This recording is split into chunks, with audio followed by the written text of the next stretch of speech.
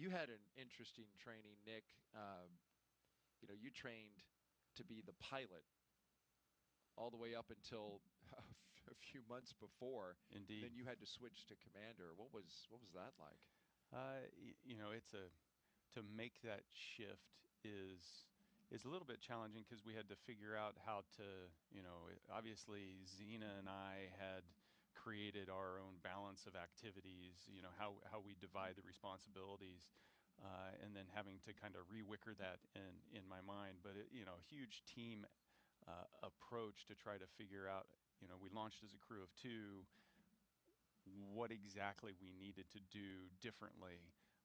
And so worked very closely with Zena and Stephanie Wilson and Alex and myself, as well as the entire training team out at SpaceX and also the, you know, the training team at Johnson Space Center, to figure out, okay, what do we need to do differently? And so it was a 2-week crash course on how to adjust everything, and it took all of us to figure it out. Mm.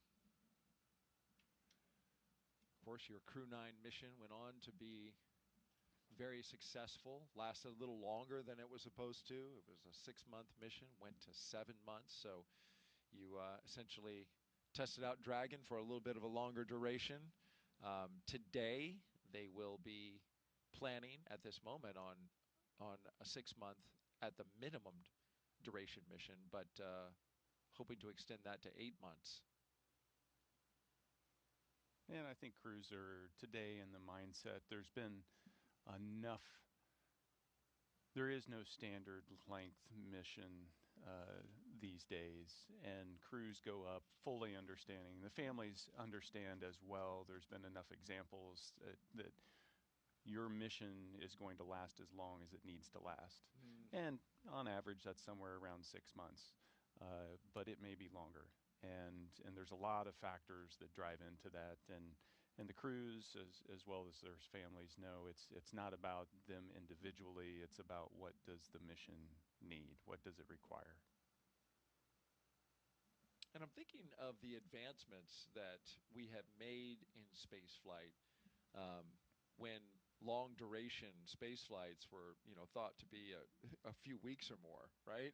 Yeah. And now here we are on the precipice of getting approval for 8-month missions as the standard Yeah.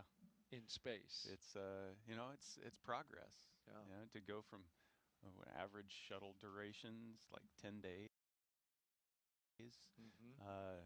to average missions 6 months, to now it's, you know, we've really figured out how to support the human in low Earth orbit, to be able to keep them up there for a long period of time and keep them healthy.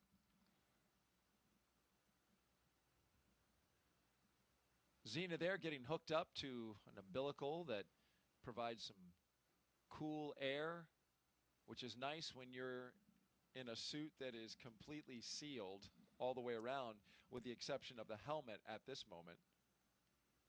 Yeah, it only takes a couple minutes to really start to heat up in those.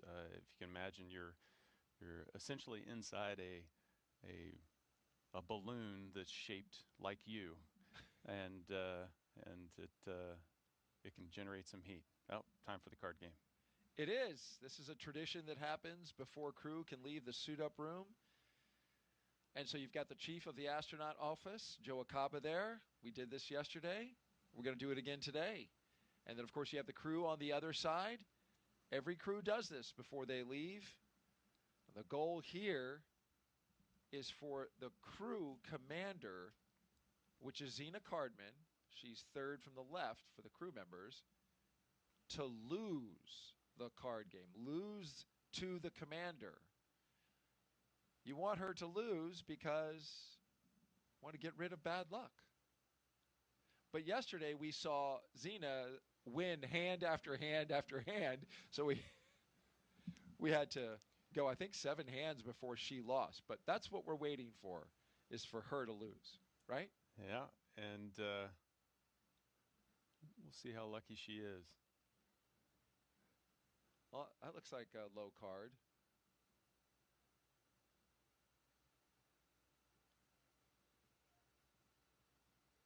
Okay, so Zena and Oleg are hanging in there again.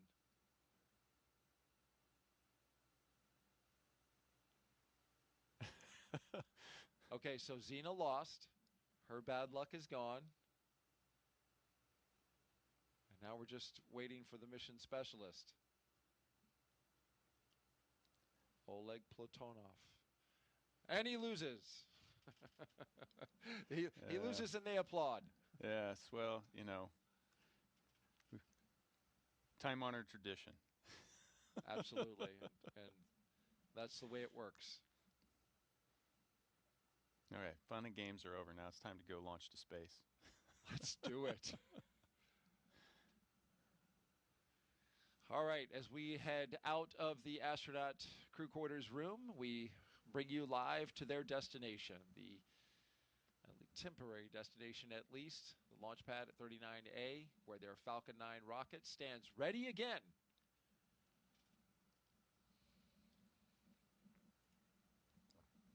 For those of you who are just joining us, we do want to let you know about the expertise that we have with us. You've been listening to astronaut Nick Hague, who has been walking us through operations. He walked us through the entire launch attempt yesterday, and he's here for us again today. And you have a storied background, Nick. You joined the astronaut corps in 2013. A native of Kansas, Nick holds degrees in aeronautical and astronautical engineering from the U.S. Air Force Academy and MIT. On his first mission to space in 2018, he survived a launch aboard, a dramatic in-flight failure of his Soyuz rocket over Kazakhstan. He and his crewmate, Alexei Ovchinin, returned safely, and Nick went on to spend 203 days aboard the International Space Station on a follow-up mission in 2019. In 2024, Hague was assigned to NASA's Crew-9 mission and upgraded from pilot to commander when the crew was reduced from 4 to 2. The change enabled integration of NASA astronauts Butch Wilmore and Sonny Williams, who returned to Earth aboard Crew-9 with Nick following the uncrewed landing of Starliner. After a successful mission, the crew splashed down in March off the coast of Tallahassee, bringing Hague's total time in space to 374 days, including 4 spacewalks. That's an impressive resume with, as we learned yesterday, a lot of stories to tell along the way with such variety and adventure.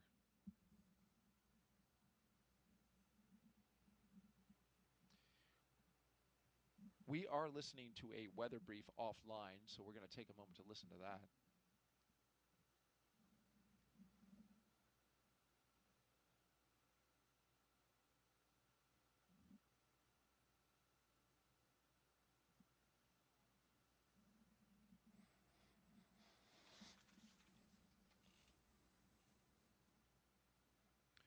Okay, so we just heard an update from the launch weather officer on his plans to update the launch team on the weather. And what he told the SpaceX launch director is that they will have a weather brief at L-2 hours to assess the weather conditions today.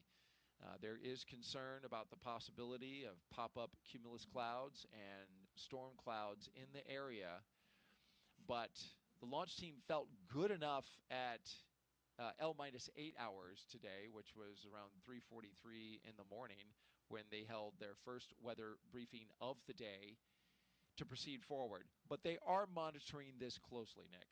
Yeah, you know, and this is good news, right?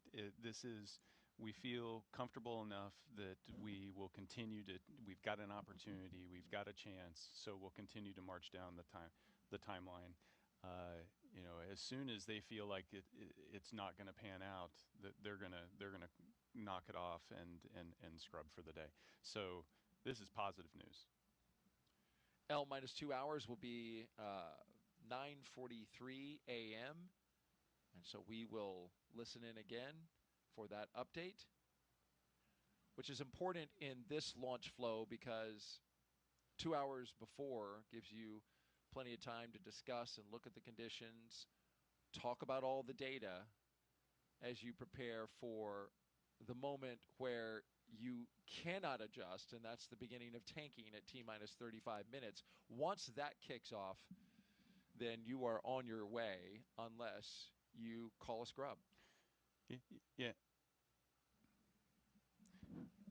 Yeah, no, there's once you start to tank up the rocket, now you've armed the launch escape system, the crew's strapped in, and now you have to undo all that. So there's negative work. So you really don't want to go past that point unless you're hey, reasonably confident that we can get this down to T minus 0 and lift off.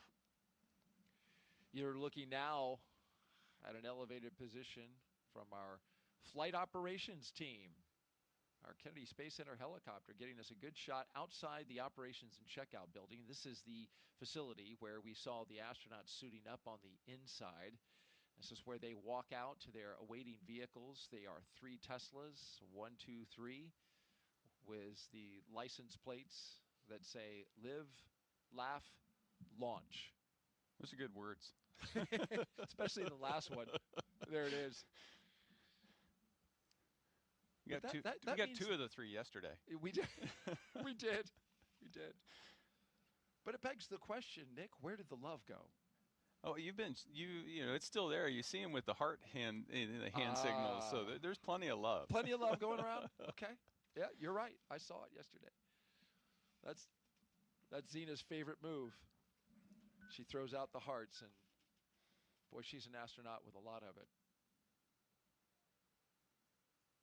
Yeah, so they're anxiously awaiting the team, you know, getting ready to walk down the hallway and mentally start to make that shift of, okay, we have, you know, the train is starting to leave the station, and we're headed to the pad. As we look at this license plate, let's review the past 10. Well, look at there. One of my favorites is Later Earth with the 8 in there from Crew-1. I like Blast Off with Crew-5, using the 5 as an S. You have Bye, Crew-7. I don't think you held that long enough. I didn't. Bye. There you go. 7 letters. You know, it's funny. Jessica Meir said the same thing. Daryl, you didn't hold that long enough. From her, I kind of get it. From you, that surprised me. And hey, there's yours. You were ready for it. Ready for it. And you had to be ready for it, man. You were dodging a hurricane, and all kinds of stuff was going on with your mission. Every mission's unique. Every crew is ready for it. It's true. There's a huge team on the ground making sure that we are. Yes. I'm going to stand up, Nick, to kind of stretch out. Okay, don't hit your head on the ceiling. I know. We're not on camera, so it's not a problem. If I do, just cover me if I hit the deck. I got you. Appreciate that. Now there's a look outside. The family and friends are gathering now, as they did yesterday. And you've been on a second launch attempt, albeit with very different circumstances surrounding it. But when you do it again, hey, this is a chance to say goodbye again. Yeah, you know, it's this weird mix of feelings because you've said goodbye yesterday and now you're going to say goodbye again. But you also want to take that opportunity because this is the goodbye. And the next time you're going to see your family is months from now.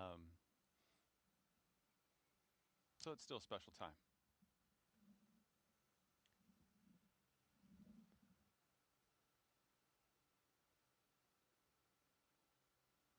We're listening into loops right now, listening to the launch team as we look at the hallway where the astronauts will walk down.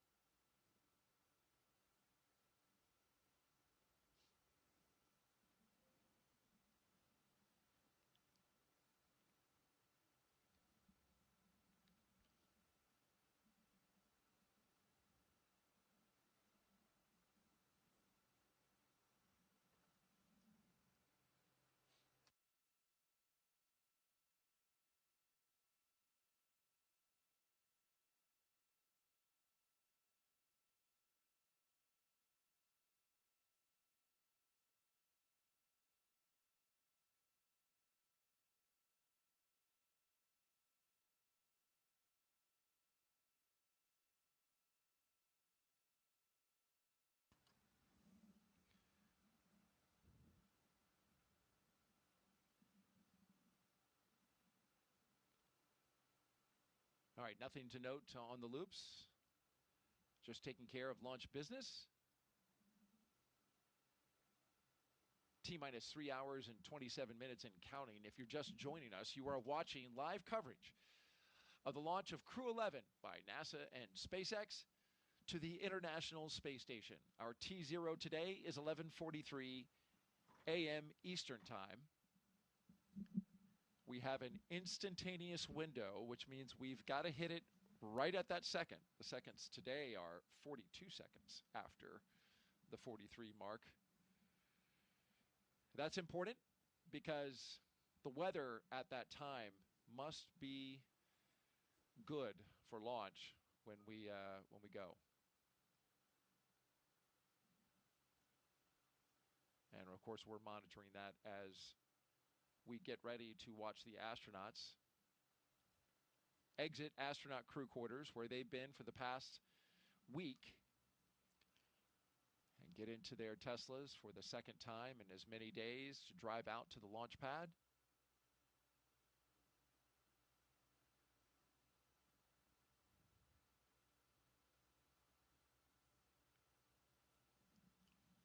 Were you able to find out anything about what the astronauts did while they were hanging out the past 24 hours? I traded a couple messages back and forth. You know, obviously when they got back to the crew quarters, it was straight into debrief, because that's what you do with operations. You perform them and you debrief them, because even yesterday you can learn things about the operations. And so they got the update on the weather and what caused the scrub, and then we're able to get some quiet time and get recharged, you know, and have an opportunity to connect back with the families again. Good. I needed a little time to recharge yesterday, Nick, after that 6 hour I tell you what, Daryl, you exhausted me.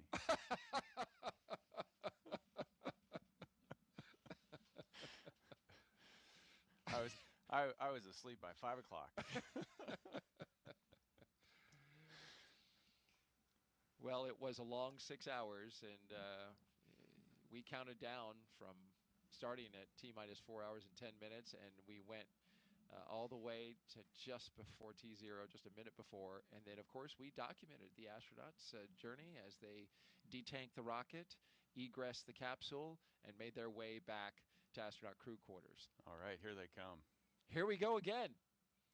Crew-11 walking the hallway. Zena Cardman, Mike Fincke, Oleg Platonov, Kimiya Yui, ready to do it again. Into the elevator they go, getting ready to begin their journey to the launch pad.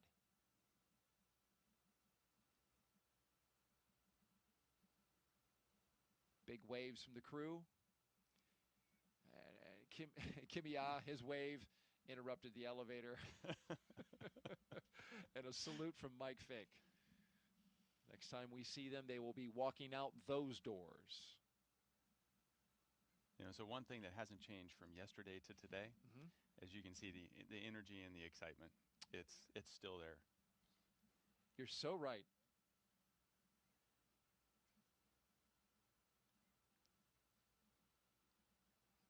Because after all, at the end of the day, it's another attempt to try to go to space, and that is just... Yeah, and as a crew, you're in the mindset, we're going. There's no question about it. And yes, the ground crew is going to make their calls and make sure that everything's safe. And just like yesterday, they may step in and say, hey, we can't. But from a mindset perspective, the crew is going. And so they're leaning forward and ready to go.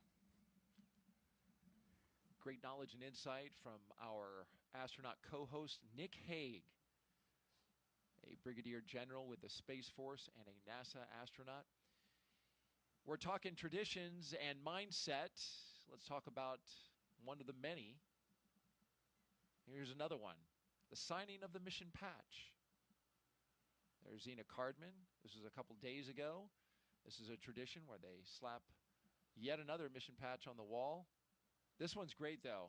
Look at Kimiya. Look what he does. Zing! Off we go. Or was that Oleg? Yeah, that's Oleg. Oleg was the one that did that. It's got some flair.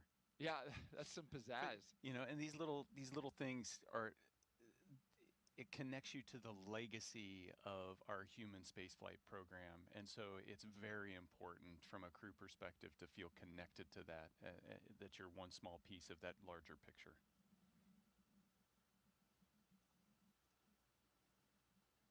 That's right, and a legacy that goes back to the 1950s here on the Space Coast. Families are there. You can see them, family, friends, and loved ones, as well as special guests. The doors open up, which means we're going to see the crew shortly. But they're behind stanchions, and that's for a reason, Nick. Yeah, quarantine is so important. Making sure that we can keep the crew healthy. They've been in quarantine for the past 2 weeks, and we preserve that all the way up to the point of them getting in the capsule. And so you see those stanchions providing that separation to keep that safe distance so that nobody ends up getting inadvertently sick.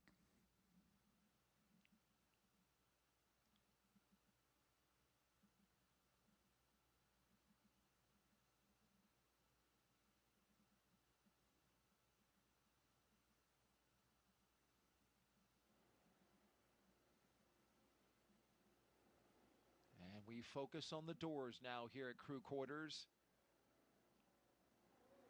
And here they come. Crew-11 walking outside for the final time before launch in hopes of starting a mission years in the making.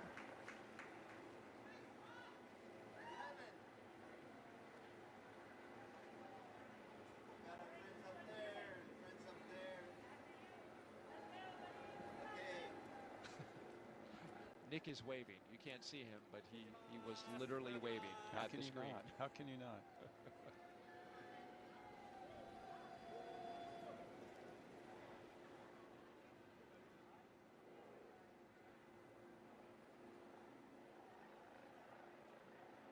Our crew today, Commander Zena Cardman, pilot Michael Fincke, JAXA astronaut Kimiya Yui, and Roscosmos cosmonaut Oleg Platonov.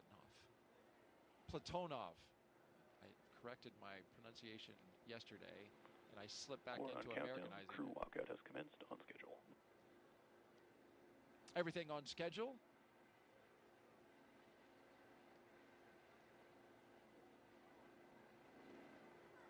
So this is the last chance to say goodbye to family, and once the crew gets in the cars, they'll be able to roll down the window and say the last few words. But friends and family, spouses, children, I'm gonna see you in 6 months, maybe 8.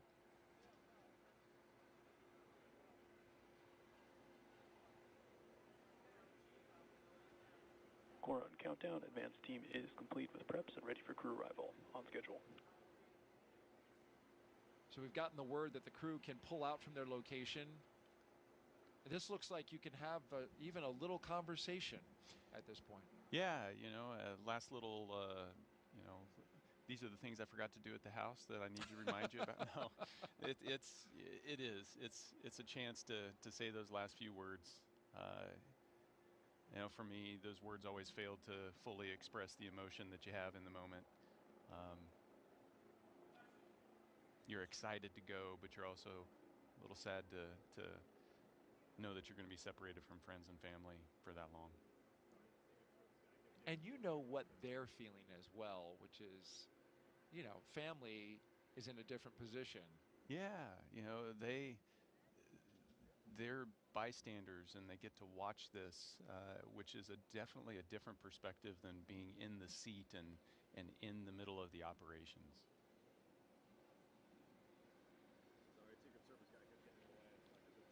It can be stressful, but NASA does an amazing job of providing extended support to the families to help them, especially through stressful times like a launch.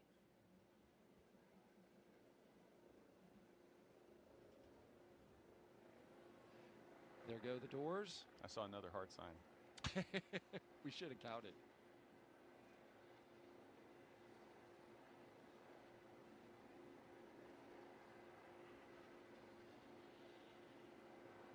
So you see 3 Teslas there. The first Tesla has the closeout lead and 2 suit technicians.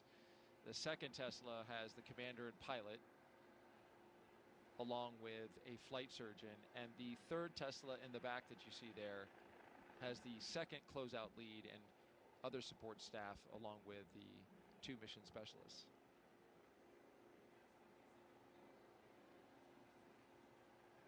And here's that moment you were talking about, Nick.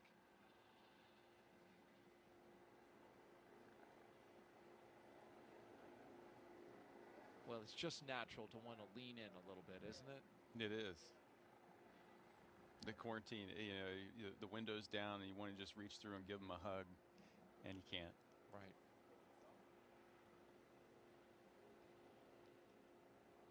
Well, they're queuing up the playlist. Songs that they will listen to on that 20-minute journey. I see Jessica Watkins from the astronaut office, fellow astronaut. They're taking some pictures. She's in the blue flight suit on the left. Yep, and we've got astronauts assigned to each of the families to provide them that support. And it means a lot for the crew member that's launching to know that you've got one of your colleagues, one of your friends that's there to take care of the people you hold most dear. No.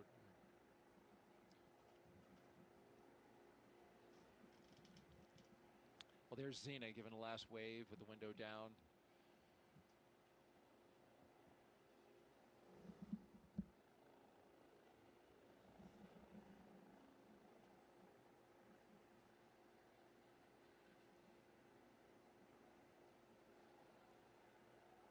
There's lots of mixed emotions when you're launching, and this is one of those moments where it's lots of smiles and energy, but there's also teary eyes. Right. All right, to big cheers, the crew is pulling up. Crew-11 on the road to launch pad 39A. Let's take a moment now to hear in their own words from each of the crew members, and we begin with the commander, Zena Cardman, as she shares her path from field science to spaceflight. I think in a lot of ways, science and exploration is just innate to us as human beings. That's why toddlers ask so many why questions. It's just part of who we are. In many ways, I think trying to explore space generates solutions to problems that we didn't even know we had. My name is Zena Cardman, and I am the commander of NASA's SpaceX Crew-11 mission to the International Space Station.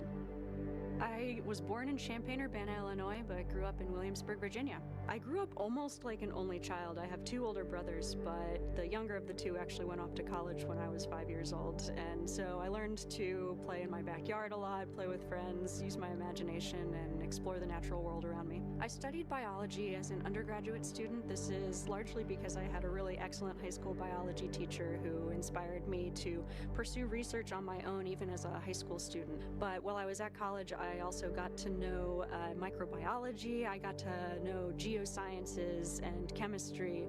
I wound up doing a lot of research in an oceanography marine sciences department and studying in remote locations like Antarctica.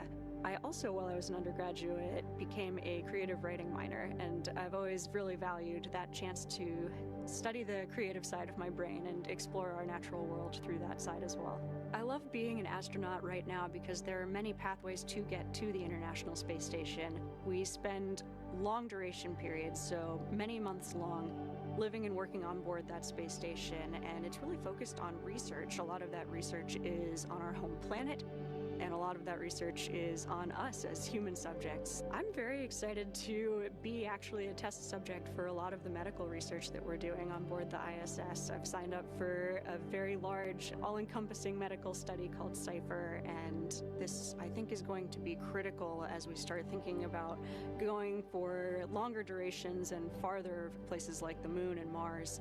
My role as commander is to bring out the best in my crewmates from the moment we start training till the moment we get back to Earth and then some. And so I'm always thinking about that larger mission overview and how my crewmates are doing and what we can do for each other. Spaceflight, by definition, requires collaboration and requires more than one person, and the chance to be part of something much larger than myself has been humbling and inspiring and deeply fulfilling. Even since I was a child, looking up at the stars, looking up at the cosmos is inspiring. It helps me answer questions like, what are we doing here? Who are we? Where are we? I don't think we grow if we don't challenge ourselves. I think that's true for myself, it's true for teams, and it's true for us as a society and as a species. We have to take some risks, we have to challenge ourselves in order to push ourselves, and I can't wait to see what we discover during my career and for generations to come. Next up, astronaut Michael Fincke. Next up, astronaut Michael Fincke, a veteran of 3 missions and 4 spacewalks, as he reflects on what keeps him coming back to space. Human beings, part of our nature, part of who we are, our identity is explorers. Because every time we explore, we improve our lives and our situations. It's just natural. My name is Mike Fincke, and I'm the pilot for NASA's SpaceX Crew-11 mission to the International Space Station. I grew up in Pittsburgh, Pennsylvania, home of the mighty Steelers, and it was a great time to grow up, lots of great educational opportunities, a time that was tough economically, but a place where we knew that dreams could come true. When I was like 2 and 3 years old, my parents would wake me up from whatever nap I was taking to watch moon landings. We did many moon landings back in the late 60s and early 70s, and that made a big impression on me. So I knew that back then, even when I was like 3, that I wanted to be an astronaut. I wanted to go walk on the moon. I wanted to go explore space. So I learned to read so I could read more about space, and the more I read, the more excited I became. When I was in high school, I didn't know what engineering was. I knew what math and science were, physics. I was kind of good at that. Math, I took a leap of faith and went to an engineering program at the Massachusetts Institute of Technology, MIT. Thankfully paid for by an Air Force ROTC scholarship, and then hustling with side gigs on the weekends. And I got to study airplanes and rockets, 2 of my favorite things. So I was able to graduate from MIT with 2 degrees, and then the summer after graduation, I had a really wonderful opportunity to study in Soviet Union. Fortunately, I'd studied Russian language, so I knew enough Russian to go with some colleagues, and we spent the summer at Moscow Aviation Institute studying cosmonautics, and then I spent the next year at Stanford University getting a master's in aeronautics and astronautics. I love the space station. I helped build it. I helped the first modules get ready here on planet Earth, and have had the joy of living aboard the space station for 2 long-duration missions so far. We've learned from the International Space Station that space is a great place to really understand more about the universe. When we are aboard the International Space Station, we're still gravitationally connected to planet Earth, but we're free-falling, so like we're in microgravity. So you take that big G out of the equation, and then you can find out what's really going on physically. We're also outside the atmosphere, so we can look to the universe beyond us without atmospheric interference. When I'm on a spacewalk, I can look out to the whole universe, and I can see how small our planet is and how big and wonderful the rest of the universe is. And it's calling to us. We need to explore and go see the whole universe that's out there. Space exploration is something that really speaks to me as a person, right? We all kind of have our passions. And for me, since I was like 2 or 3 years old, I wanted to go to space, explore space. And I've had a chance to do that. Half my life I've been an astronaut. I've really, really enjoyed exploring space.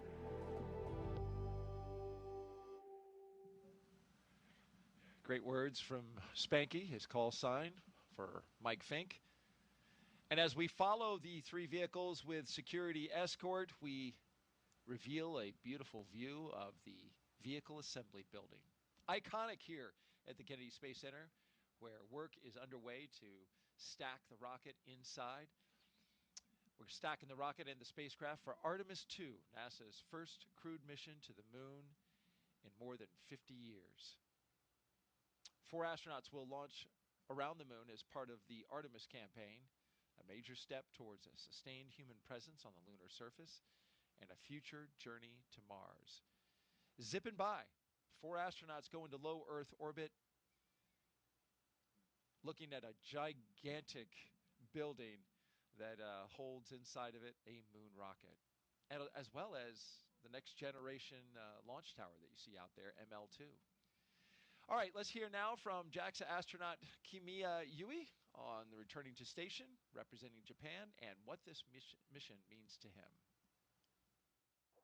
I think humankind has a desire to explore and also expand our area of activities. Space is a great place to explore because Earth is so small. We still have unknown places, but Earth is, generally speaking, so small compared with space. My name is Kimiya Yui. I'm a mission specialist for NASA's SpaceX Crew-11 mission to the International Space Station. I was born in very, very small village in Nagano Prefecture. So up there, I was able to see very, very beautiful stars in night skies. When I was a little boy, I did stargazing, and I loved stars. I really want to know everything on our universe, and I want to go everywhere as long as I live. When I was already 10 years old, I already wanted to become an astronaut or astronaut. I graduated from the National Defense Academy, and after that I entered Japanese Air Force, Japan Air Self-Defense Force, then become a fighter pilot, then a test pilot, and then became an astronaut.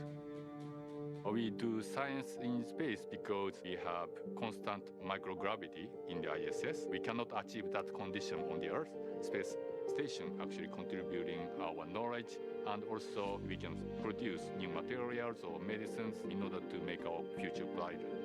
Going to Moon or Mars is very difficult, so we need to test our materials, and ISS is a great test bed.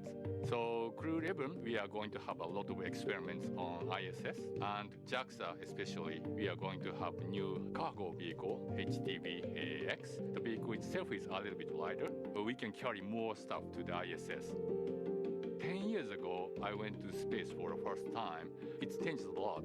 And for astronauts, it became much more convenient to live.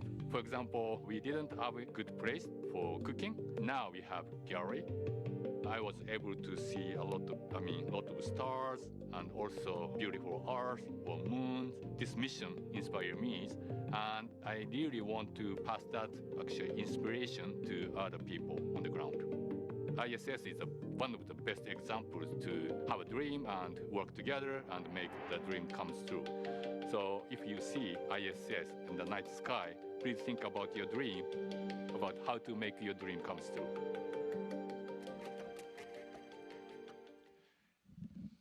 And finally, Roscosmos cosmonaut Oleg Platonov, sharing his thoughts as he prepares for his very first flight to space. Бесконечный космос открывает бесконечные возможности для человечества, поэтому есть необходимость осваивать Солнечную систему, осваивать просторы за пределами Солнечной системы. А для того, чтобы это сделать в будущем, мы должны закладывать эту базу. My name is Oleg Platonov, and I am a mission specialist for NASA SpaceX Crew-11 mission to the International Space Station. Я родился в большом индустриальном городе в России, в городе Челябинске. Это моя родина. Я занимался в патриотических кружках, связанных с авиацией и космонавтикой, поэтому уже в мое детство я задумывался о космосе. У меня много целей в этом полете. Прежде всего, я хочу полететь на мощной огромной ракете в космос, долететь до Международной космической станции, сесть возле большого иллюминатора на станции, посмотреть на нашу красавицу Землю, и это будет вдохновлять меня работать все лучше и лучше. Мы можем получать новые данные о нашей Земле, о Солнечной системе, о космических лучах, о нашей Вселенной, о жизни микроорганизмов в космосе, о здоровье человека, о получении новых лекарств, о путях улучшения конструктивных материалов и внутренняя потребность человека исследовать все, что находится вокруг него. Хочется узнать все новое, новое и новое, расширяя горизонты своего знания, что границы открыты, что мы можем летать в космос, что мы можем лететь дальше, все дальше и дальше, за пределы нашей Земли, за пределы Солнечной системы. И это будет вдохновлять уже не только нас, но и следующие поколения.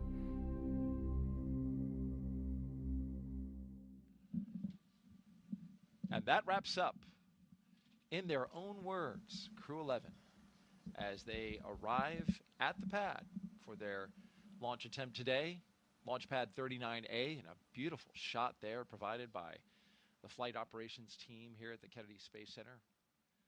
Those helicopters orbiting the pad, keeping the area secure with a lookout, as well as carrying one of our cameras to give us some spectacular views.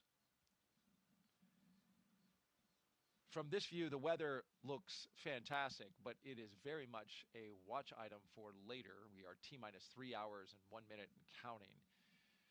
And while all looks fine now,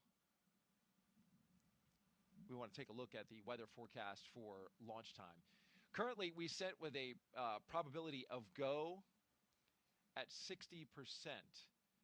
Winds are light, 10 miles per hour out of the west.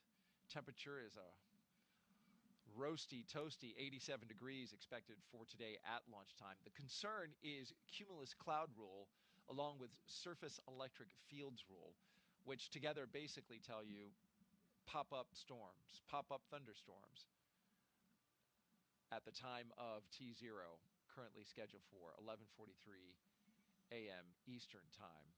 The sea breeze, as it does this time of year and as it is forecast to do today, will creep over land, and the convective activity with the warm air will percolate some cumulus clouds and potential storm clouds around the pad. We saw this yesterday as we were standing out there for the launch attempt. The hope is that those will percolate not too close to the coast,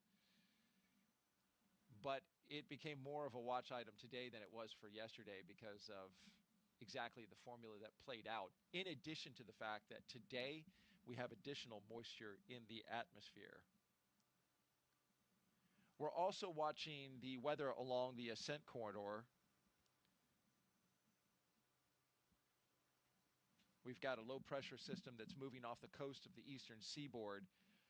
It's well north of the staging area, but we could have some storms in that earlier or afterwards. So that is also a watch item. This, of course, is an area where if Dragon were to need to abort off the rocket and splash down, they want to have good conditions weather-wise in order to land in the ocean. Yeah, you know, you've got to watch. It's not just the weather at launch, it's the weather all along the launch corridor, and it's a really complex process. There's a lot of factors that go into it, and it's almost an impossible task for the weathermen to figure it out in advance. So we just continue to watch and take it down to the real-time call of are we ready to go or not. The launch weather officers, very capable bunch. They do their best. But like you say, weather is so unpredictable here in Florida that it's hard to get it exactly 100% right. But we use the tools we have and the data that we see, and we'll take it from there. Let's get a social question in that have been queuing up. MPOV23 asks, we are watching the live stream, and my 10-year-old daughter, Zoe, asked, what do you do to keep entertained busy while in space for so long? Yeah, that's a great question, Zoe. It's one of those things where everybody's a little bit different. Some people read books. Some people will watch a favorite TV show or a movie, or will sit around, you know, every Friday evening after the long work week, we would get together and have dinner and share music and just talk. But without doubt, something that everybody does is go to the window and look out the window at the Earth down below and just soak it in, because it is such an amazing view. You can see almost coast to coast of the United States as you fly over, so you see so much, and you almost start to lose the ability to see the impacts of humans, and you see the mountains, and you see the oceans and lakes and deserts, and you start to appreciate just how connected everything is on Earth. And then when you get on the other side of the world, you're in the dark, and then the stars all come out, and you can see the universe just kind of unfold in front of you, and there's so many stars that you can't see that many stars from the ground, and it's just so impressive.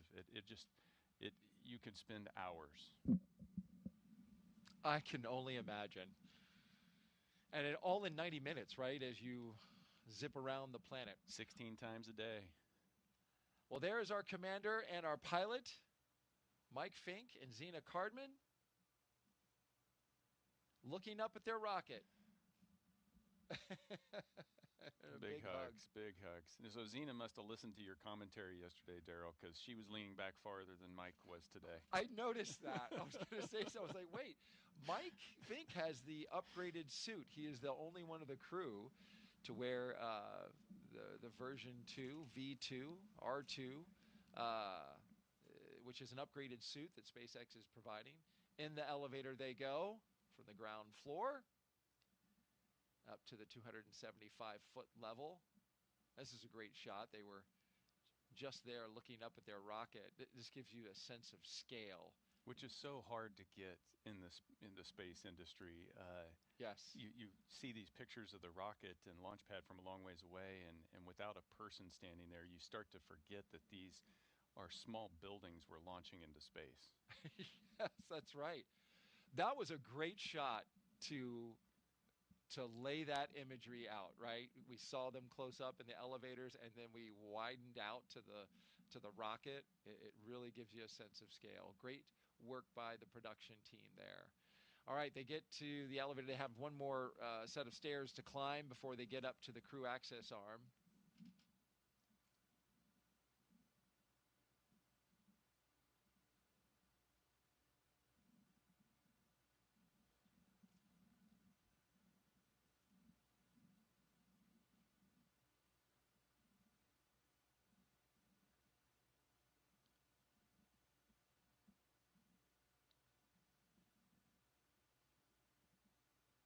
Well, Zena has some hugs for the closeout crew. Yeah, last little, thank yous for all the work yesterday and today, and getting ready to walk out the arm and get strapped in. Today's the day.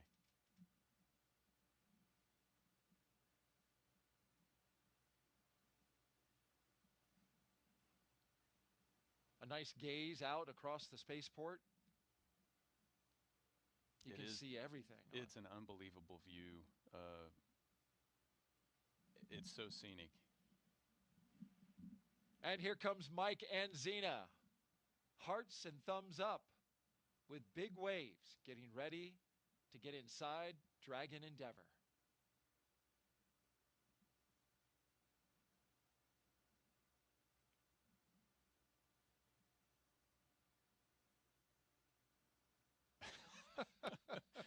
Was that a dab? You said he was a jokester. He's having a good time. And so, put a hand where they signed the meatball, More on the countdown. NASA Crews logo. have reached the White Room on schedule.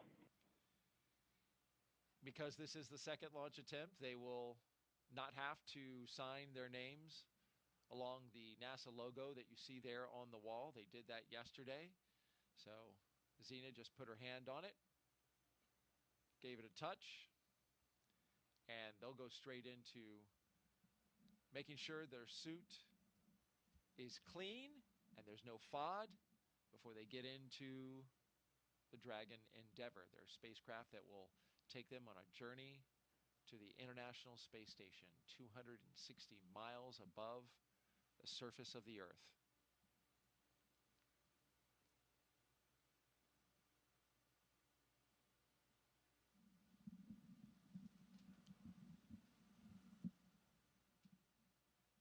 Talk about Mike's spacesuit. This is V2, version 2, but they call it R2.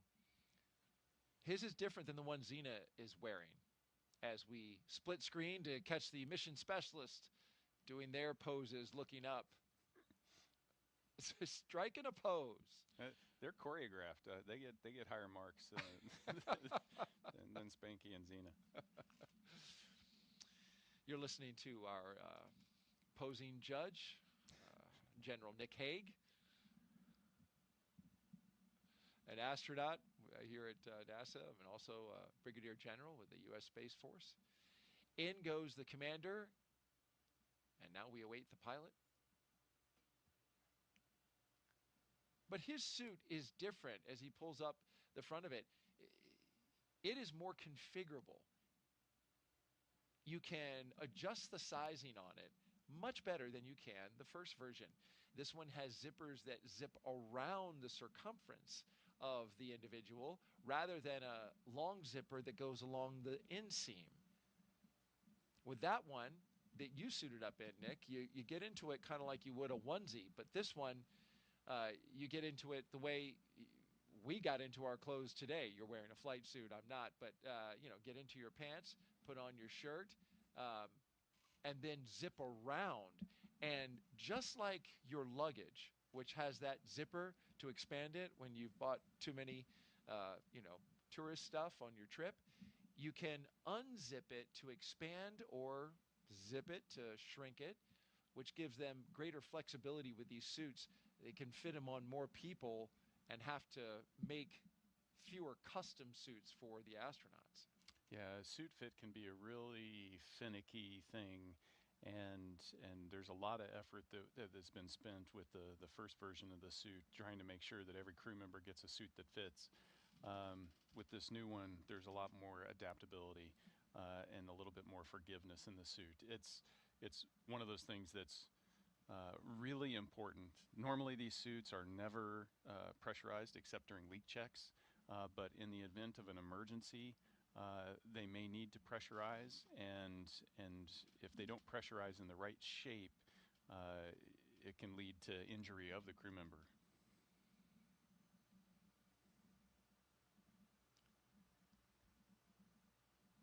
And here come our mission specialists right behind him, Oleg and Kimiya. Flashing signs of Crew-11 with their two fingers extended upwards. They are ready to go.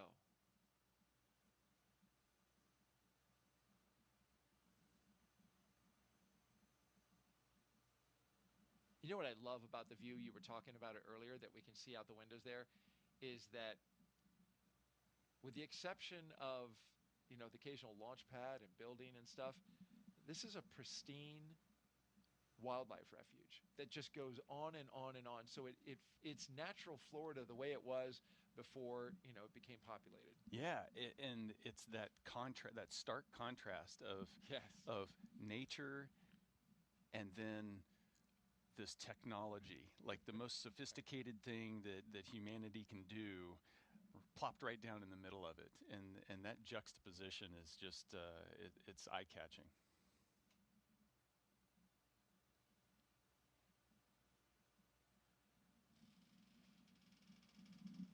Get comfortable, Mike.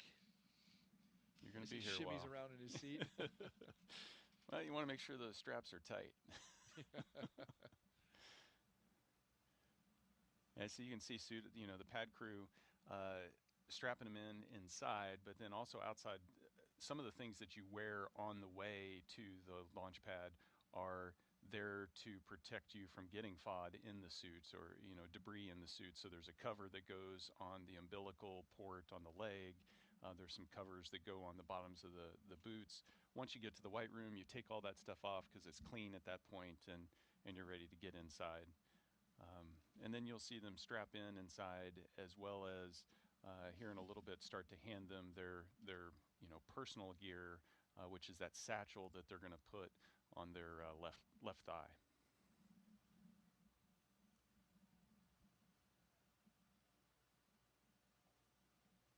If you joined us recently, you're watching NASA and SpaceX's coverage of the launch of Crew-11 to the International Space Station. Our T0 set for 11:43 a.m. Eastern Time. We are counting down, currently T-minus 2 hours and 47 minutes. We have the commander and the pilot seated in their positions. And we just saw the two mission specialists go into the capsule, and they are getting into their seats.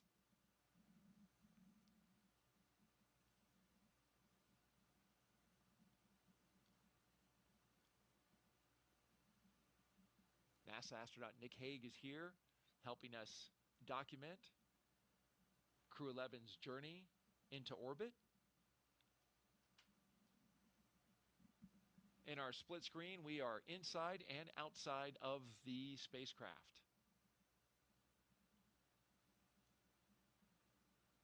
We're also taking your questions, so please send them in. Hashtag AskNASA. Nick has given us the goal of getting as many questions answered as we can, so let's fire up another one. Only 2 so far. Let's get move. out. There we go. All right. Felivi asks, what's your favorite movie that revolves around space themes? I love sci-fi movies. And so it's really hard for, I grew up on Star Trek and Star Wars and Doctor Who and all of that stuff. So I devour that stuff. So favorite space movie is probably the first one I watched, which was the original Star Wars. Yep. But you name it, I love it. They all get some aspect of space just so right, and they get other aspects wrong. and I can tend to look past the things that they get wrong. Lightsabers aren't something you think that... not yet. Not yet. But sound in space won't ever be. Yeah, that's right. Yeah, it's the same for me, Star Wars. Not that I'm being asked, but I'm with you. That movie, when it came out, just... It seems like there's so many movies these days that have space. There's so much space content in popular culture. You can sense the excitement around, the space program and our ambitions to go back to the moon and beyond. No, you're absolutely right. Far more space movies come out today than they did when we were kids. Yeah.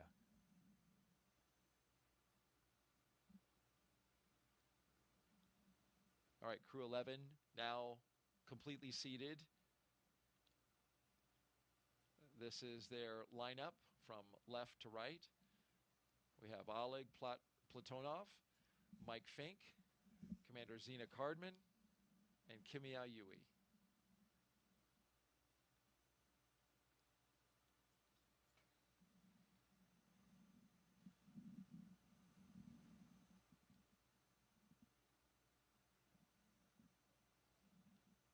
Let's do another question, because we've got them coming in, and thank you folks for sending them.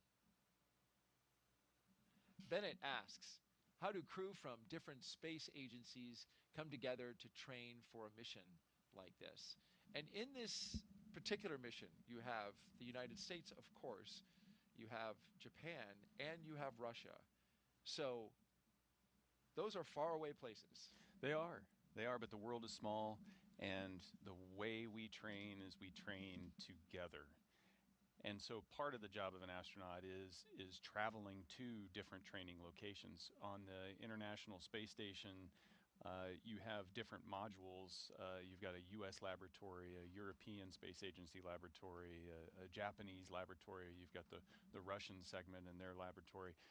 Each of those laboratory training facilities is in their respective countries, and so we travel to those locations in order to train. So you get to train with your crewmates, and you get to know them very well, but you also get to be trained by those training teams in those countries. And so a really special aspect of the space program is getting to know and appreciate the cultures and the people in Japan or in Europe or Russia or Canada or wherever you're training. You get to really meet and spend time with those training teams and understand that those people have dedicated their lives to the space program in such a profound way, and they're getting you ready to go do the impossible. All said, it's about 2 years of traveling around training specifically for the mission that you're assigned to. And so in that process, this crew has spent a lot of time together. They know each other to the point where you know what that person's thinking, you know what you're able to finish their sentences for them. You've really bonded together And that's what makes a successful crew. Especially in a moment where you need it, being able to move quickly and communicate effectively and efficiently, I'm sure is critically important. Absolutely. You don't know what the future holds, and so you prepare, and those relationships, that bond, that ability to work together is what you're going to draw on when you need it most. Great question. Let's do another one. We're rolling. Keep them coming, folks. Hashtag Ask NASA if you're wondering how to get it into us. We are on the platforms Facebook, Twitter, X, and YouTube. Robert asks, has your concept of quote-unquote home changed since being in orbit? What goes through your mind while looking down at Earth? There are so many thoughts that go through your mind as you're gazing down on Earth from space. I touched on it a little bit earlier, just this sense that, when I wanted to see the continent of North America, I'd pull out a map, and the map always has lines and borders on it. I've had the opportunity to see the continent with my own eyes, and it didn't have any of those borders, and so you feel this sense of connectedness. And I think that does impact your sense of home. My first flights launched out of Kazakhstan, and they landed in Kazakhstan, and when I landed and got out of the capsule, it call home, call the family, and it's like, I'm home. And I was on the other side of the globe from my home, but I was home. That's interesting. And so you definitely start to feel this sense of connectedness to the whole world, and not just the location where you're from.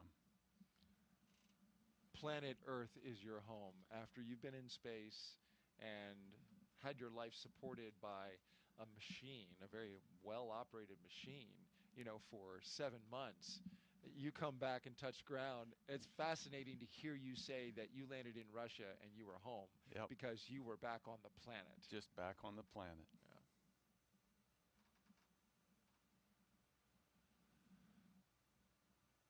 Well, these 4 crew members are preparing, as we've been watching them get ready for launch.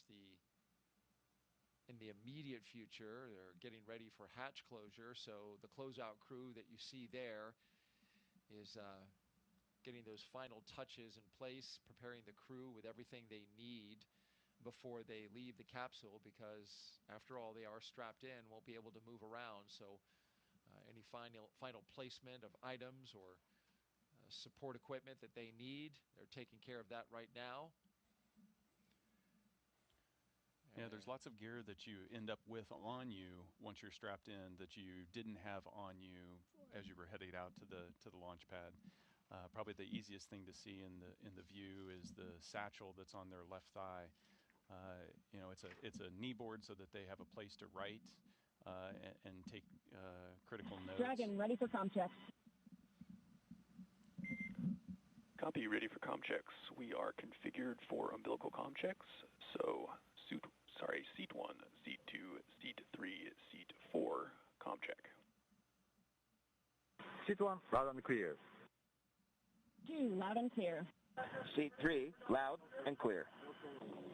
Seat 4, loud and clear. Core, all loud and clear.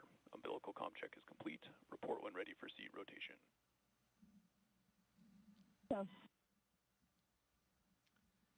So we're running ahead of schedule with that communication check with the core, which is the resource engineer that the crew operations resource engineer that communicates with all 4 crew members. And so they went through, and we heard from each astronaut, verify that they can communicate with the core. That's the first set of communication checks. We'll get another set, a much longer set, later as communication checks are established with the launch team at T-minus 2 hours and 19 minutes. We are running ahead of time because those comm checks normally happen at T-minus 2 hours and 30 minutes, but we're 7 minutes ahead, That's kind of understandable given this is the second time in 2 days that they've run through this procedure, so you can really tell they've got it down.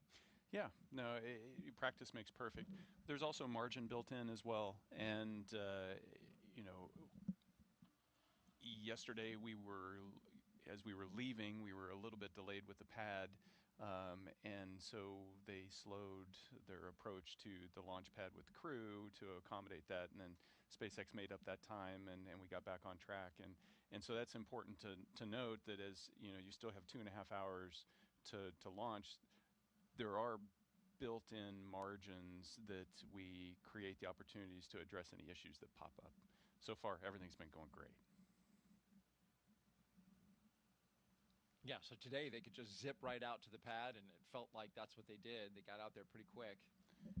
If everything works great, you end up with long pauses and boredom. A sign that everything is going well. You're bored. No, but those comm checks, those were focused on making sure that those suits connect to the vehicle, and so that was focused on the crew. The next set's going to be really focused on the connections between the vehicle and the ground teams. They're saying their final goodbyes to the closeout team. The closeout team's doing its last checks. You can see they've got all their gear, their knee boards, the satchels, their the personal gear that's inside there that they'll use once they're in free flight, like a headlamp, a flashlight when it gets dark. Everything's ready. Throw in their hearts at the closeout crew as the closeout crew exits the spacecraft. And as they do that and begin to prepare that side hatch to seal into place, one last look. Our camera person getting a good view over the shoulders of the crew and into the capsule. That's a really special shot right there. Copy, Dragon. We will report when initiating.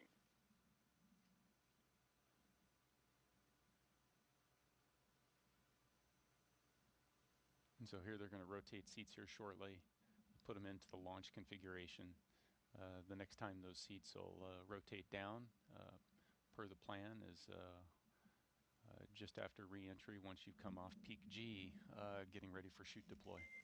Dragon, SpaceX, initiating seat rotation. Copy.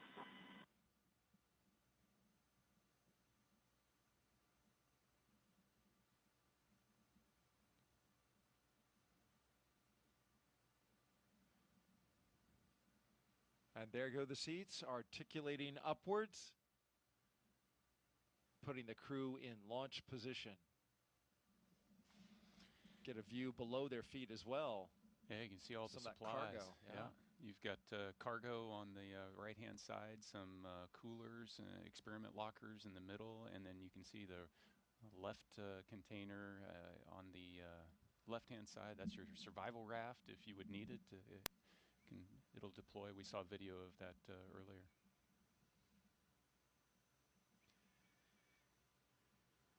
Dragon, SpaceX. All right, out position. of the spacecraft we go. Great work by our camera person there, up on the launch tower. Dragon, you have a go for Section 2, suit leak check preparation. And a look at their signatures from yesterday. Copy. Go for They Section signed 2. it. I see Oleg's. Yeah. It is unique.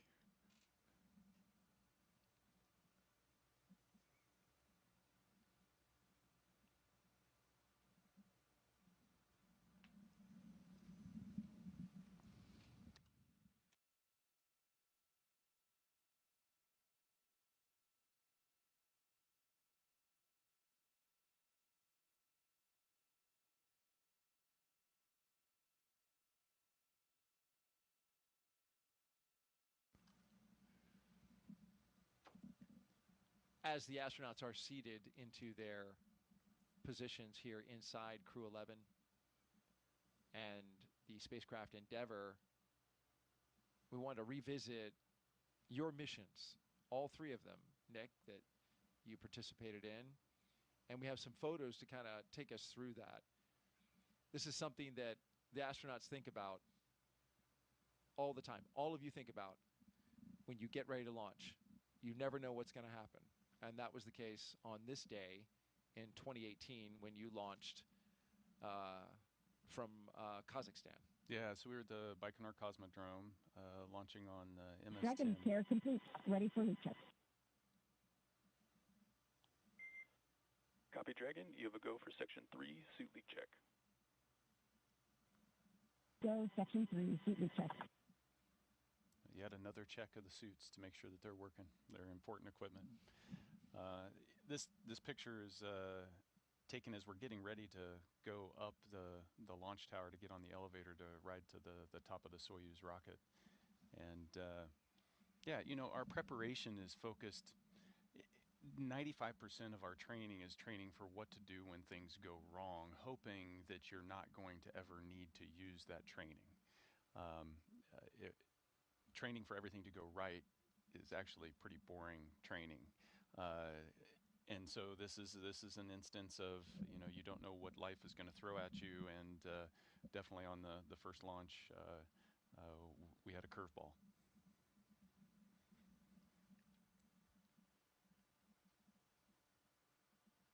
It was a beautiful day, not unlike today.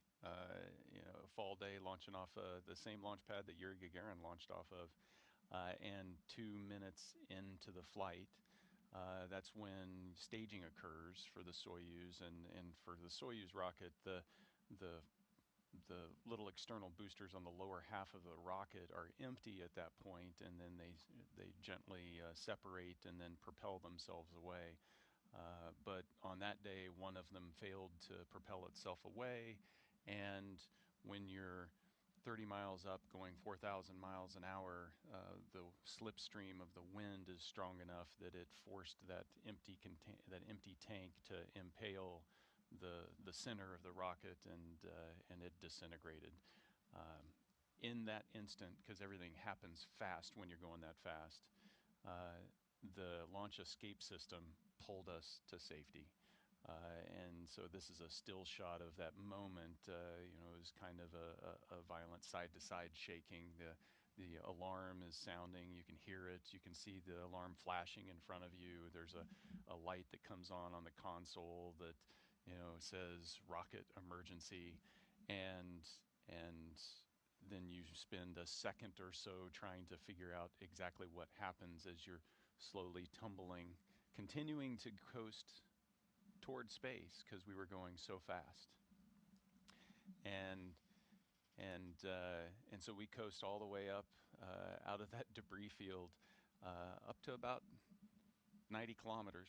You made it to space. Yeah, depending on who you ask. Okay. Though was it 62 miles is the Kármán line? I don't know what the conversion is for the kilometers. Yeah, so they use 100 kilometers is the international standard. The military uses 50 miles. That leaves this gray area, and as far as I'm concerned, I walked away alive, so that it didn't matter.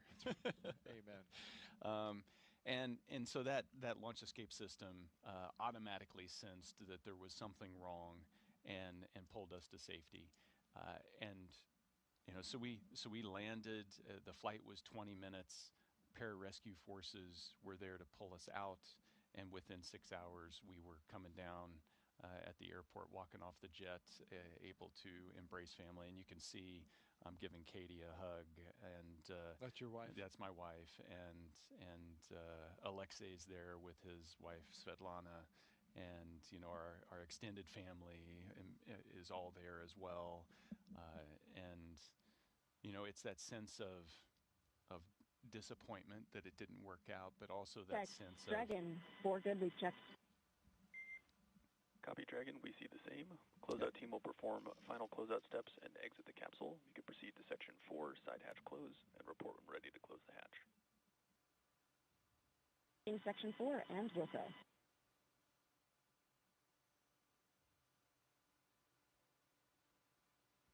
That's excellent news.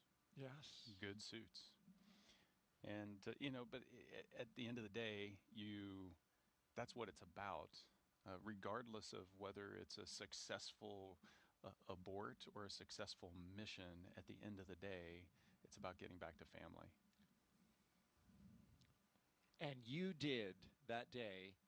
The launch escape system worked as it was supposed to, and it brought you back to your family along with your cosmonaut, who was your fellow crew member, to his family as well. And that's why you train the way you do, is for moments like that. And it underscores the importance of safety, because this is a risky endeavor. It is. It is. And, you know, the crew members take that risk. The families take that risk right there with them. That's why we train. That's, you know, we talked about the... SpaceX Dragon, crew are ready for side hatch closure. Copy, crew ready for side hatch closure. We talked about that before, you know, that international aspect training as a crew, you know, during the abort, Alexei and I didn't have to communicate directly to each other. Dragon, SpaceX, comm check.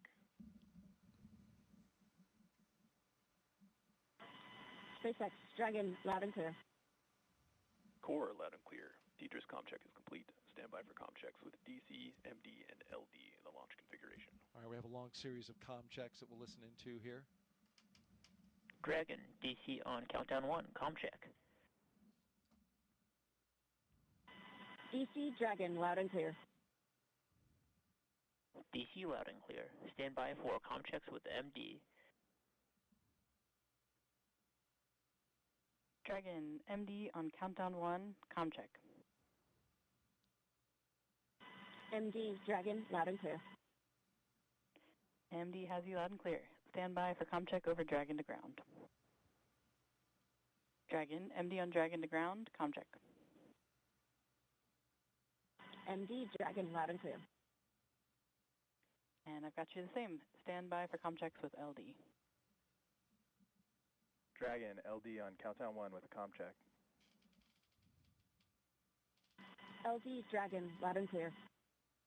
LD loud and clear. Stand by for comm check over Dragon to ground. Dragon, LD on Dragon to ground with a comm check. LD Dragon, loud and clear. LD loud and clear. Dragon, SpaceX, launch configuration comm checks are complete.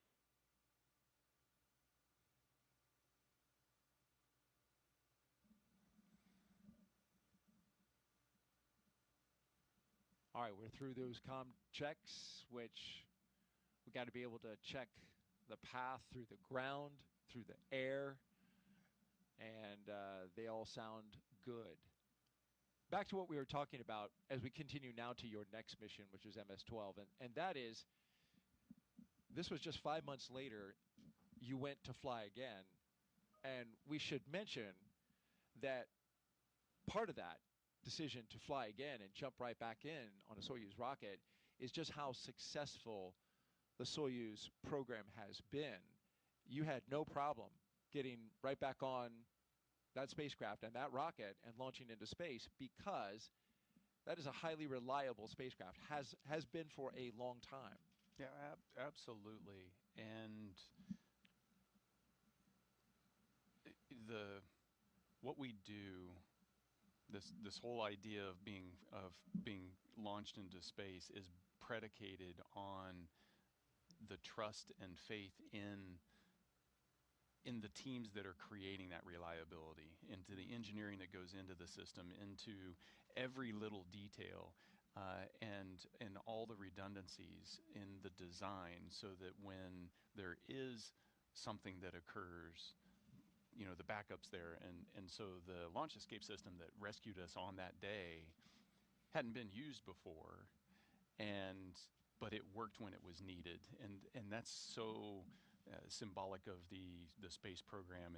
There are so many things that are in place, and when they're called into action, they work because of the dedication from every person on this gigantic global team. And so you're ready to get back into it. And you know, so 5 months later, it's Alexei and I, plus Christina, who is getting ready to go up for a year-long mission, and we had a beautiful, pristine launch to the International Space Station.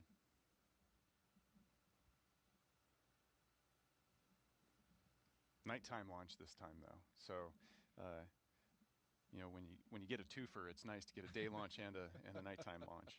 But and there was so much buildup in terms of getting to the space station, but the real mission is on the space station. It's doing the science. It's the 200 plus days that follow the 6 hours getting there that you're up there doing scientific research and keeping the laboratory running and upgrading its capabilities. That's why we launch. The launch is thrilling and it's an exciting part of the mission, but it isn't the mission.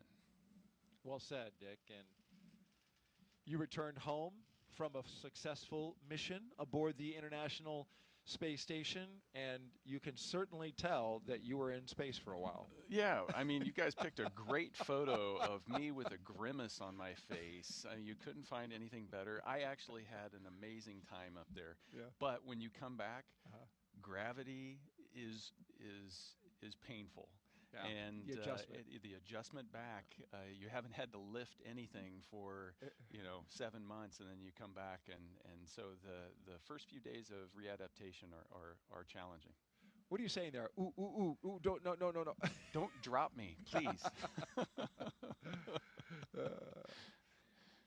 No, it's great, and like I said, you're home, and there's this huge sense of accomplishment and relief. They're removing the protective cover around the seal that leads into Dragon Endeavour. That's to prevent any FOD from getting on it, but they will now take pictures and document exactly how it looks before they seal it shut, put a nice bright light on it, and go around and do that inspection.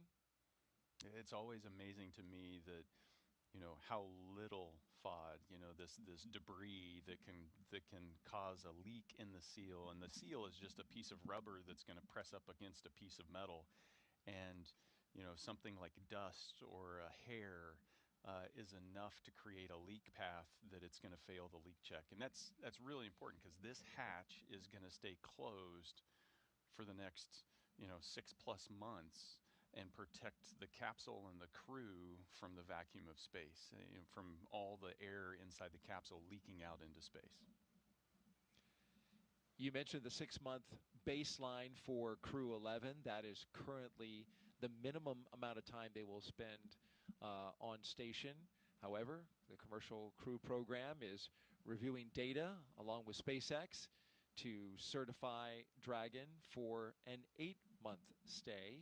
They're going to go ahead and let them launch, and then that certification is expected to happen sometime in October, and that will stretch their stay out to 8 months. And I've never heard of any astronaut saying, "Oh no, I get to stay longer." Every day in space is a treat. It's a gift. It's just such a spectacular experience, and it doesn't get old. So at the end of 180 days, this last mission I did was 171 days. The one before it was 203. You're still sad to leave at the end. It's mixed emotions, but it's every day up there is a gift. I got a little sad when you left yesterday. Stuck in tight quarters with me for 6 hours. Got so used to you after 6 hours of being here, saying all these wonderful things about space, and I got in my truck and Nick's gone. Good thing we scrubbed, because I'll see him again tomorrow. Well, thank you. I'll take that as a compliment. Absolutely. It's been an absolute pleasure and an honor listening to you tell these stories. And we have one last one. We want to talk about the most recent mission, of course, Crew-9. And this was, just last year. So you had a bit of a it hasn't break even been a year since I launched. No, yeah, right. I mean, you're still pretty fresh from space, Nick. Yeah, it's you can see Alex and I. It looks a little more spacious in there when there's only 2 people. Sure does. Yeah, but at the end of September, in July, the decision was made to switch to a 2-person crew so that we could create open seats there for Butch Wilmore and Sonny Williams to come back with Alex and I. Their Starliner had some issues, and so they, NASA decided to bring it back uncrewed, and so Butch and Sonny, they made the decision to have them join our crew in rotational mission to go up there and do a 6-month full-length, long-duration mission. And so Alex and I launched, and priority 1, beautiful launch. Ours was kind of the exact opposite of what we had yesterday. I know. Where it was, the weather was trash all day long, except for the 30 minutes right before launch. And so we launched into this beautiful hole in the sky. And yesterday was just the exact opposite. The priority was, let's get to space and let's integrate Butch and Sonny into the Crew-9 crew. And so you can see us there in the capsule together. Butch is in the far field. Sonny's just off the camera in the near field. And from, day 2 on the station, we were Crew-9 there for our, 6 months of scientific research. And that is the mission, is to go up there and do that research and maintain the station and, continue to discover. And then we were able to, get everybody back home safe, which in the end, that's again what it's about. It's about getting back to the family and giving them a hug. And that was such a high-profile mission, Nick. It was very much in the spotlight. Even, when I talk to people who know I work at NASA, they say, "Oh, what about those 2 astronauts that got stuck up at station?" It's like, that was stuck was the word that just did not. Stuck got stuck. Right, it did. Stuck. But they transitioned. NASA made a decision, and immediately they became test flight, crew members into regular increment mission specialists. And they just made the pivot. They worked on station. They worked alongside you. They were a part of Crew-9. Yeah. And you brought them home on Dragon. And, it was really making the best of a situation, a decision that was made, to get full use of their time being, having expended the energy, the effort, the money to get them up on station. Yeah. Hey, let's put them to work. Yeah, and yesterday and today, the Dragon theme. SpaceX, the closeout team is taking final steps in preparation for side hatch closure. Stand by for hatch closure, and then transition to pad hatch closed. Ensure all items are secure from now through launch. Dragon copies and Wilco.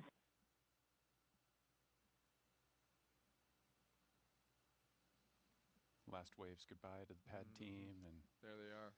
Shut that hatch.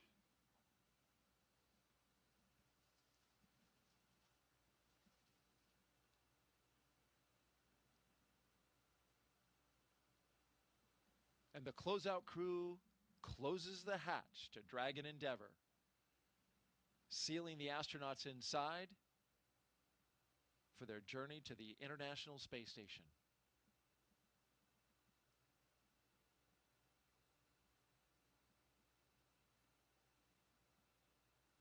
What you were saying?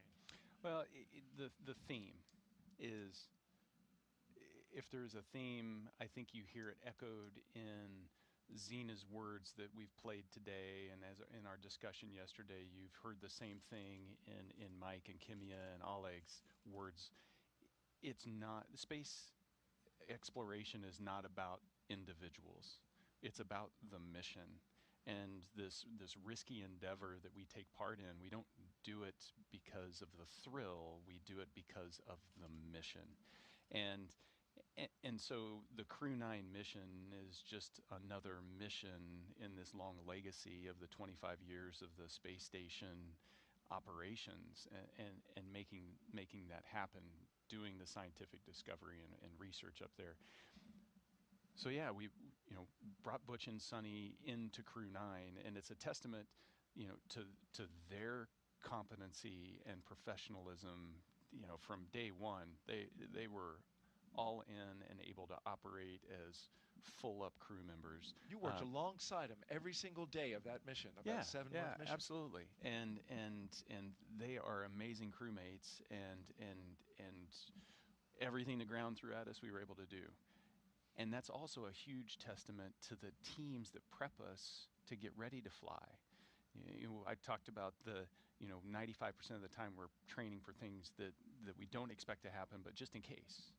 And they had done training just in case they got stretched.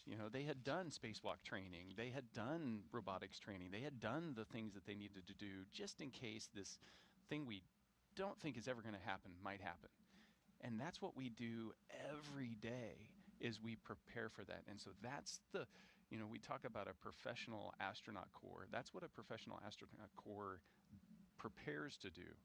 But that demands that we have this team that helps us get there. And so those are the rock stars behind this whole story, is this team of trainers that had the foresight and the imagination to come up with the things that they think we might need, and they got them ready, and we were able to adapt and overcome the challenges that were thrown at us. And you and your team adapted extremely well. It was a successful mission. We saw the last photo of you guys coming back down. And here you are today, co-hosting our launch broadcast to see Crew-11 into space. If you're just now joining us, you're watching live coverage from NASA and SpaceX of Crew-11's launch to the International Space Station. T0 is 11:43 a.m. Eastern Time. We have a little more than 2 hours before we lift off. Weather is 60% go. We're keeping a close eye on the winds and the convective activity we expect around that time, but the hope is that we'll have a nice spot to launch through into the sky and on into space. You mentioned all the work that you did when you were on Crew-9, and of course a lot of that focuses around research on the ISS. The International Space Station is one of the most extraordinary labs that has ever been built, and it's the final destination, of course, for Crew-11. Let's take a closer look now at the science happening up there in low Earth orbit and how it's improving life for all of us down here on Earth.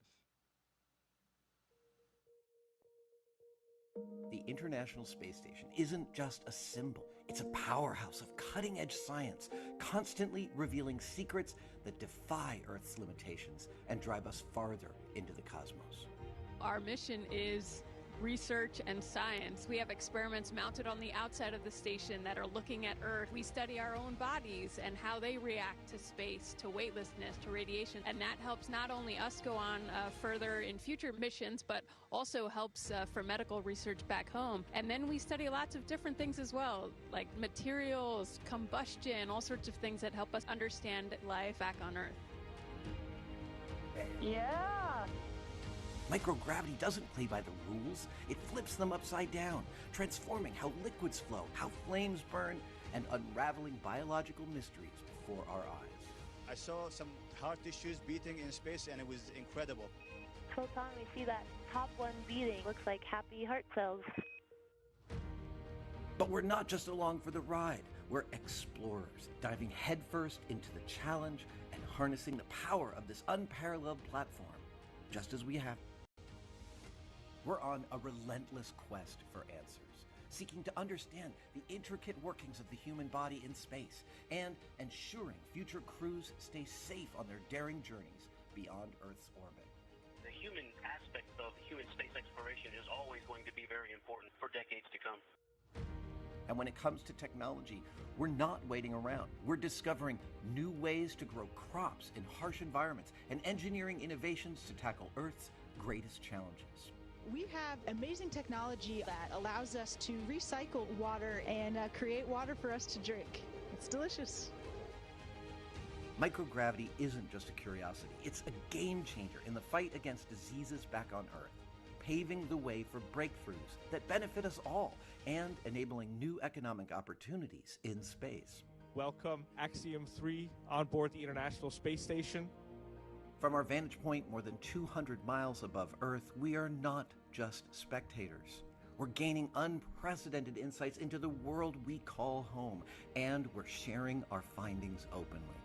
We're not just achieving results today, we're sparking inspiration in future generations of explorers and embracing the power of global collaboration as we reach for the stars. What was your favorite experiment on the International Space Station? Toby, great question. My favorite experiment was the one that I got to eat. It was us growing Hatch chili peppers in our plant habitat. Station Huntsville on 2, we have video in Node 1. Look at those chili peppers.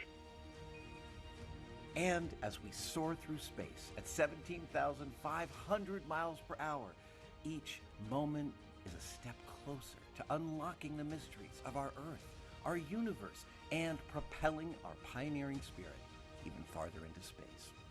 So come along for the ride aboard the International Space Station.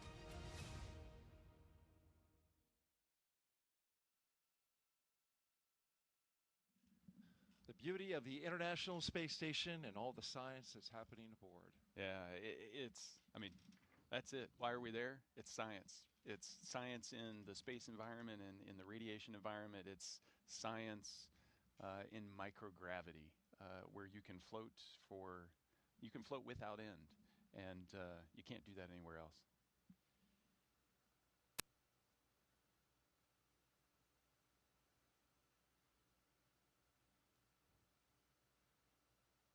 Well, as you can see from this shot, looking skyward, up past the Falcon 9 rocket and Endeavour spacecraft, our astronauts are aboard.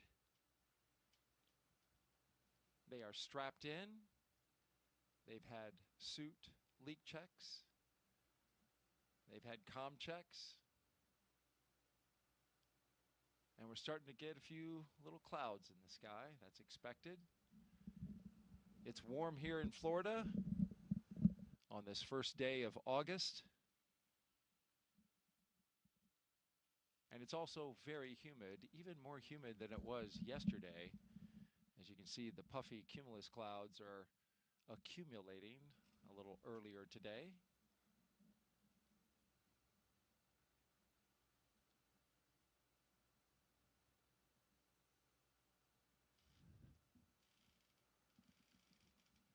While we have this moment where we have a natural pause in the action, let's take a look at our crew today and introduce you to the entire team.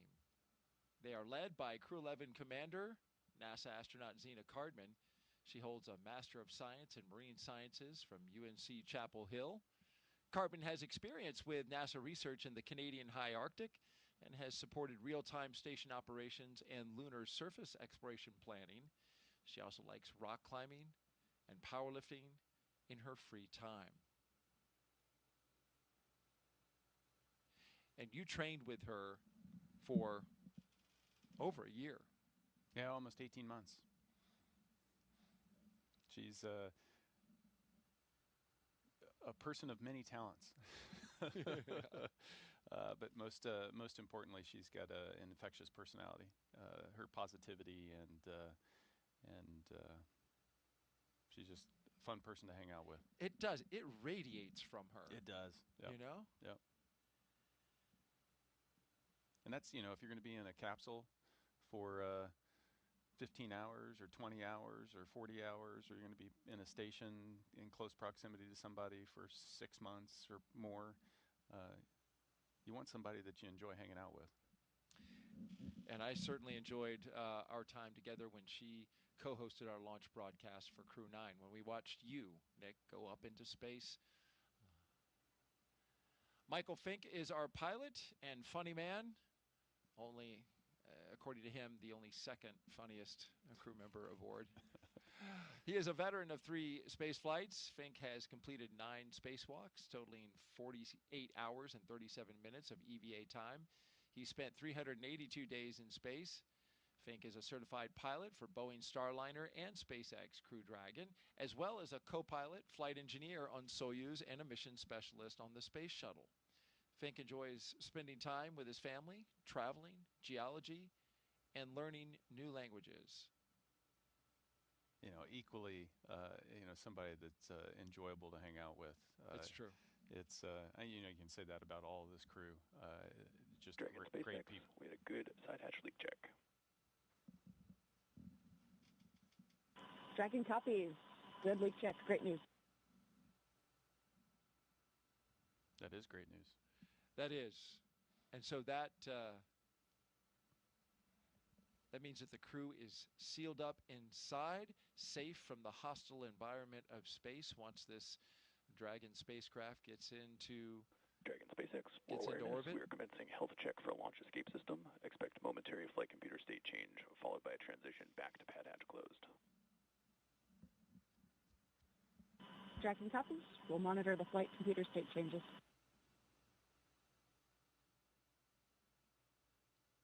Now, this is an important milestone to check the health of the launch escape system. Yeah, absolutely. And we're doing it well in advance of when we would turn on the launch escape system and activate it at about the T-45 point before you start to add your propellant and your oxidizer to the rocket. You want to do that early, so if there is any issues you need to troubleshoot, you've got time to do it. So this is the early checkout of that system.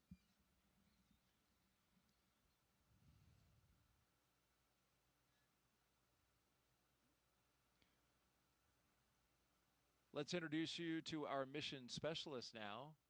Kimiya Yui is the JAXA astronaut on board. He's Crew-11's mission specialist, and with 142 days in space, this will be Yui's second trip to the space station.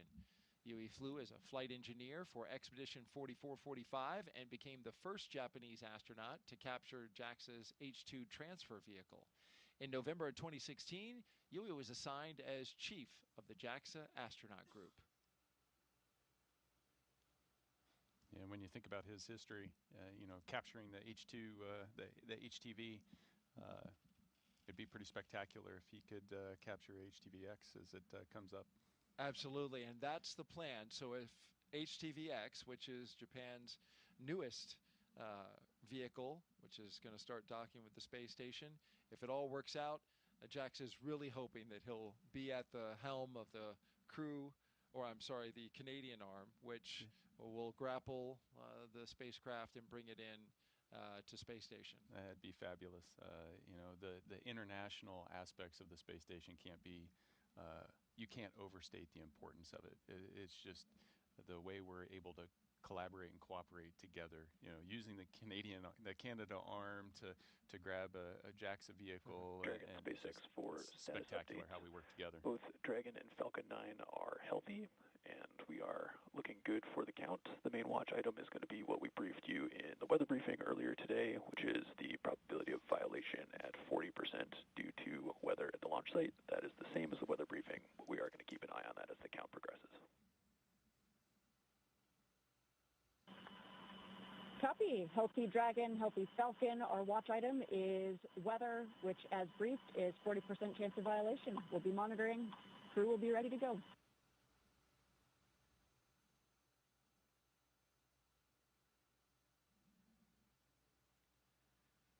And lastly, the Crew-11 mission specialist, Roscosmos cosmonaut, Oleg Platonov.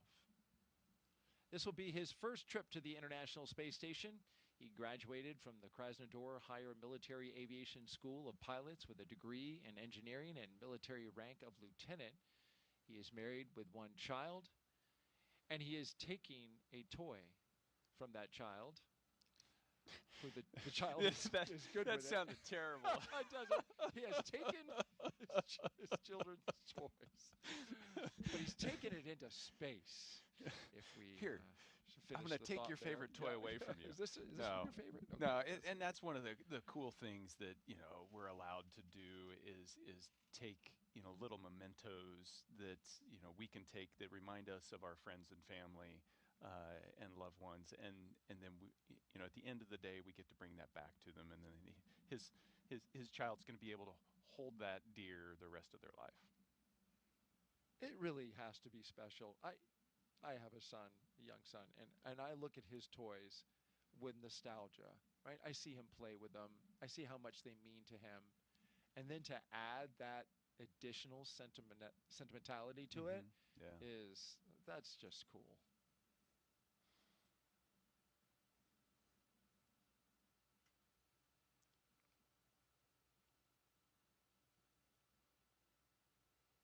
And, you know, his kid will, I'm sure, see some video clip in some way of that toy floating around, right? Yeah, So it makes it more tangible. Right? That, I held it in my hands, and now I see it in space, and somehow that draws your. You know, I did the same thing with my kids. It draws them closer to that experience. Yeah.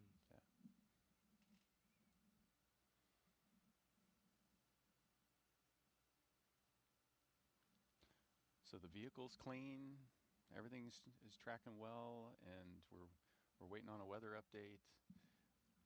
I propose we focus on the 60% go as opposed to the 40% probability of violation. It seems more glass half full to me. It does, doesn't it? And that's what we put on our graphic. We put the go. Officially, it's given to us in a POV. And I understand that. You know, statistics are the way they are for a reason. That's right. But Nick is positive thoughts he today. Is doing his best with the positivity here, and I appreciate it greatly.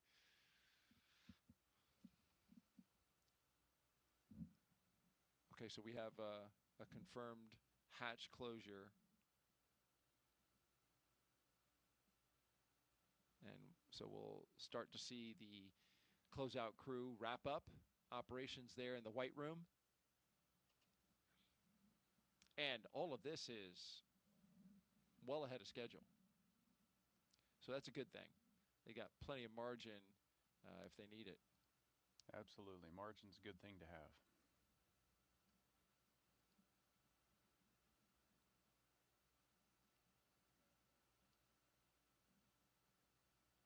How about some more social questions? I love it. Let's do it. Yeah, keep them coming, folks. You can do it with hashtag AskNASA through the various platforms, Facebook, X, YouTube, and Twitch. Our next question. Abigail C3 asks, are there any space, quote, pioneers that have inspired Nick during his career or leading up to it? Did you have mentors at NASA? Well, let's take the first half of that question and talk about the pioneers. Yeah, pioneers. You know, I read lots of biographies, autobiographies as I was growing up of, you know, the Apollo generation, the early space program. I was fortunate enough on my first space flight, actually before that, after I'd been selected at NASA, every couple years we have a reunion where all the current astronauts, former astronauts gather together, and I got to meet Michael Collins, and he is somebody that I had always looked up to, and it just, if you read his book or you just read his history, for me he was the epitome of, we said it earlier today, it's not about the individual. You do the job that the mission requires you to do, and to be part of the crew that landed on the moon, that first landed on the moon, but be the only member that, hey, your job is so important, we need you to stay off of the moon to make sure that we can get them back home safely. And you do what it takes. And that's what we ask of everybody that joins the astronaut corps is we're going to need you to do what the mission requires. And that's an example that sticks in my mind. And during my first flight, he came to mission control, and I was able to actually do a downlink and chat with him. Oh, wow. So it was a full circle moment, and something I'll never forget. Michael Collins, of course, was part of Apollo 11, which launched in 1969 and helped land the first man on the moon for the United States. But as you mentioned, he was called at times the loneliest man in the world, because it was his job to stay back in in the capsule while Neil Armstrong and Buzz Aldrin descended down to the surface of the moon and got the white hot attention of the entire world when they walked on the moon. And there was Michael Collins, steady, waiting for them to get back. Taking care by of himself. the ship. Taking care of the ship, making sure that he was ready to receive them when they came back. And then what about now? If you can share, do you have any mentors? Well, the astronaut office is such a close group. You get to interact with so many people. So, I can point to today's crew. So Spanky's been part of the office since I showed up. And this is Mike Fincke. Yeah, and he has, been there as kind of this force helping shape the commercial crew program. And, just being able to watch that. And we have a similar background. I was a Air Force flight test engineer before I transferred over to the Space Force a few years ago. And he was an Air Force flight test engineer. And so we had a similar military background. And so there's lots of those touch points inside the astronaut corps. And so we work together to make each other better.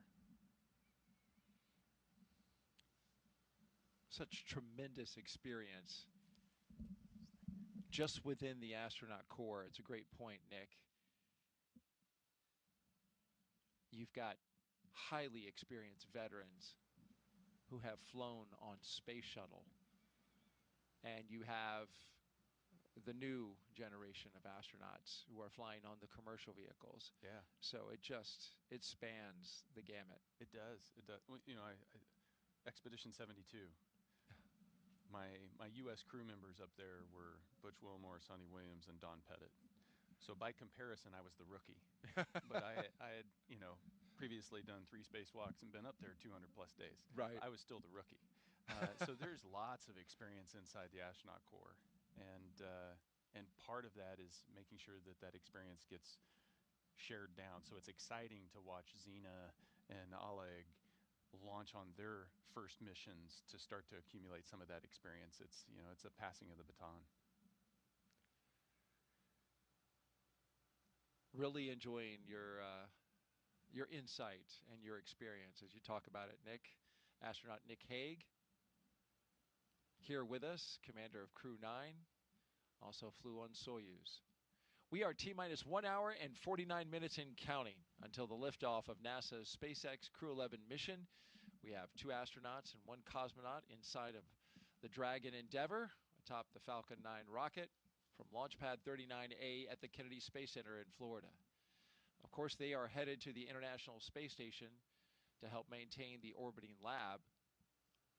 Once on board the International Space Station, Crew-11, as you see there, will become members of Expedition 7374. They will conduct research to develop the production of nutrients in space, such as vitamins. They will also evaluate mass-producing human-induced pluripotent stem cells, or iPSCs, to develop cell-based therapies for diseases such as cancer, also as a possible alternative to antibiotics. Crew-11 will test phage therapy to treat bacterial infections.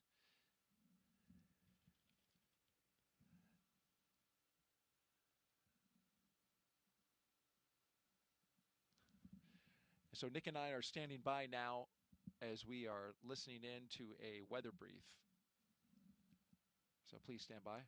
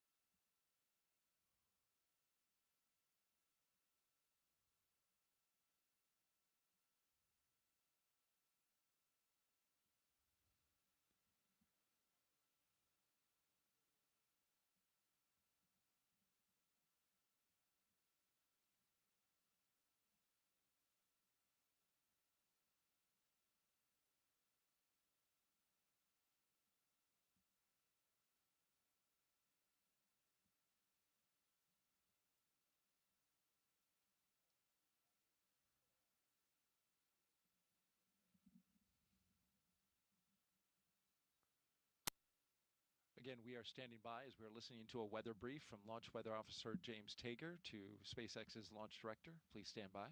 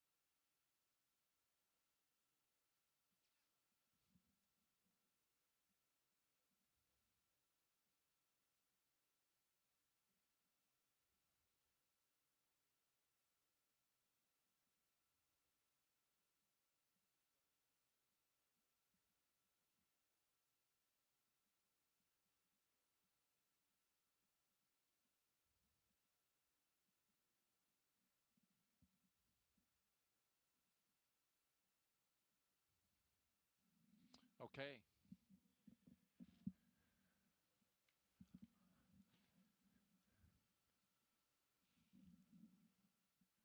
All right, so we have been listening to a weather brief. This was off air, by the way, but Nick and I listening to Launch Weather Officer James Tager give an update to Launch Director for SpaceX on the weather. This is something that they had set up a few hours ago to do one at the T-minus 2 hour mark. And so here we are, and we have the update. And basically what they said was, it is a sit, watch, and wait situation. We do have increased moisture in the atmosphere. You can certainly see that in the picture in the lower right hand of your screen. Cumulus clouds, light ones building in the area. The question is, when these sea breeze storms and clouds develop, they are going to develop inland, which that launch pad that you see right there is literally 500 feet from the beach. So it's all the way as close as you can get to the water. Right there at the Atlantic Ocean. But you see two things here in the weather. You see some low, thin, puffy cumulus starting to, be created in the area, starting to develop. And then you see those high cirrus clouds. Those high clouds are drier in nature. You want to see those. They are moving over the area. They look at those as a sign of good things, potentially to kind of mitigate against the increase in moisture. But overall, when the launch weather officer was asked where he would put the current POV updated to the second right now, he left it at 40% probability of violation, which puts us at a 60% go. That has been the go forecast since we began our launch broadcast this morning. You see there in that shot a line of cumulus clouds, nice little clouds there. The scale, the angle of this kind of throws you off because it makes it look like it's out in front of it, but those clouds are more over towards the land side. So we will see what happens with our sea breeze. We're watching it closely. We're also watching the weather along the ascent corridor. Showers are moving through that area. At this moment, we also need to have good conditions there. This is where the Dragon could potentially splash down. But what's good about the showers there, Nick, is that they are expected to clear that area in an hour or so. So hoping for a good ascent corridor. And then, of course, you have the abort zones. If they were to get to orbit, that they would later splash down to. They are monitoring those as well. So essentially, more watching, more waiting. We've got a crew that's ready to go. And we've got weather that's just a watch item and continues to be at this moment. Yeah. No, it's actually, for me, it's fun to listen to that back channel conversation, back and forth between the weather office over at the 45th Space Launch Delta and SpaceX, because you get to hear the depth of analysis that's going into making sure that every step of the way the weather is going to be good enough for the crew, and so things are continuing to go. We're still 60% go. I'm staying positive, and it's great. Well, we got really close yesterday at 12:09 p.m. Eastern Time. We were just a minute away. And so today we'll be at 11:43 a.m. Eastern Time. So if everything tracks as it did yesterday, then we should be good to go. How about that for some positivity from your co-host? I love it. I love it. Okay. All right. T-minus 1 hour and 40 minutes and counting. Let's take you now inside Mission Control in Houston, where flight controllers are constantly monitoring the International Space Station and the people living aboard. NASA's Sandra Jones is live there at Johnson Space Center. Sandra, good morning. Hey, good morning, and thank you, Daryl. As you said, this is Mission Control Houston in the International Space Station Flight Control Room here at the Johnson Space Center in Houston, Texas. The team is continuing to prepare for launch today and is being led by Flight Director Anthony Varia. Today, we will be hopefully launching the 11th rotational crew mission to the International Space Station under the agency's Commercial Crew Program.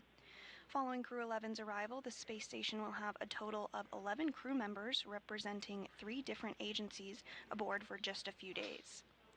Once on board, Crew-11 will go over handover procedures with the off-going Crew-10, including a safety briefing and orientation, and then the new crew will jump right in to help advance scientific knowledge and demonstrate new technologies. After a few days of handover activities, the members of Crew-10 will prepare for their undocking and return to Earth. Direct handovers between crews allow for continuity of the activities and helps to ensure a continuous U.S. presence on the International Space Station, which is about to celebrate 25 years of continuous human presence in November. Ahead of Crew-10's return, JAXA astronaut Takuya Onishi will turn over command of the International Space Station to Roscosmos cosmonaut Sergei Ryzhikov. The space station is currently in Expedition 73, and here is a look at that mission patch on your screen. In the fall, NASA astronaut Chris Williams and Roscosmos cosmonaut Sergei Kutsverchkin and Sergei Mikheyev will join the on-orbit crew. Shortly after the departure of the Soyuz MS-27 with NASA astronaut Johnny Kim coming home will mark the commencement of Expedition 74, which will be led by the new commander, NASA astronaut Mike Fincke. All this, of course, coming up after today's launch. We will continue with the countdown, and with under 2 hours before launch, we'll send it back over to Kennedy. All right, thank you, Sandra Jones. Back here at Kennedy Space Center, you're looking up at the Falcon 9 rocket and Dragon Endeavour with Crew-11 inside the spacecraft at the very top. This is Launch Complex 39A here at the Kennedy Space Center, a historic launch pad where launches to the moon have happened, as well as the long and very successful space shuttle program. We've documented the astronauts' path and crew members' path to the pad today, starting at T-minus 4 hours and 10 minutes. We saw them through suit up, all 4 crew members getting into their spacesuits. They checked them for leaks and then had them head out the door to their waiting vehicles. 3 Teslas parked outside astronaut crew quarters. They jumped inside and under security escort made a 20-minute drive across the Kennedy Space Center to this location that you see here, Launch Complex 39A. Once inside their spacecraft, they performed umbilical checks, they did communication checks, and they pressurized their suits a second time to make sure they are good to go for launch. The closeout crew sealed the door, the side hatch, which is used to enter the spacecraft as well as leave it. They sealed it up for the final time before going into space. And now we are marching to our next few milestones. We have some margin in the schedule now, so a little time for the astronauts to, as Nick was telling us yesterday, do some reflection, chat amongst themselves. And there was a phrase that you used as well yesterday, chair fly. Yeah, aviation term. Yeah. To, sit there and visualize what you have to do and go through the motions mentally of everything that's going to come down the road. And so chair flying the launch sequence and everything that you're going to have to do. Thinking about all the different radio calls, all the different cues that you need to be able to see. That's chair flying.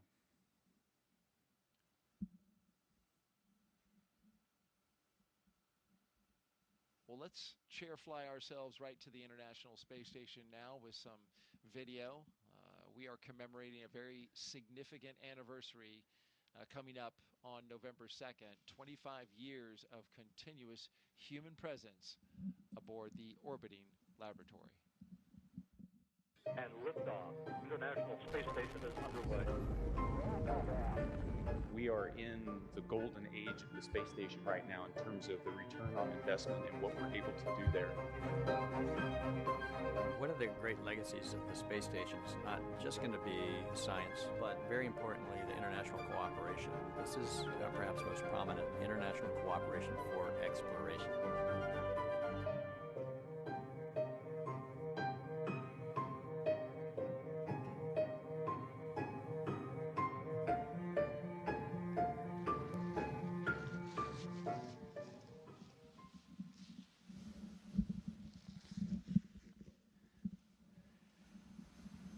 Yeah, what a view. 25 years. When I first joined the astronaut corps, I'd go to elementary schools and say, everybody in this room doesn't know life without someone living off of the planet Earth. Now I can do that at colleges.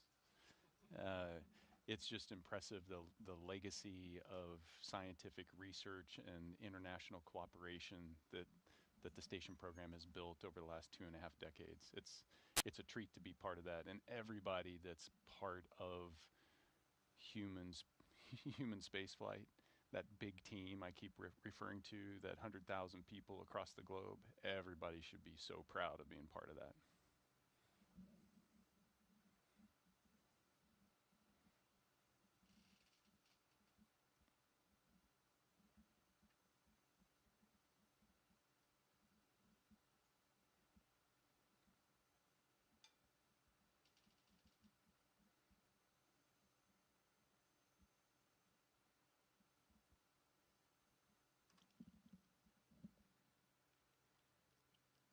One of the first things Crew-11 did as a team was design their mission patch. You, of course, participated in the design of yours. This is Crew-11's patch.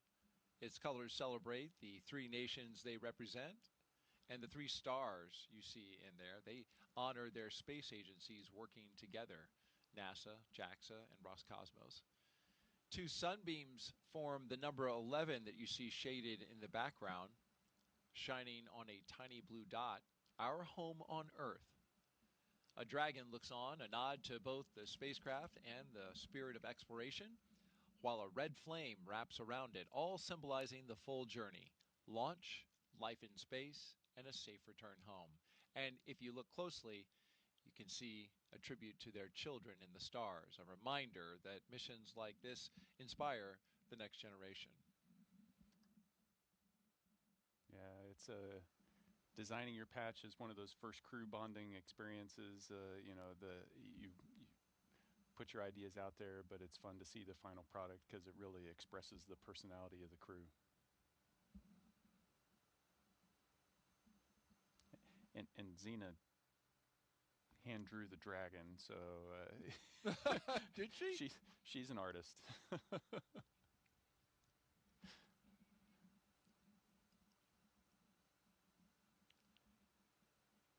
We're going to talk more about her artistic talent later in the show when we get closer to liftoff. Look forward to doing that around T-minus 13 minutes. Right now, we want to talk about the flight kits. Nick, each crew member gets to bring personal stuff aboard the ISS. You don't get to bring a lot, and you in fact have a designated volume, right? Yeah, so a small bag, getting things to and from space is expensive, but it is important because you are going to be living on the space station. And so being able to bring some personal effects that help connect you and ground you to your friends and family and loved ones that are on the ground. So here's a small bag. You get to put a few things in it. Can't be too heavy, can't be too big, and everybody brings up unique things. And certainly that's what Commander Zena Cardman did, and you had a hand in helping get her her flight kit stowed away and put into place.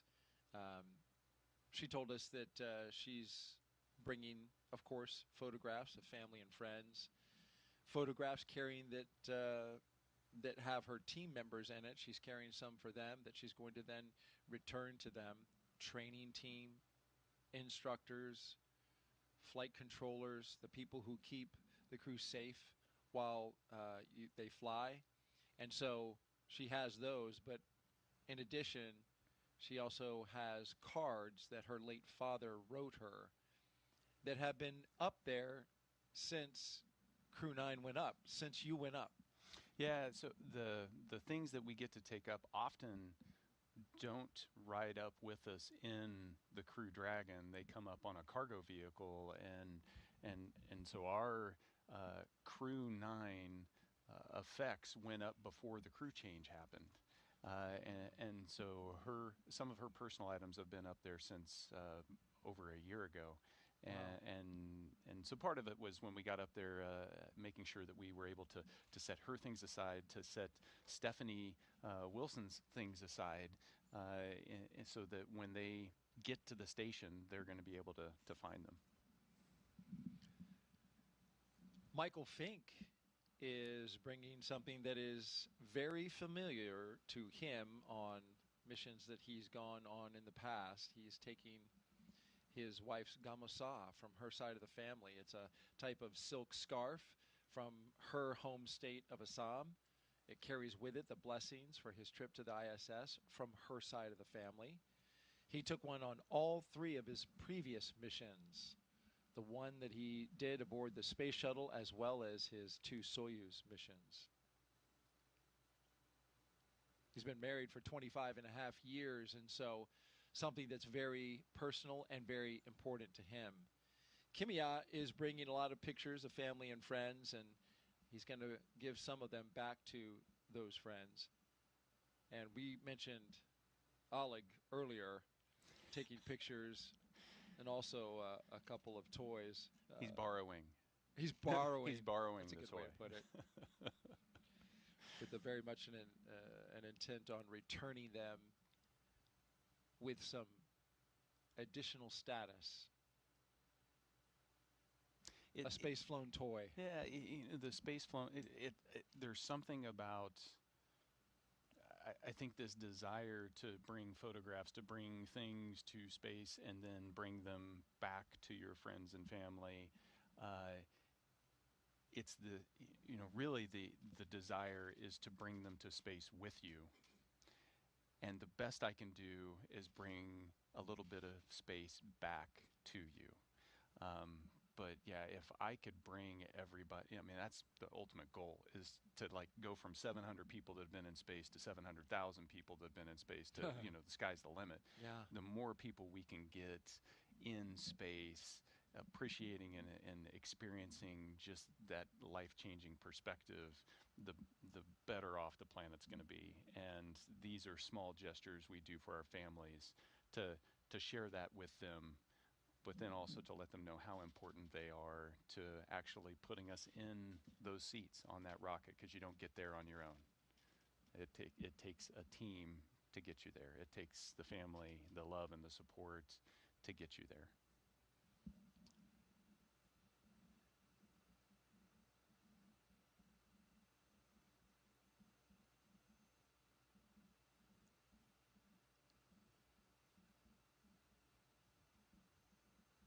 in addition to the flight kits, of course, Crew-11 taking science up as well. And some of the experiments they'll be working on include how do you grow vitamins in space, or even use viruses to fight bacteria on a spacecraft. For the past year and a half, Crew-11 has been training to support cutting-edge research like this aboard the International Space Station. First up is Bionutrients 3. This study is looking at how to make essential vitamins and nutrients in space so astronauts can stay healthy on long missions. They'll be testing samples like yogurt, kefir, and a yeast-based drink to see how well they work in microgravity. Next is Stem Cell X IP1, which uses space to grow stem cells. These cells can turn into any type of cell in the body and could one day help treat diseases like cancer. Growing them in microgravity may produce more cells and better ones, higher quality stem cells that we can then use on Earth. And then there's Genes in Space 12. It's testing phage therapy, which uses viruses that target and kill bacteria. It could be a powerful alternative to antibiotics, especially in space, where infections can become harder to treat. Some pretty interesting research happening on station, Dick, and stem cells, of course, that research has been around for a little bit, and even you got to work on stem cells in space in your time on the ISS. Yeah, and the comparison between my first mission and my second mission, just the complexity of the experiments that we've been able to start to do up there it's just exploded. And so we're really starting to see return on the investment on maximizing the output of our facilities up there. But those three experiments that you highlighted they're pretty cool because they highlight different aspects. The stem cells, Genes in Space 12, it's the 12th iteration, so we've been doing this a long time. Yeah. Stem cells, it's getting really complex.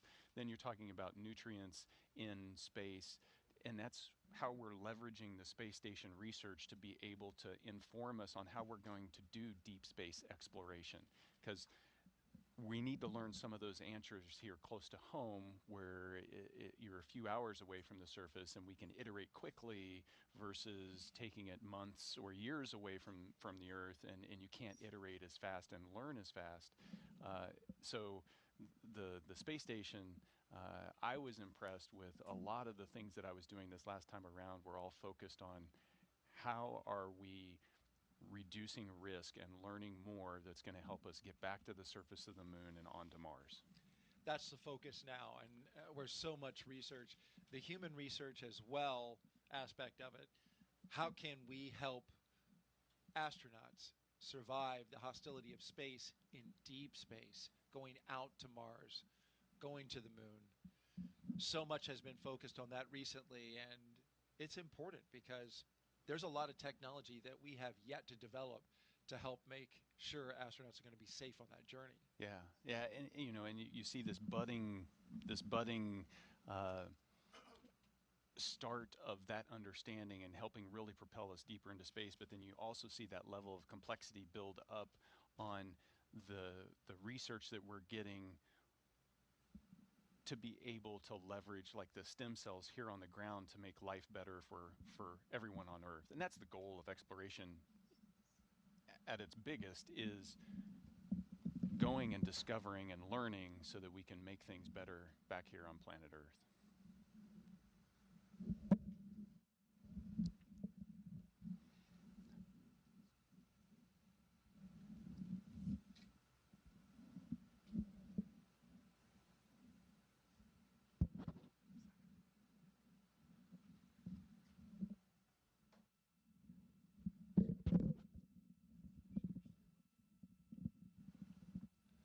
T-minus 1 hour and 21 minutes and counting until liftoff of NASA and SpaceX's Crew-11 to the International Space Station. You're looking at a live view of Launch Complex 39A.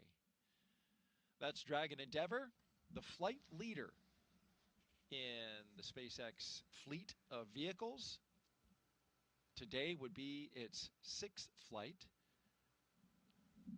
Dragon Endeavour has flown 5 previous flights Since its first flight in 2020 for Demo 2, SpaceX's Endeavour Dragon has been a workhorse for NASA's Commercial Crew program, flying mission after mission.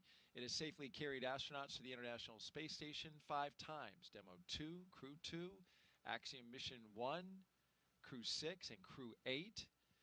In all, Endeavour has flown 9 astronauts, 3 space tourists, 2 Roscosmos cosmonauts, 1 retired NASA astronaut, and 1 ESA astronaut, and an Arab astronaut to and from the International Space Station. And Crew-11 marks Endeavour's 6th mission to the ISS.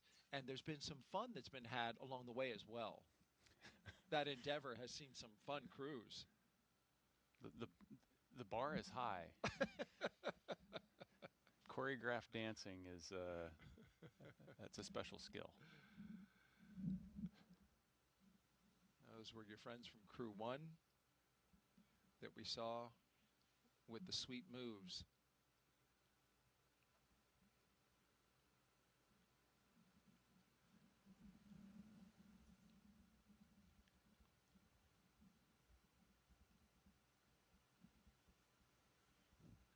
Some things we're looking forward to, of course, further down the countdown is launch escape system arm, the retraction of the crew access arm, getting closer to less than an hour from now. So we're gearing up for that.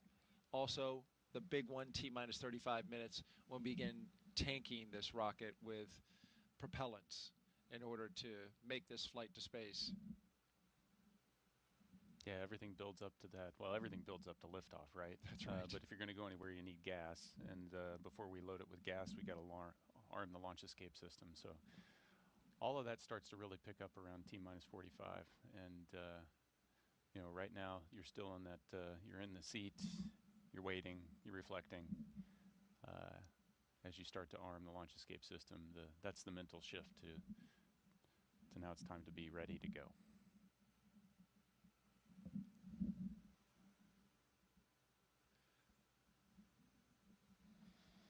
We have time for another social question? We do indeed. Let's take one.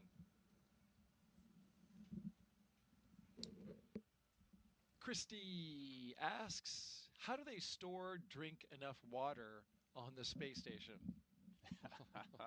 This is a great question. Oh, this is great. You can go so many directions with this. Why don't you go into all of them?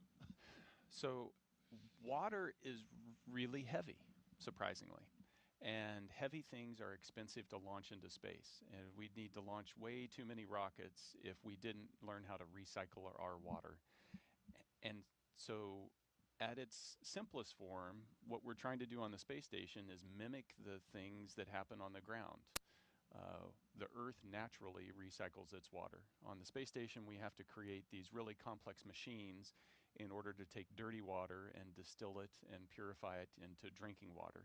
And we're able to do that with about 96 to 98% of our water up there.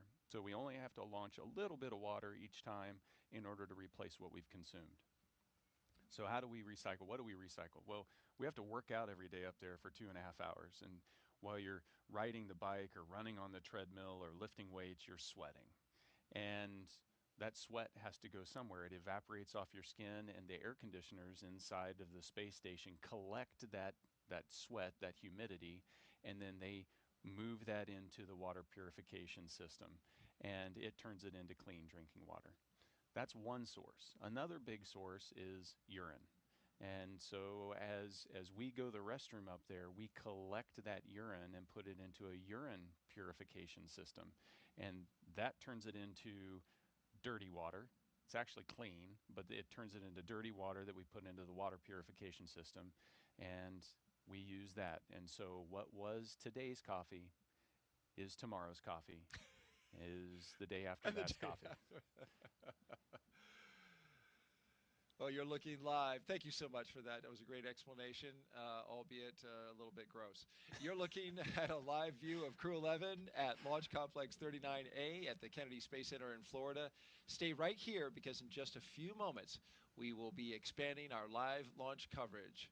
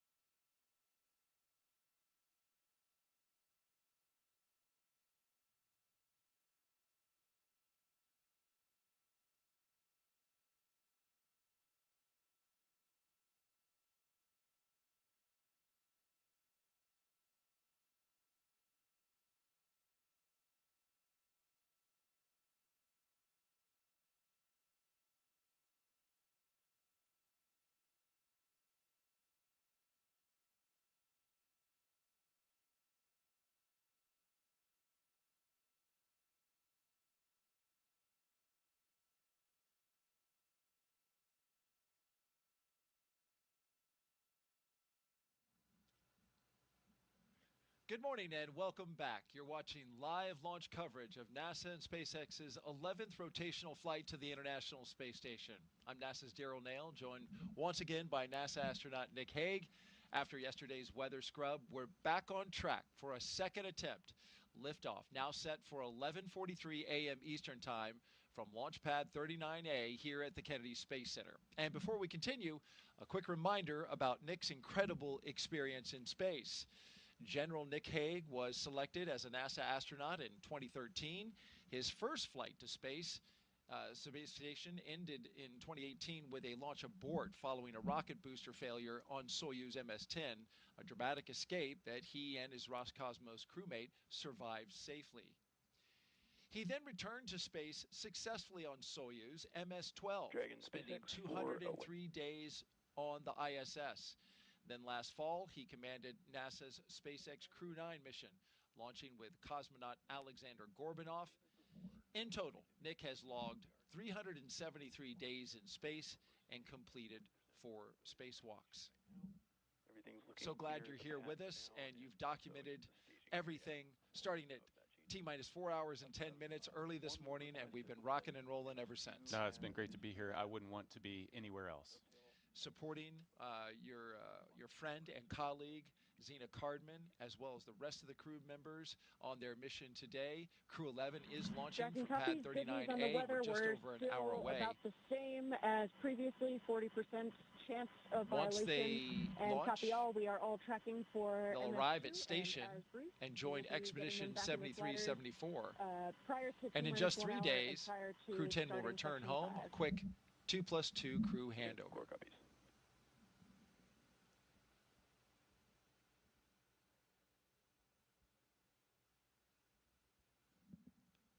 Yeah, so we had an update there about the weather. We had been monitoring that situation. The POV, which is probability of violation, still stands at 40%.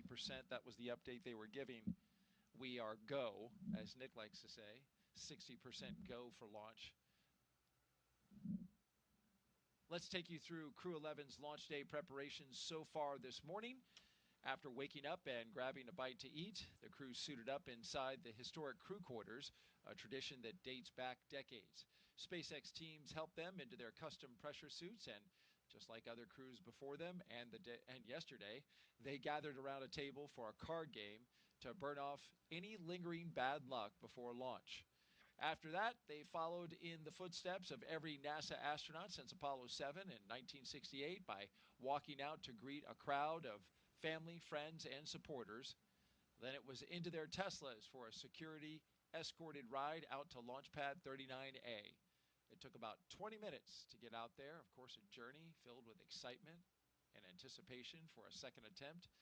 They got a look at their rocket, stared up at it, and then walked across the crew access arm and into their spacecraft. And we've been monitoring them ever since. We're watching them live now, strapped into Dragon Endeavour as they await the next big milestones, fueling of the rocket and the arming of the launch escape system. These are big moments, and we'll talk the audience through them. Yeah, absolutely. It's right now they're waiting a little bit, but the excitement's going to start to pick up here when we arm the launch escape system and then put on the 1 million pounds of propellant that's going to go onto this rocket that we're going to turn into flame and push these guys into space.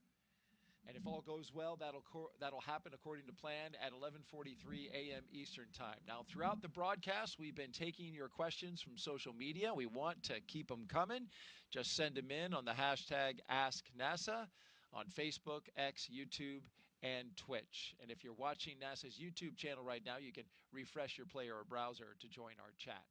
Okay, at this time, we're going to expand our coverage as we did yesterday to include our partners at SpaceX.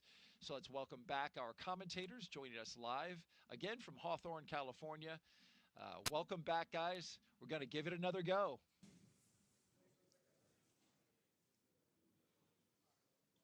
Thanks, Daryl. It's great to hear and see you guys once again. And like you mentioned before, keeping an eye on the weather is going to be the name of the game today. I'm Joseph Zakshesky with NASA Communications. And I'm Soumya Srivastava, a certification engineer here at SpaceX. We're once again excited to be... Dragon, foot restraint checks complete. And you just heard the call down from the crew. Copies. Thank you. As they continue to march forward towards those milestones, their restraint checks, they're strapped in and ready to go. And we're once again excited to be joining you from Mission Control here in Hawthorne, California, as we count down to liftoff of Crew-11, just a little more than an hour from now. And as you heard Daryl and Nick talk about during yesterday's launch attempt, the weather played the key factor and caused the scrub. They walked right up to the T-minus 1 minute and 7-second mark. So today we continue to keep our eye on the skies and monitor the weather as the clock continues to roll backwards towards liftoff. Crew-11 is our 11th mission with SpaceX, operationally flying astronauts for long-duration missions to the International Space Station, and the 12th as a part of NASA's Commercial Crew program with SpaceX. Crew-11 has 2 first-time flyers on board, as well as a veteran NASA astronaut and a veteran Japan Aerospace Exploration Agency, or JAXA, astronaut making their return to microgravity. The multinational crew also represents 3 different space agencies, Soumya: NASA, JAXA, and Roscosmos. And today's crew will fly aboard Dragon Endeavour, which was the first operational Dragon to carry crew on board during SpaceX and NASA's Demo 2 mission in 2020 with astronauts Bob and Doug. Endeavour has been pretty busy since then, having flown NASA's Crew 2 mission, Axiom 1, and NASA's Crew 6 and Crew 8 missions. This will be the first Dragon that gets to fly 6 times. Overall, for the Dragon fleet, this will be Dragon's 49th visit to the space station and its 19th human spaceflight mission overall, and the 5th Dragon flight just this year. And notably, today's return of the Falcon 9 first stage will be the last landing at Landing Zone 1 at Cape Canaveral Space Force Station. Now, over these last 3+ hours, Crew-11 has been going through the detailed process of getting ready for their mission, similar to what they went through yesterday on the first launch attempt and their ultimate destination, the International Space Station. So let's introduce you to the crew. In the commander's seat, as you get a live look inside the capsule, is astronaut Zena Cardman, conducting her first space flight. She holds a Master of Science in Marine Sciences from the University of North Carolina, Chapel Hill, and has experience with NASA research in the Canadian High Arctic, and she has also supported real-time station operations and lunar surface exploration planning. And sitting right next to Cardman is pilot Mike Fincke of NASA, a veteran of 3 space flights. He has spent 382 days in space, including 9 spacewalks for an impressive 48 hours and 37 minutes in total spent outside of the orbiting laboratory. Fincke is a certified pilot for Boeing Starliner, a part of the Commercial Crew program, and SpaceX's Dragon, and the co-pilot flight engineer on Soyuz, plus a mission specialist on the Space Shuttle STS-134, the last mission for Shuttle Endeavour, so only fitting that he flies on an Endeavour here today. And serving as mission specialist is Japan Aerospace Exploration Agency, or JAXA astronaut Kimiya Yui. This will be Yui's 2nd trip to the space station. He was selected as an astronaut by JAXA back in 2009 and has logged 142 days in space. And to round it all out, Roscosmos cosmonaut Oleg Platonov is also serving as a mission specialist and was selected as a cosmonaut in 2018 and will be making his first spaceflight today. Now, once Crew-11 is on board the International Space Station, they will briefly become members of Expedition 73. And then they will join Expedition 74 in the fall, and that'll be following the departure of Soyuz MS-27, that spacecraft that'll carry NASA astronaut Johnny Kim in his return back to Earth. While on board, Crew-11 will conduct space station maintenance and scientific research to understand plant cell division, finding alternatives to antibiotics and microgravity, investigate producing essential nutrients on demand for long-duration missions, and study how spaceflight affects human physiology and psychology. And looking forward to hear more about that incredible research being done on this mission and how it will help prepare NASA and astronauts for their return to the moon and then on to Mars. The crew will also engage with students worldwide via the ham radio and use its existing hardware with newly integrated software to test backup lunar navigation solutions. Now, as we continue to monitor today's countdown, we're approaching that 1 hour mark, 1 hour and 3 minutes to go. So let's get an update on all things that involve the Falcon 9, the spacecraft, the crew, and more as we welcome in another member of our broadcast team, in Ronnie. Thanks so much, Joseph, and good morning, everyone. I'm Ronnie Foreman, a senior sales manager here at SpaceX, and I'm very excited to be joining you again today from right outside of Mission Control in Hawthorne. It continues to be a smooth countdown this morning, and we're looking good for an on-time liftoff at 11:43 a.m. Eastern Time from Launch Complex 39A in Florida, as long as our weather continues to cooperate. Now, coming up here at about T-minus 45 minutes, we're going to be listening in for our team to report their readiness for propellant load with a final go, no-go poll. Here on the ground, teams will be staffed around the clock in mission control to monitor Dragon and the mission, not just today, but throughout the entire flight, from liftoff to Crew-11's arrival at the space station, all the way through splashdown when those astronauts return home. On console or on headset in mission control, which you've got that great live shot of on your screen right now, we've got 6 key positions. The mission director is in charge of the room and tasked with making real-time decisions to ensure mission success. The person that you're going to hear today talking to the astronauts is the Crew Operations and Resources Engineer, who we'll refer to as the core throughout the broadcast. There's a good shot of him there in the lower right-hand corner of your screen as well. And of course, those 4 additional team members are focused on vehicle systems, including avionics, navigation and control, software, propulsion, life support, and communication with the ground support teams. Then apart from our mission control here, the Falcon 9 team is currently located in the Launch and Landing Control Center at Hangar X in Florida, not too far away from LC-39A, which we're looking at now. So with less than, or just more than an hour until launch, we are all settling in here across the country for final checkouts, propellant loading, and ultimately launch. Joseph? Thank you, Ronnie. And just like yourself and everybody here in SpaceX and across the country, looking forward to this launch as we continue to have that countdown roll back. And just like the teams here in Hawthorne, California, NASA has its own team members at NASA's Mission Control Center and the International Space Station Flight Control Room in Houston, Texas, where our other teammate for today's broadcast, Sandra Jones, we'll hear from her in just a few moments. That's where she's located, and that team has been busy preparing the International Space Station for Dragon's arrival. Now, the teams on the ground in Mission Control are giving their goes for launch to make sure that the station is ready to receive Dragon Endeavour and the new crew on board. Following liftoff to the flight to the space station will be a little bit shorter than what yesterday's launch attempt would have been. It was 39 hours then. Now, cycling orbit tank isolation valves to equalize low flow pressure. Dragon copies. And more great communication there between the teams on the ground to the crew as we continue to march towards that liftoff time, as we are now zeroing in on 60 minutes away. Well, speaking of time, I was saying that yesterday's launch attempt would have had Crew-11 go for about 39 hours of phasing between launch and docking to the International Space Station. Now with today's launch attempt, that'll take about 16 hours, with Dragon flying autonomously the entire way. Now, docking is targeted for early Saturday morning, August 2nd, and that'll be 3 a.m. Eastern time, or midnight here on the West Coast. And just like autopilot on a commercial aircraft, the crew always has the ability to take manual control of the spacecraft if so needed. We're now just under T-minus 1 hour and counting. SpaceX, your go for section 5. When ready, report go for launch. We're continuing to hear great comms. Dragon copies, go for section 5 and Wilco. Great comms between mission control and the crew. So we are now at T-minus 59 minutes and counting down to today's launch. While we wait, let's check in with NASA's Sandra Jones at the Johnson Space Center to see how things are shaping up at Mission Control in Houston. Sandra. Welcome back to Mission Control Houston here at the Johnson Space Center in Houston, Texas. We are here in the hub of human spaceflight at NASA. The team here has pulled go for launch, and the International Space Station is ready for the crew to lift off as they begin their journey to the orbiting laboratory.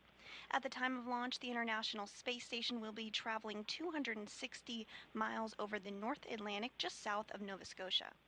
In the home stretch of the rendezvous, NASA and SpaceX flight controllers will enter into what we call integrated operations, where both flight control teams will conduct a series of go, no-go polls for Dragon Endeavour's docking to the International Space Station. Rotational missions like Crew-11 help NASA continue to maximize the important research and technology demonstrations made possible only in the International Space Station. SpaceX, Dragon, go for launch. SpaceX copies. Dragon crew is go for launch. And you heard it there from the commander of the Dragon Endeavour. They are go for launch. We are continuing to march towards a launch in 58 minutes from today. Their destination, of course, you see there on your screen, the International Space Station, with a unique microgravity environment, critical for NASA to prepare for future commercial low Earth orbit destinations and to understand and overcome the challenges of long-duration spaceflight necessary for a long-term presence on the Moon and crewed missions deeper into the solar system, including on to Mars. Now here's a closer look at the mission and what Crew-11 will have to look forward to during their stay aboard the International Space Station. International Space Station, one of humanity's greatest accomplishments so far. 15 countries working together and adding more all the time that have helped plan, build, and fly the International Space Station. And it just shows what human beings can do when we work together. As Crew-11, we are about to launch onboard a Dragon spacecraft to the International Space Station. We are actually continuing an ISS mission almost a quarter centuries. Right now, Crew-10 crew members are working very hard on the ISS. So we got that result, and actually we do more researches, then pass that information to Crew-12. Конечно, исследования на Международной космической станции, как я считаю, они очень важны, и они являются ключевым звеном в развитии технологии, науки и всей цивилизации. И все самое лучшее из космоса всегда приходит рано или поздно на Землю в виде новых открытий, новых приборов, возможностей и технологий. I'm very excited to see what kind of payloads we get to work with. It's a really interesting day-to-day life where 1 hour you might be fixing the toilet and then the next hour you're working on a physics experiment studying fundamental processes of our universe. We're going to be up there for a lot of time. And we're going to, every day, be in space, look at the Earth go by, and accomplish some really amazing science. We will do material science and human research in space, lots of experiments, and then maybe do some spacewalks. It's a really fun crew to be on. We're going to enjoy every moment, and we're going to help each other to be successful and accomplish our mission. So we have various kinds of difficult training together. For example, emergency training in Building 9 or emergency training in SpaceX. This kind of training actually made our bond stronger. Наш экипаж Crew-11 – это экипаж, который состоит из высокопрофессионально подготовленных людей. И мне нравится этот экипаж. In some ways, my only expectation for the mission is to fly and return home safely and still friends when we get back. There are so many things to play around with, to study, to explore, and I'm really open to every possibility, ways to engage with the International Space Station. We all came from other crews. Kimiya Yui, San, and I both came from Starliner 1. Oleg was on a Soyuz mission before this, and Zena, of course, was on Crew-9. But we all came together with our previous experience, melded into a really fun team, ready to go fly to our International Space Station. We are back here at the Kennedy Space Center in Florida, joined by astronaut Nick Hague. I'm Daryl Nail with NASA Communications, and we are watching this countdown proceed, the second day. We were scrubbed by weather yesterday. We heard about that earlier, got down to 1 minute and 7 seconds. What's interesting about this to me, Nick, is although the launch is delayed, oddly enough, their arrival to the International Space Station has not been delayed, not even a second. They are still going to be arriving on Saturday at 3 a.m., but they're just going to go quicker. Yeah, you know, orbital dynamics can do strange things like that. Sometimes you need to speed up to slow down and vice versa. And in this case, we can launch at a different time, use some orbital dynamics to our advantage, and arrive to the station at the exact same time. What it means for the crew is I'm going to be in that capsule for 16 hours instead of 40 hours, which, you know, it's a tight space. It's not the tightest of spaces, but it'll be nice to get to the station a little bit faster and be able to spread your wings out coming through the hatch. A small benefit to a launch delay, having a little shorter. If there is a silver lining somewhere in there, this is it. This is it. All right. Well, let's take a social question. We've been asking throughout the broadcast for our audience to send us questions, and Nick, you've been doing a great job answering them. Had a lot of kids asking questions as well. Our next question comes from Jeff, who asks, what was the most interesting thing you saw outside the window when on board the ISS? I've heard you describe it now for 2 launch attempts. I thought it was fascinating that you were able to see the entire coast to coast of America, from West Coast to East Coast, and I just wondered what that was like. But what was the singular most interesting thing you saw? So this last time, it was the difference between looking out the cupola 6 years ago and looking out the cupola now. it was nighttime where, you know, the sun's getting ready to rise. You can see stars all over the place. And I start to see these streaks of, you know, light, little, and it's like fireflies on the horizon. And what it was other satellites. So in the 6 years, there's been so many satellites added to space that now it's easy to see the sun reflect off those satellites as you're coming up over sunrise, and you start to get this sense of just how congested space really is, and how important it is to keep track of all that stuff. Absolutely. Yeah, and so that is it's critical, and there's a connection there, you know, with the Space Force. We're right here co-located to launch into space, and we rely on each other, but then also to keep the station safe. The Space Force is doing its job as well. Absolutely, the 45th Space Wing tracking all of the assets in space. Well, we love hearing from you, so keep those questions coming. Just hit us up on Facebook, X, YouTube, or Twitch with the hashtag AskNASA, and we'll get to yours live. T-minus 51 minutes and counting now till liftoff, so let's head out to NASA's Tony Hayamijo, who is standing by live at one of the best viewing spots here at Kennedy. She's joined by NASA's Acting Associate Administrator, Vanessa Weich. Tony. Hey, thanks, Daryl. That's right. We are out here once again in an amazing viewing location where we can see the rocket at the launch pad. Off to my left here, joining me is Vanessa Weich. Vanessa, you know, we saw you at crew walkout yesterday and also out there today. Did you have a chance to speak with the crew before they headed out to the launch pad? You know, anything that you told them? Well, you know, yesterday I had the opportunity to kind of say, you know, hey, we're very excited. We wanted to tell them they were all here. We're cheering for them and excited about their launch. And so that was very exciting on yesterday. And then today we got up and we did it again. And we told them, yes, that we're very excited for them, each and every one of them, and just wish them well. I did have the opportunity to speak with them, let's see, 2 days ago, and to speak with them more in a setting where we could talk and talk about the mission that was coming up. Each and every one of them are excited about their mission in different ways, the experiments that they'll have to do, and they're excited about getting to the International Space Station, what they'll do at the International Space Station, the science experiments, the technology, and looking forward to them. They'll be the crew that will be on orbit as we celebrate 25 years of having continuous presence off of the Earth. And so that'll be great. And then they'll also probably be there when we start our celebrations here in the United States of our 250th birthday of the United States. So a very exciting time for this particular crew. Absolutely. We are all very excited for them to go to station, hoping that that happens today. You know, Crew-11 will mark the 12th human spaceflight for SpaceX under NASA's Commercial Crew program. Can you tell us a little bit more about the significance of maintaining that human presence in space? Yeah, so you know, we're really great partners that we have with SpaceX, and them being able to get our crew members to the International Space Station.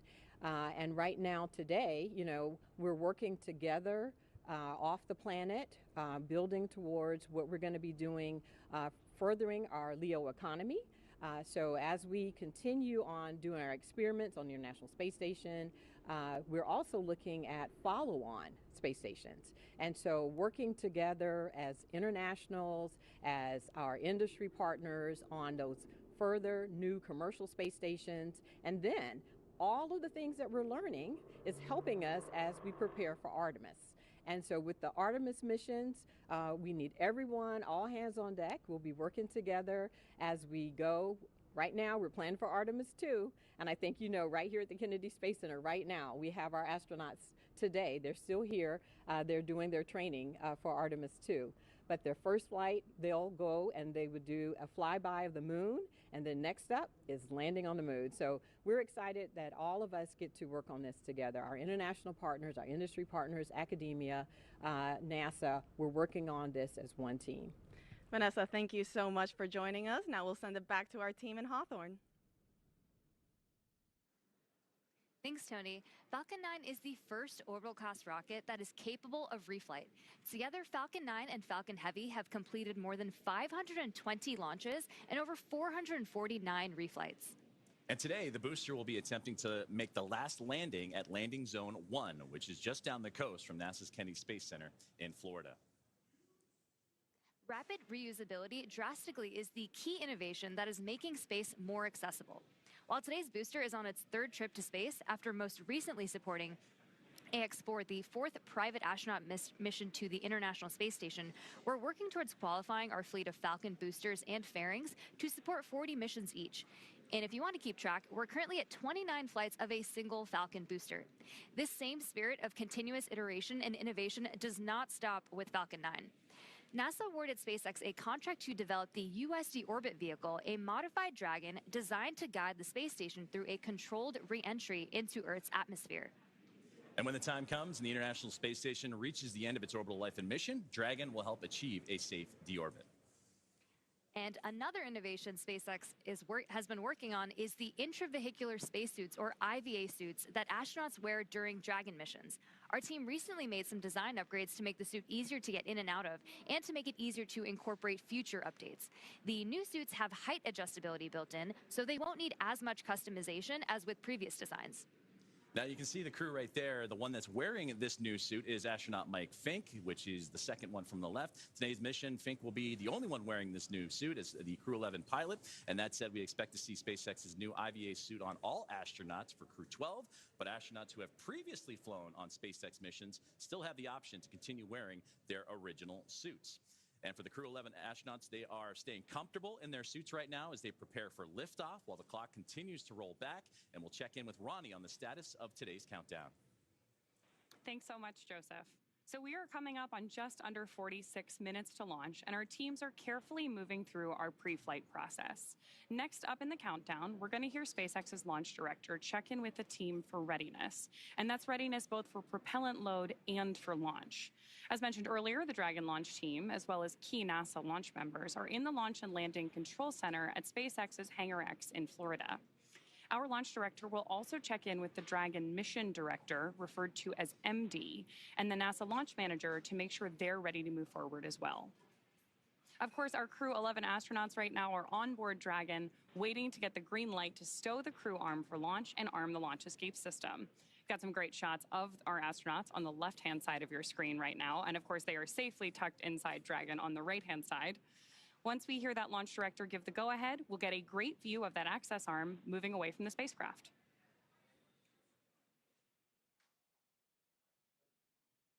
We are going to stand by here and listen in for that final poll and some instructions to our team in that final lead up to liftoff.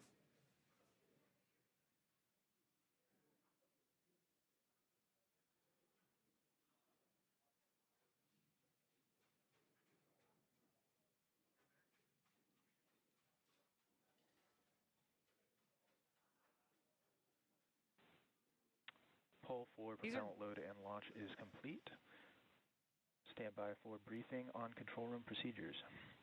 For all operators at MCCX and Hangar X, both control rooms will go into lockdown at T-minus 45 minutes and will remain in that state until LES is disarmed. All operators are to remain at their console and maintain a sterile cockpit until MD confirms successful disarming of the launch escape system following orbital insertion or propellant offload in the event of a scrub.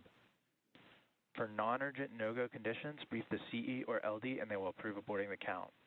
For urgent issues affecting the safety of the operation, operators shall call hold, hold, hold on the countdown net. Launch control will abort the launch auto sequence immediately and proceed in a launch abort. At T-minus 10 seconds, launch control will be hands-off and relying on automated abort criteria for the remainder of the count. Operators advise launch director whether structural breakup or fire is imminent or occurring per Dragon manual flight escape rules. Launch control, you may proceed with arming the crew arm for movement. Arming crew arm now.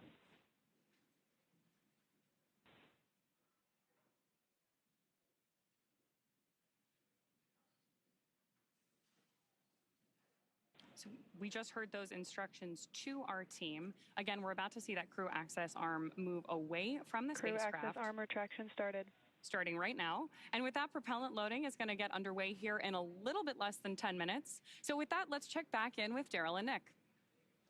And you can see now the crew access arm articulating away from the Dragon Endeavour, where our crew of 4 is inside. That's a beautiful shot there. A big milestone after getting the go from the launch director at SpaceX A look from inside the crew access arm now and out over the Space Coast. In this moment in between having the crew access arm rotate away and the arming of the launch escape system, there's a little buffer there where the astronauts will be on their own until that can be armed. And then we start tanking the rocket. Right, so everything is leading up to Crew access arm retraction adding completed. the propellant, adding the oxidizer, filling those tanks on the rocket. And so what do you need to do to be safe for that? Well, I need to arm the launch escape system, but I don't want to do that when the arm is right next to the capsule. So I need to move the arm away. Now I can arm the launch escape system, and then we can start filling the rocket. T-minus 41 minutes and counting here at the Kennedy Space Center in Florida. SpaceX, you are go for Section 6, close visors and arm launch escape system. Copy. Go for Section 6, closing visors and arming launch escape system.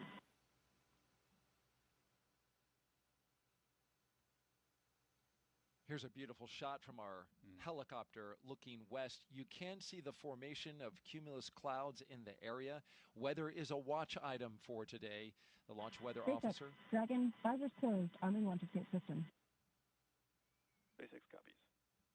The launch weather officer putting it at 60% go for today. The concern is the buildup of cumulus clouds, the ones that you see there building up. There's a lot of moisture in the atmosphere. But although you see those clouds around the pad, notice as we start to circle around to the west and look east, clear skies out over the Atlantic Ocean. So when you look at this picture, Nick, you can certainly understand that even though we have clouds that are building in the area, there's an area that we can find over top of this launch complex that we could potentially Launch system is verified armed. Get clear enough path to launch this rocket. Yeah, you just need a hole big enough to launch through. So you don't have to have cloudless skies. Dragon. You just need clear enough skies. Clear enough 10-mile hole would be nice. I think if we think enough positive thoughts here at the launch site, we can create that bubble.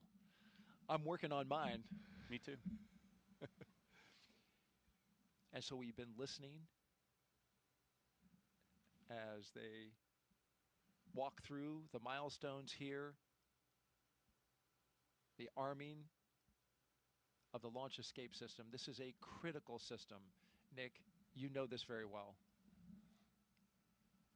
Yeah, it's an absolutely critical system. We're just moments away from them getting ready to tank the rocket, fill it up with the kerosene and the liquid oxygen, and before you start to do that procedure and load all of that stored energy onto the rocket, you arm the launch escape system so that if anything goes wrong in a heartbeat, that system can pull that capsule away from the rocket and off to safety. Commander Nick Hague, when you were commanding Crew-9, you sat through these very same moments in the Dragon, on the launch pad, ready to go. Yeah, once you press the button to launch to arm the launch escape system, there's a switch in your mind. Now you're sitting on a live rocket. Now everything is primed and ready to go. You are definitely focused on everything leading to T-0 and liftoff. And that arming of the launch escape system happening just a few seconds from now. We expect it at T-minus 38 minutes. And again, that allows the Draco engines on the Dragon to pull that spacecraft away in the event of an emergency.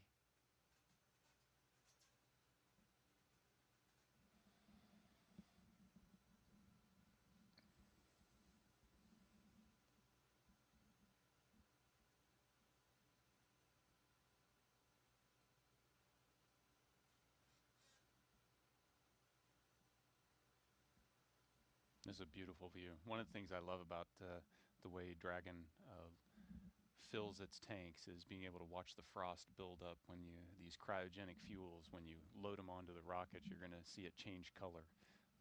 It's a unique experience for a Falcon. You were talking about the crew inside and the launch escape system.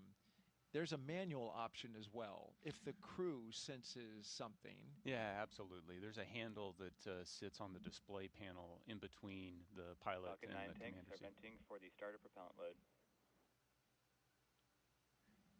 And so if something happens, it's within reach for Zena to be able to grab that handle and pull her crew to safety. So there's that redundancy. You've got the automatic system, and you also have the human factor, which is critically important in a mission like this. Yeah, even though they're highly automated systems, there's always a manual backup, and even though it's on autopilot essentially all the way to docking, if need be, the commander, the pilot, the crew can intervene those automatics and revert to a manual control. We are awaiting the beginning of tanking, which is slated for T-minus 35 minutes and counting.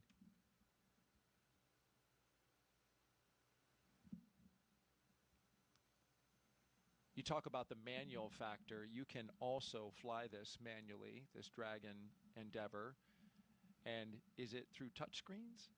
Yeah, the Dragon has a unique interface. It's a touchscreen panel, so once you activate the manual controls, you have a series of virtual buttons on a touchscreen that you can issue commands that would change the attitude or even change the motion of the capsule. Beautiful shot there by our Kennedy Space Center flight operations team.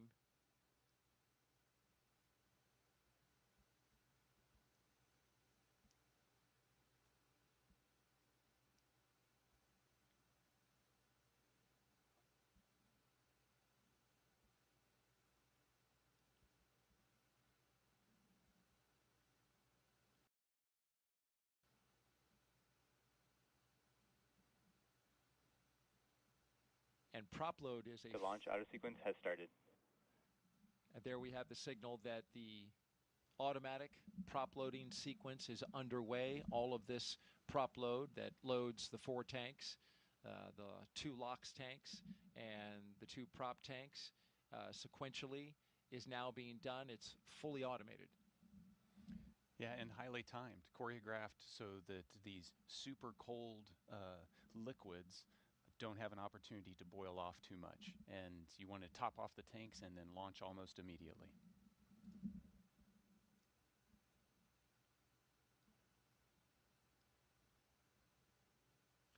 It's a highly dynamic time for the crew inside. They can hear, right?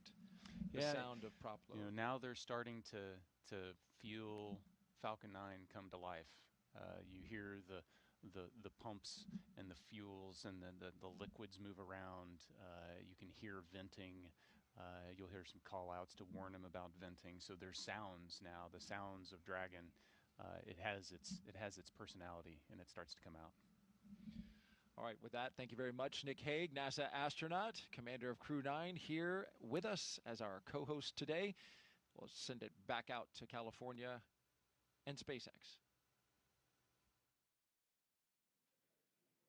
Thanks so much. So as you mentioned, Daryl, propellant loading of both RP-1 and liquid oxygen began at T-minus 35 minutes, and we heard that announcement from Mission Control right on schedule.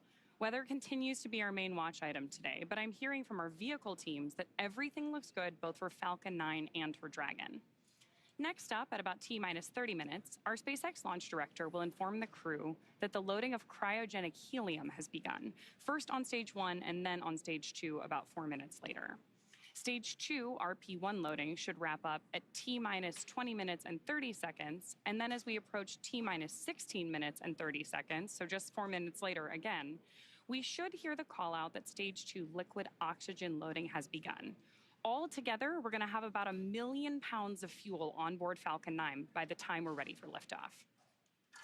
So with all those consumables being loaded on the rocket, at this point, if we have to call a hold for any reason, we will have to stand down and target our backup launch opportunity, which is tomorrow, Saturday, August 2nd at 11:21 a.m. Eastern. The reason we have a specific backup launch day and time is that we can't just pause for weather and jump back into the countdown, mainly because we have an instantaneous launch window today. Let's dig into that some more and do a little Orbital Mechanics 101. An instantaneous launch window means we need to launch at exactly the right time, and that's driven by our planned rendezvous point, which is the place that Dragon and the space station meet in orbit. Right now, the International Space Station is orbiting the Earth at more than 17,000 miles per hour, and Dragon actually needs to catch up to it. That means we have to deliver Dragon to the correct orbit by timing its trajectory relative to the International Space Station so that they're in the same place in space at the same time. A precise liftoff time is crucial for hitting that rendezvous point. So at this point, if we heard a hold called, we would have to stand down and do many of these processes again, which if you joined us yesterday, we know is what happened with our launch attempt yesterday. And then of course, we'll be targeting our backup launch opportunity, which is now tomorrow at 11:21 a.m. Eastern. So for now, with everything still looking good, I'm gonna hand it back to Soumya and Joseph to talk about West Coast recovery. Soumya? We are now at just a little over T plus 31 minutes and counting, getting closer and closer to getting our Crew-11 astronauts into space. Once their mission is complete and it's time for our crew to splash down back on planet Earth, they'll be heading to one of several targeted sites supported by SpaceX. Until recently, Dragon recoveries primarily occurred off the coast of Florida. But this year, SpaceX moved Dragon recovery operations off the coast of California to allow Dragon to complete its deorbit before safely jettisoning the trunk over the Pacific Ocean. When they return, Crew-10 will be SpaceX's third crew mission to splash down in one of the new locations. From-2 was the first in April this year, followed by Axiom 4 in July. The new splashdown locations are near Los Angeles, Oceanside, and San Diego. The recovery vessel Shannon will be stationed in Long Beach to support the new West Coast splashdown operations. Spreading these supported sites across multiple locations helps to maximize the return opportunities, lowering the chance that we will have to wave off due to bad weather. And when the spacecraft re-enters, those in the immediate area may hear a brief double clap of a thunder-like sound known as a sonic boom. It's been impressive to see these teams move those operations from the East Coast to the West Coast, not only just for SpaceX, but for the Commercial Crew Program, the International Space Station, and teams preparing for yesterday's launch attempt, today's launch attempt, and if necessary, as we continue to monitor the weather, we'll keep an eye out for any future opportunities that come in. So right now, we're inside half an hour to go until the T-minus liftoff point. So let's go back to today's mission, NASA SpaceX's Crew-11, and hear a bit more from the astronauts flying today. I think it's really innate in our human nature to want to keep exploring and to keep pushing boundaries. Everything that we do in space is ultimately for Earth and for the human species. We are having a lot of good experiments on orbit, making new medicines. That is actually good for everybody. By understanding how to live and work in space like we have with the International Space Station, we can now become a multiplanetary species by having bases on the Moon and bases on Mars. И выполнение полета в космос, на мой взгляд, важно, потому что в конечном счете необходимо человечеству будет двигаться в дальний космос для того, чтобы открывать новые миры, исследовать новые и новые горизонты. For me, it's a really compelling goal to go farther and farther afield in space and pushing our boundaries as a human species that way, learning more about our own home planet as we try to go farther. We've been going and living aboard the International Space Station for 25 years. We're ready to make the next steps. We're ready to go to the Moon. We're ready to go to Mars. We're ready to explore the solar system. We understand the effects of what life in space does to the human body, and we need to continue those studies. We need to continue getting ready and get ready and go to the Moon and Mars, and that's why it's important to go to space. From growing vitamins in space to testing new ways to fight disease, Crew-11 is about to take on some incredible research aboard the International Space Station. First up, Bionutrients 3. The study is looking at how to make essential vitamins and nutrients in space so astronauts can stay healthy on long missions. They'll be testing samples like yogurt, kefir, and a yeast-based drink to see how well they work in microgravity. Next up is Stem Cell XIP-1, which uses space to grow stem cells. These cells can turn into any type of cell in the body and could one day help treat diseases like cancer. Growing them in microgravity may produce more cells and better ones than we can make on Earth.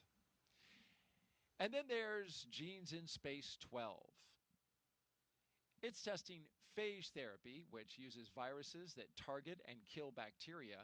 It could be a powerful alternative to antibiotics, especially in space, where infections can become harder to treat. A lot of research as well happens on the human body, and you had some research that you did when you were there. Yeah, every astronaut that goes to the space station can volunteer to be a subject for a plethora of human experiments, and we're learning so much about what affects us, from our immune system all the way down to our bones and our muscles and even the makeup of our DNA. It's fascinating the amount we can learn. And if you want to know why Nick is able to have such a young look, it's because in space you get older slower. I heard like 0.005 seconds slower. Yes, that and radiation's good for complexion. Thank you, Nick, for all your insight. Now let's toss it out to Tony at OSB2. Hey, thanks, Daryl. Joining us here, we have Dr. Stephen Platts, Dr. Lori Glaze again. Thank you guys both so much for joining us once again on this beautiful day. You know, Steve, Lori, let's discuss the human research that's going to be flying aboard this mission. Can you tell us what the crew will be conducting? Sure. The Human Research Program is sponsoring 10 research experiments for this particular launch. We're really excited about it. We have cardiovascular studies. We have studies looking at the brain and the eyeball, muscle, skeleton, pretty much everything you can think of. And what we're most excited about is we're really able to focus on some of the biggest risks we have to the human for spaceflight, and we're focusing on how we can better understand everything we need to get to the moon and Mars. You know, speaking about the moon and Mars, Lori, can you tell us a little bit more about how this human research help us on those future missions? You bet. You know, when we start thinking about our future at the moon and Mars, sometimes it seems like science fiction. You know, the idea of having a permanent base on the moon that we can visit, or sending humans to Mars, but we are getting so close. In fact, we're less than a year from the next flight in the Artemis program, which is Artemis 2. We're going to be sending 4 crew for 10 days around the moon, and so we're getting there. The next mission after that will land humans, our crew, on the surface of the moon, first time since 1972, and at the South Pole, where we've never been before. And when we think about those missions that we're going to want to spend time on the surface of the moon or transiting to Mars, we're going to need our crew to be healthy for weeks or months in that transition period, and then be able to perform and execute the science and the exploration when they land in those partial gravity environments. And so it's critically important. We're using the space station, of course. It's a unique laboratory for doing the experiments that Steve's describing, doing things like being able to grow plants that we're going to need for food, so we don't need to bring all of the fresh food with us. Being able to recycle the water for drinking water and other purposes on that journey, having sensors that can help us detect hazards from solar storms so that the crew can get protection in time. So all this work is critical for us in our planning, and it's getting close, so we need this work now. Absolutely. You know, speaking about those experiments on station, Steve, I heard there's a new one coming on this mission. Can you tell us a little bit more about that? Sure. It's called manual piloting, and it's the first time we're flying it, so we're really excited about it. It will really help us with our planning for landing on the moon.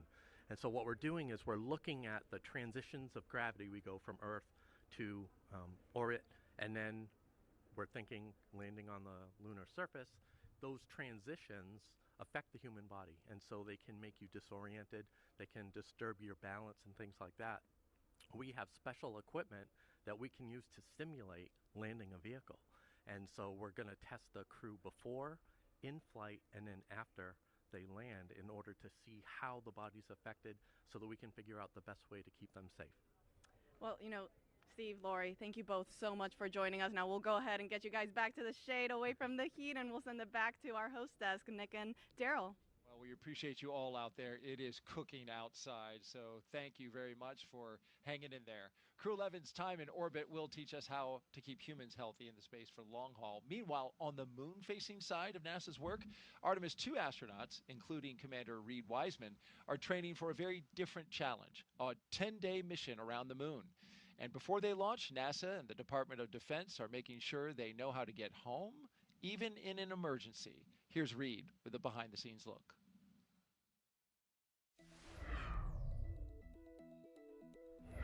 Hi, I'm NASA astronaut Reed Wiseman, commander of Artemis 2. I'm here at the Kennedy Space Center in Florida, and as you can see, work is well underway for our next mission to the moon, both on land and off the coast. Back in June, teams with NASA and the Department of Defense used an area of open water off KSC to rehearse procedures for a possible rescue after an ascent abort from the SLS rocket. Instead of using astronauts, they used a set of test mannequins staged inside the Crew Module test article, a full-scale mock-up of the Orion spacecraft. You can see pararescuers jumped from a plane into the water with their specialized equipment, then approached the spacecraft, opened the capsule, and transported the mannequins to the helicopter safely for medical care. This was one of 2 emergency procedures they rehearsed should they need to rescue me, Victor, Christina, and Jeremy during an abort scenario. And back here on land, now that the upper stage integration is complete inside the vehicle assembly building, teams with NASA's Exploration Ground Systems have been running SLS integrated testing, where they powered up both the core stage and boosters for the first time in preparation for our 10-day journey around the moon.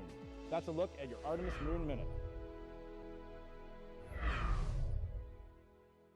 Artemis updates, scan the QR code on your screen that you see in the lower right-hand corner, or just go to the website at nasa.gov/Artemis-Roman numeral 2.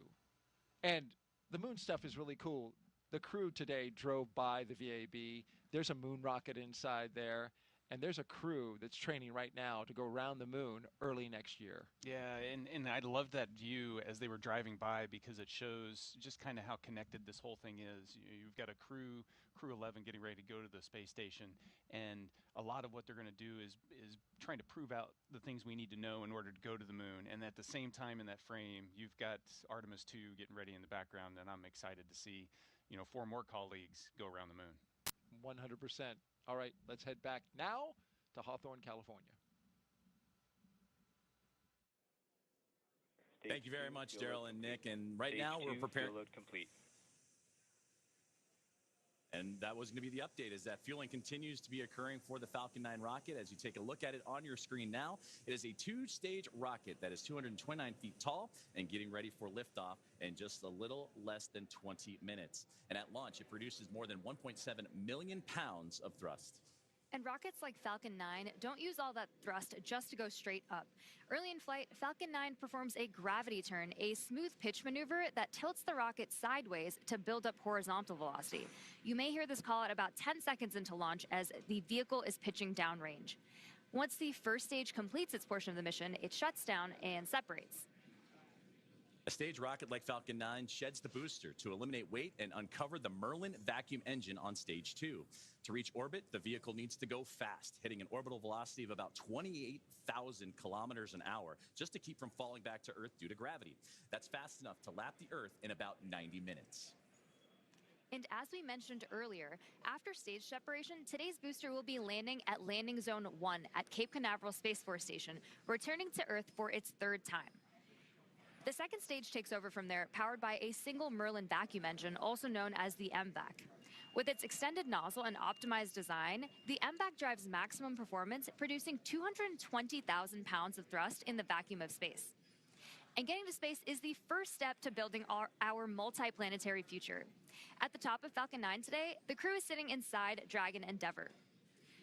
There are currently 5 Dragon spacecraft supporting human spaceflight missions: Endeavour, Resilience, Endurance, Freedom, and our 5th and final Dragon, Grace, which just launched the Axiom 4 mission last month. Designed with safety as the highest priority, Dragon is capable of carrying up to 7 passengers to and from Earth orbit. And Dragon has 16 Draco thrusters that can be used in space to help navigate the spacecraft to its destination, which of course is the International Space Station. And those thrusters providing 90 pounds of force. And that doesn't include the 8 Super Draco thrusters used for and aboard, which are no longer active once the crew is in orbit.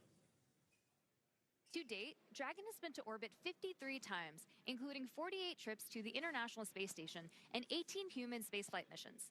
And as we mentioned earlier, today's Dragon, Endeavour, has been pretty busy, having also flown NASA's Crew-2 mission, Axiom-1, and NASA's Crew-6 and Crew-8 missions.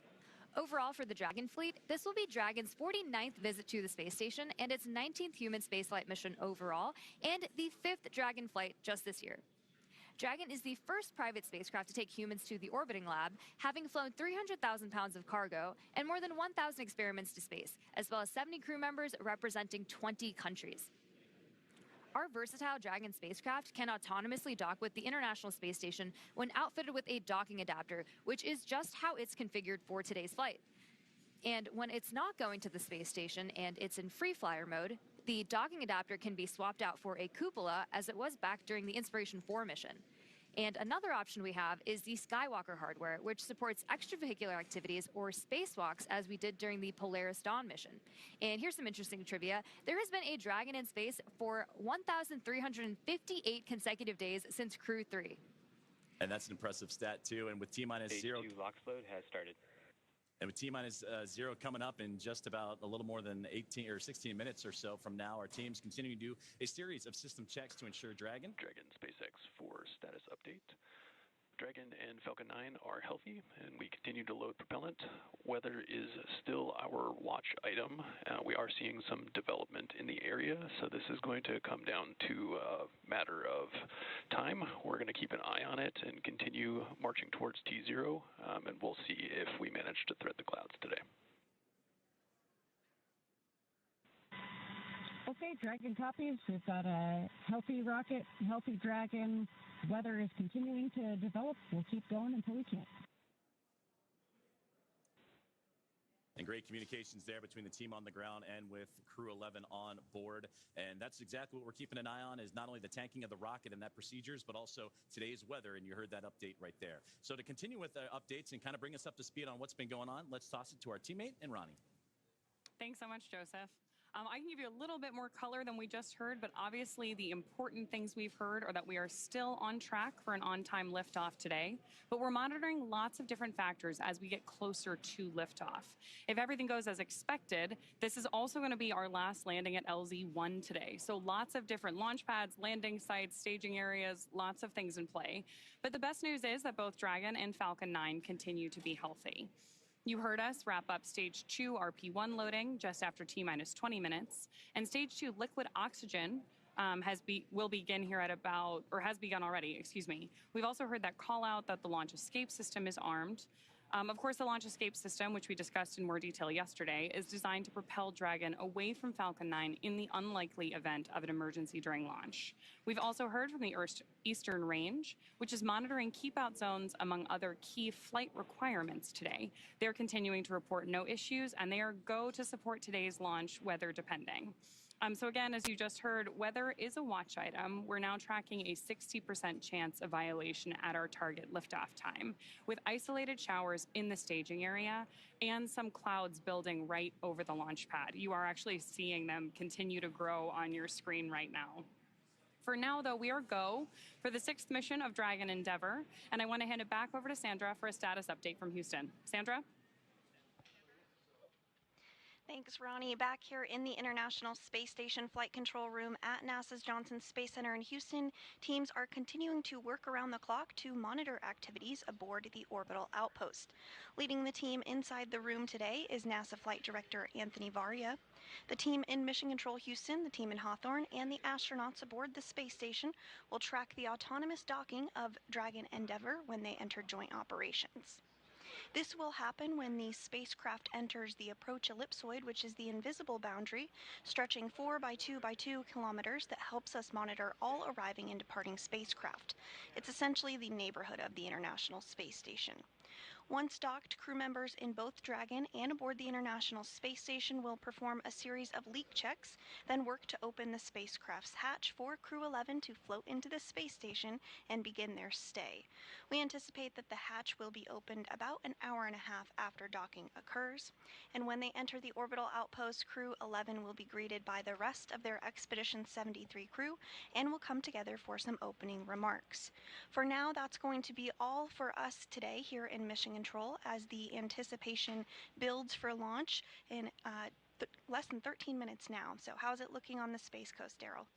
Well, Sandra, we wish it was looking better. We've just had a downgrade in the weather forecast from 60% go to only 40% go. The launch weather officer informing us that conditions are ripe, and we have even seen the development of cumulus clouds in the area, some that could trigger lightning if a rocket went through them. So this is a very high watch item at this moment, Nick. Yeah, they're watching it to everybody is focused on crew safety at this point, making sure that we make the right call. But there's a chance, and I'll stay positive. You've been positive. I appreciate that about you. You've done that throughout the broadcast. Here's a look from our helicopter flying over the spaceport right now. And this is the formation of the clouds that is a concern because it is so humid out right now. And we've got a sea breeze that is flowing over the warm land. It is just creating this convection around the spaceport. In fact, we are also expecting to go into a phase 1 lightning alert, which I hate to say it, but just before we scrubbed yesterday, Dick, that phase 1 lightning alert went into effect. So things are starting to stack up against us weather-wise. But nonetheless, it's at this point, because this is a fully automated fueling sequence, it behooves us to just continue to march to see if anything might just clear at the end. Yeah, so there's been nothing that happened up to this point to stop the countdown. So proceed to T-0, and if the timing works out and the weather hasn't built to a significant enough level and it's safe to go, then let's go. Absolutely, and it is an instantaneous window. So we are launching at 11:43 and 42 seconds. So it is literally the weather at that second that matters. And that's where we hope to see some type of positivity in that moment. But it's certainly something that all eyes are on around the Space Coast to see if this rocket is going to go today. In just about 20 seconds, we are going to hear from Zena Cardman, and she's going to say some words, Nick. She has some moving things to say.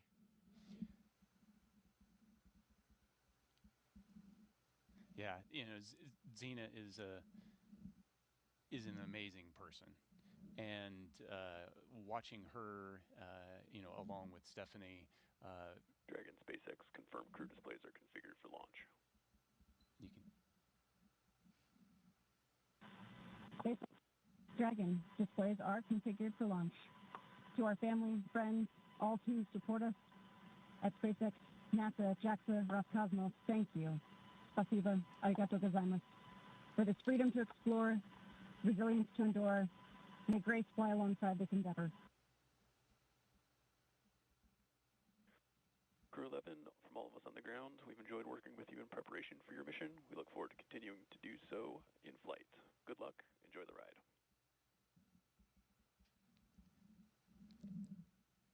Yeah, and Zena, hitting the tone I would expect her to do. She is the consummate professional. Big message of thank you. Yeah. The gratitude, the team focus, freedom, resilience. These are big themes. These are things that are important to her, and some great words from her.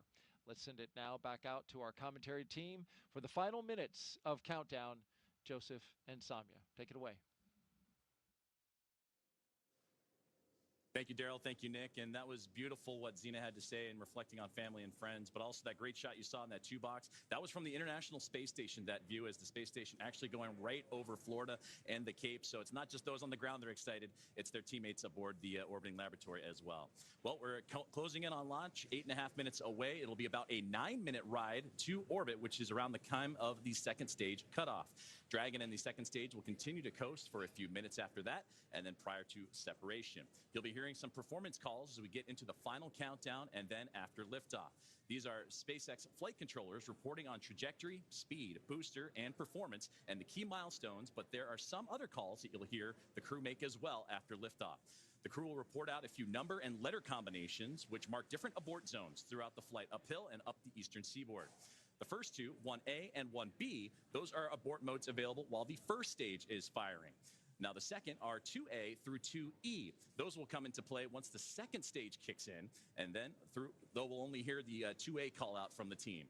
Diverting a little bit from that naming system, you'll also hear the call Shannon, which refers to Shannon, Ireland. This call means the crew could target off the coast of Ireland if they needed to abort late in that second stage burn. You'll hear these different calls throughout the flight uphill, along with key performance callouts from the guidance, navigation, and control officers, and also the propulsion lead. So we're closing in on T-minus now 7 minutes, and we continue to keep an eye on the weather. One of the next callouts we're listening for is that stage 1 engine chill has started. That's coming up in just a few seconds. And that is a key process that prepares the engines for flight. Engine chill has started. Right on time. Right now, propellant in the tanks is isolated from the engines, but we'll open the engine pre-valves and start trickling some liquid oxygen through the Merlin engine pumps, chilling the engines for the start sequence. We do this because the super chilled and densified liquid oxygen is really, really cold, and we use this process to bring the engine hardware down to a cooler temperature before flowing all of the LOX and propellant into it during flight. At liftoff, Falcon 9 is consuming 700 gallons of fuel per second, so engine chill helps us to prevent thermal shock and ensures nominal engine performance. Shortly after, we should also hear the call out for stage 1 RP1. Fuel load complete. Right on time. So now that engine chill is underway, we're looking ahead to the call out that RP1 load is complete, which just occurred a moment ago, and again, prevents that thermal shock. You got to stretch before you can start running. And RP1 is densified kerosene or rocket fuel that will propel the crew into orbit. And all of that RP1 is now about to be fully loaded into the rocket, since we previously heard that the second stage is completed, or about to be completed here in just a couple moments. And then while we're still loading liquid oxygen on that first stage and second stages. This is the oxidizer that is needed to combine with the densified kerosene that just finished up loading. The RP1 liquid propellant needs an oxidizer to combine with everything in order to ignite. Coming up at the 5-minute mark, we'll hear the call for Dragon to configure for terminal count and then transition over to internal power. And that should be happening in about a little less than 30 seconds from now as we continue to close in on that T-0 mark.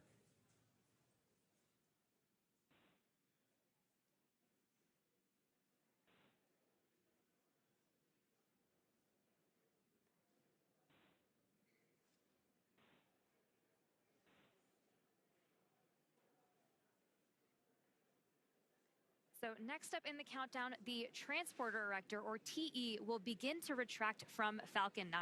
That is the large truss structure you see there standing next to the rocket. It's hinged at the base and connected to the launch mount beneath the first stage.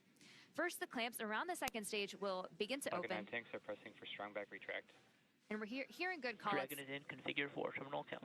And we're continuing to hear great callouts over the nets.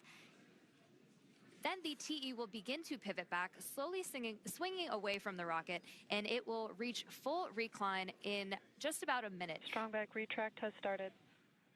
And we are just beginning that strong back retraction process. It's called the strong back. It's also called the TE, or transporter erector. Same structure, different name. The TE does a lot more than just lean. It rolls Falcon 9 out to the pad, raises it vertical, and stays connected through the final seconds. It provides fuel, power, telemetry, and command connections between ground systems and the rocket. Those clamps at the top help stabilize the second stage during fueling, and they also help prevent movement in high winds. And once they open, which you can see on your screen, they are slowly pulling away. And once they open fully, the rocket is fully free at the top.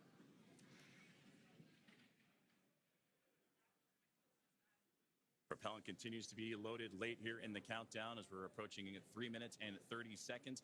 We're continuing to keep an eye on the weather, and that's going to be the biggest thing as everything continues to march towards that liftoff timeline. But you can see there the strong back starting to move ever so slowly away from the rocket. The clamp arms are open, and you also see those white clouds starting to billow off the rocket itself. Those are perfectly normal as it's the coolness of the propellant on board is mixing with that warm Florida air, and that's what causes that boil off, and that you heard Nick talk about it earlier when you have that steam come off the rocket, so it looks like a lot of clouds billowing off it as well. But approaching the T-minus 3 minute mark, and that's when Stage 1, lock load complete.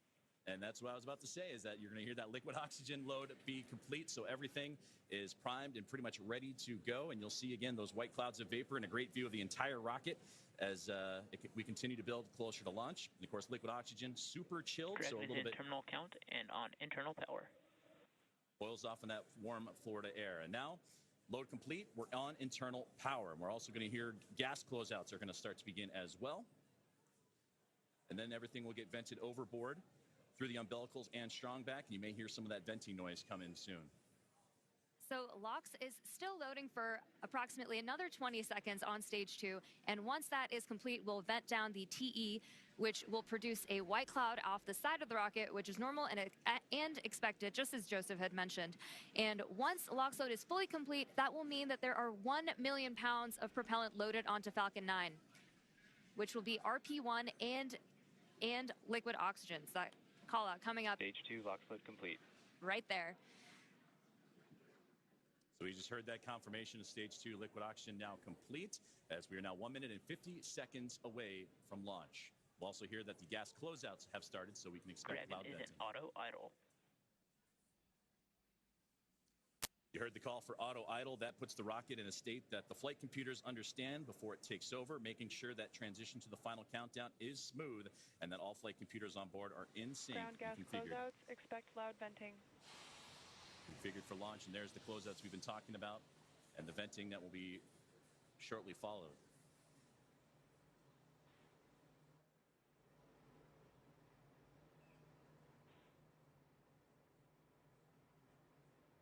One minute and 10 seconds to liftoff of NASA SpaceX Crew-11.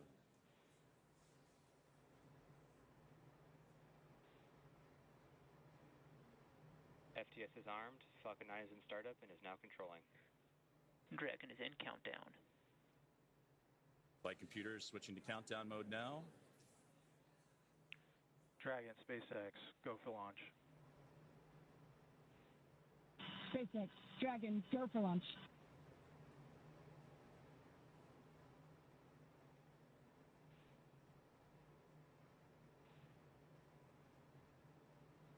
Seconds.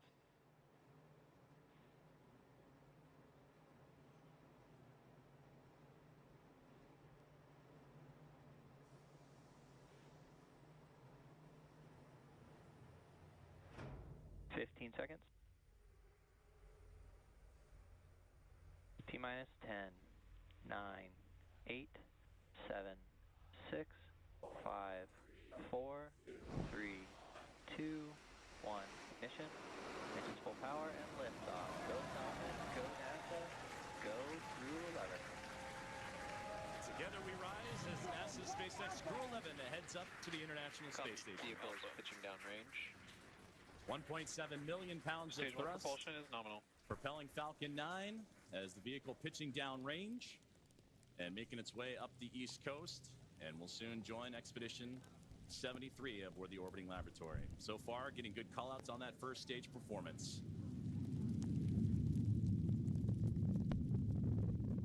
We are now T plus 35 seconds into the Crew-11 mission on board Dragon and Falcon 9. The Falcon 9 engines Stage 1 throttle down. Are throttling down to help Power and telemetry are nominal. To help pass through the period of max Q, or maximum aerodynamic pressure on the vehicle during ascent. Max Q. We just had max Q right there. Falcon 9 is supersonic.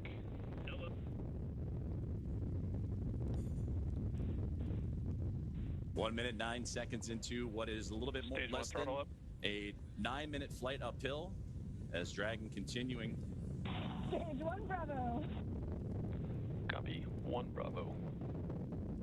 And that 1 Bravo, again, that's the abort zone, that last abort zone for stage 1 if necessary.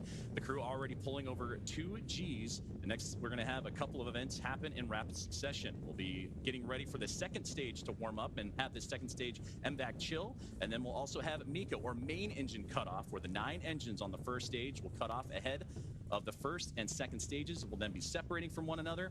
And then the single Merlin vacuum engine on the second stage will ignite and continue to carry Crew-11 to orbit, while the first stage begins its journey back to Earth, as we're now 1 minute and 56 seconds into today's flight. The 9 Merlin engines are starting to throttle down and are standing by for MECA, or main engine cutoff. MVAC chill has started. And we just heard that call out for MVAC chill. And coming up in under like 20 seconds, we have 5 events happening back to back. MECA, Stage 1 throttle down. stage separation, stage 1 flip, SES1, and the start of boost back burn. It's going to be pretty quick, so keep a close eye on the action and the mission event Main engine cutoff. tracker at the bottom of your screen. Main engine cutoff. Stage 2 Alpha. Stage separation Copy. 2 confirmed. Alpha. MVAC ignition. And there you see stage 1 pulling away, ignition of the lone Merlin vacuum engine for stage 2. And again, those happening in quick succession as we continue to get great views of that Florida coastline and the eastern seaboard there, as Crew-11 continuing its path to orbit, now approaching 3 minutes into today's flight. Still a little ways to go, about 6 minutes left, as they continue to climb their way up and eventually track down the International Space Station. And there, great see, you see the Merlin vacuum engine, the second stage on the right-hand side, and great views of the first stage that's making its return to Earth on the left. About 5.5 minutes of powered flight remaining as we continue to monitor the progress of both vehicles, stage 2 and Crew-11, making the climb uphill, and stage 1 looking to land again at landing zone 1, the last landing at that location for this Falcon 9 booster.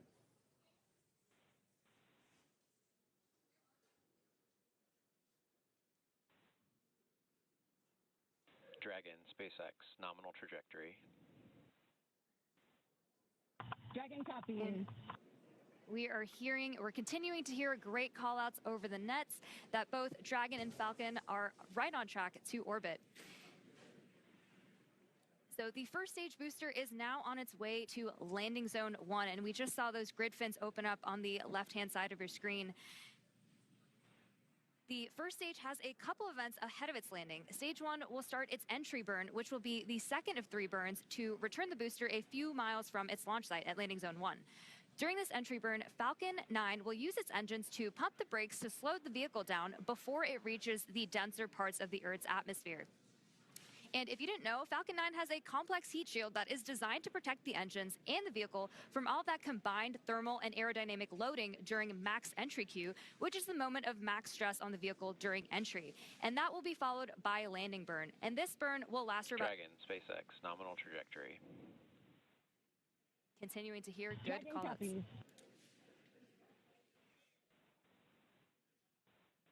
Great performance calls continue as we're now 5 minutes into today's flight. Still about 8.5 to go, a little bit more than that as the second stage continuing to perform nominally on the right-hand side. 2,400 meters per second. Crew-11 cruising into the upper echelons of the Earth's atmosphere while we continue to monitor the second stage on that left-hand side. And we'll also get continued guidance and navigation call-outs from the control officers here in SpaceX. Dragon is pointed in the right direction and continuing its flight. And again, that second stage going to continue firing until close to that 9-minute mark into flight, and accelerating Dragon to more than 17,000 miles per hour and placing the crew in orbit. And you'll hear good orbital insertion would be that call out. There's the single Merlin vacuum engine that can produce over 220,000 SpaceX, nominal trajectory. pounds of thrust on that nominal trajectory you're hearing right now. And into the vacuum of space. Now approaching 6 minutes into today's flight, about 2 minutes and 40 plus seconds remaining. We are coming up on the entry burn, which is just under 30 seconds from now. And so you'll see the first stage's center Merlin engine reignite as it comes back down to Earth. And after that, we will be approaching. Entry burn startup. And there's the beginning of entry burn right there. Again, this is the second of 3 burns to return the booster to landing zone 1. Burn shutdown.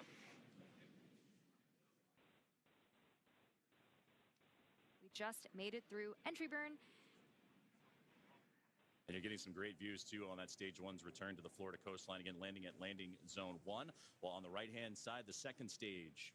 And that Merlin vacuum engine continuing to propel Crew-11. Dragon, SpaceX, nominal trajectory. Into orbit. And Dragon copies. And again, great. And now with about 2 minutes left of powered flight remaining, still receiving those great calls from the crew on the ground, and we're getting those relays from Crew-11 Commander Zena Cardman. Stage 1 transonic.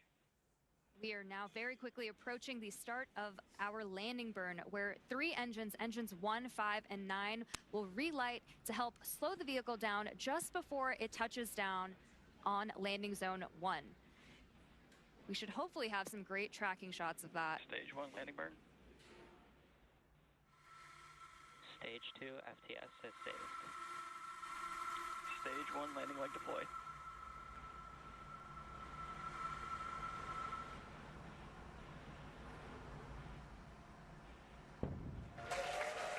Fantastic return there of the stage 1 booster.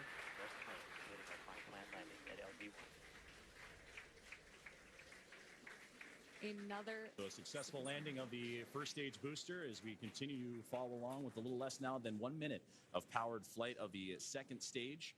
And you'll hear the call out SECO, or second engine cutoff, is a great view there, glowing orange with the Earth eclipsing right around that Merlin vacuum engine, and everything continuing to perform nominally for NASA Stage SpaceX 2 is in Crew-11. terminal guidance.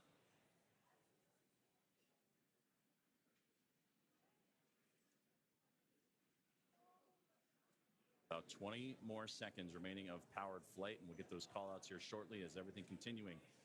Shannon. Copy, Shannon. And there's the great call out for Shannon we talked about earlier, that last abort zone if necessary, where they can land off the coast of Shannon, Ireland. SECO. There we just heard that good call out for SECO, or second engine cutoff. Coming up next will be stage separation. Dragon, SpaceX, nominal orbit insertion. And that's the great call you want to hear. Launch escape system disarmed. A good look inside the trunk there as you're looking for that separation, but you wanted to hear that nominal orbital insertion as Crew-11 now has reached microgravity. So now we'll continue to coast for a little bit after SECO to allow rates and motion from the burn to settle out. Right now we have a great view on our screen of the Dragon heat shield, actually, which is made up of similar materials. And there we have that Dragon and stage 2 separation as we see Dragon coast into its orbit. And a wonderful view there is Dragon Endeavour with Crew-11 on board. Safe. Dragon separation confirmed. And safe and... Dragon, Chief Engineer on Dragon to ground. Zena, Mike, Kimiya, Oleg, welcome to orbit. On behalf of the entire Falcon team, we thank you for flying with Falcon today and wish you a great mission. Dragon will take you from here. Over to Launch Director for a few words. On behalf of the launch team, it's been an absolute honor working with you towards launch today. We wish you well on the rest of your mission, and we will be awaiting your safe return. Godspeed Endeavour, Godspeed Crew-11, and thanks for flying SpaceX.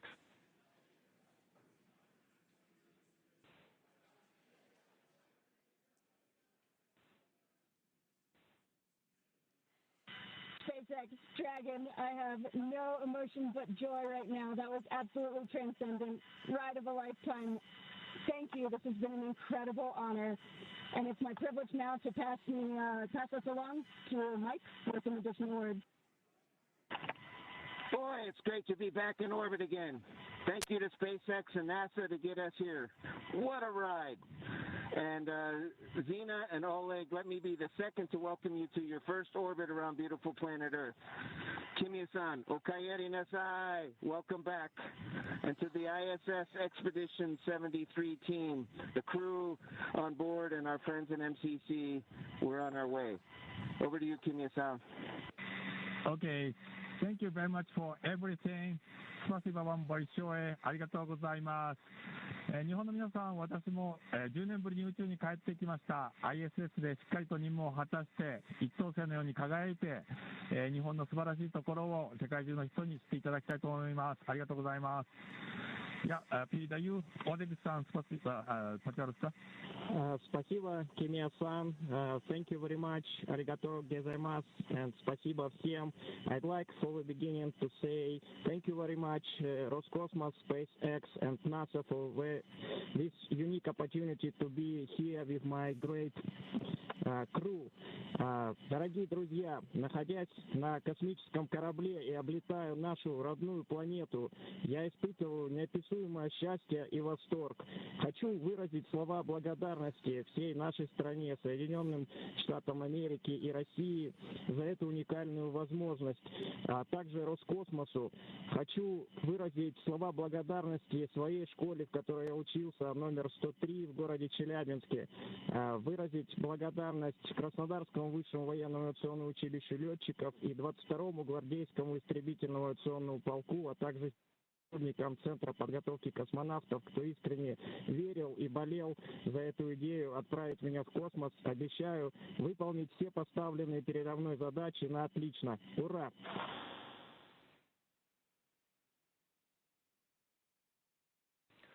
Crew-11, we copy all of your words. We are very excited for you to have reached orbit, and we will now proceed with getting you to the International Space Station. You have approximately 3 minutes left in this ground station pass if you'd like to introduce your zero-G indicator.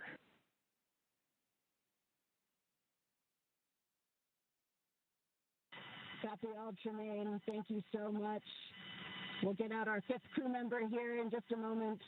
This zero-G indicator honors a shared memory with our lead trainer, Paul Weiss. For all the mentors and team members who got us here through sacrifice of time and dedication, I hope we made you proud today. Thank you so much.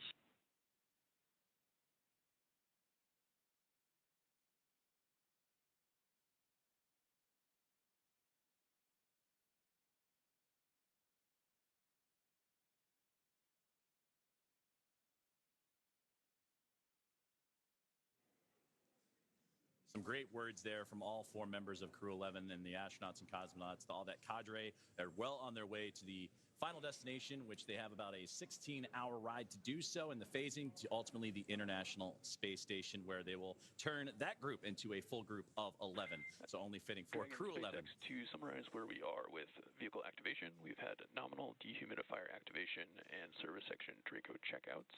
We're currently opening the nose cone. We have just gotten confirmation that nose cone copies all, and we'll be ready for visors open with ECOS activation complete. We just had great comms that nose cone deploy is underway. The 6 hooks that hold the nose cone in place during the launch and ascent portions have to retract, and then the nose cone will be able to start to swing open and deploy.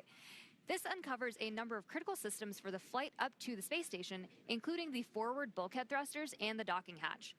And that call from the core here in Hawthorne indicating that we had good checkouts of the 12 Draco thrusters around the service section. 4 to go after we get the nose cone open and the ECLIS, the environmental control and life support system activated inside Dragon. Soon the crew will be able to get their visors open and get out of their suits and settle in for their ride to the space station. And we'll continue to get those call outs and hear about the nose cone again. Right now, currently opening. The hooks have been opening, and they were doing so during the great words from the crew. So we'll continue to monitor and waiting as the nose cone is deploying at the moment. And we'll wait for that final confirmation that it is open. And Crew-11 can continue its journey on as we await those last few moments here as nose cone deployment currently underway.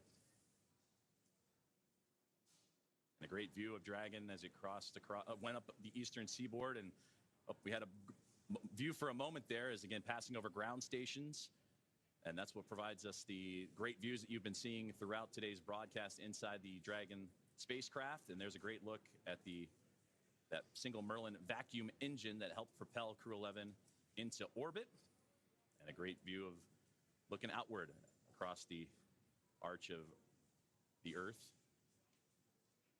Despite all of the weather issues we were having on ground leading up to launch, we seem to be having some really clear, amazing views in space today.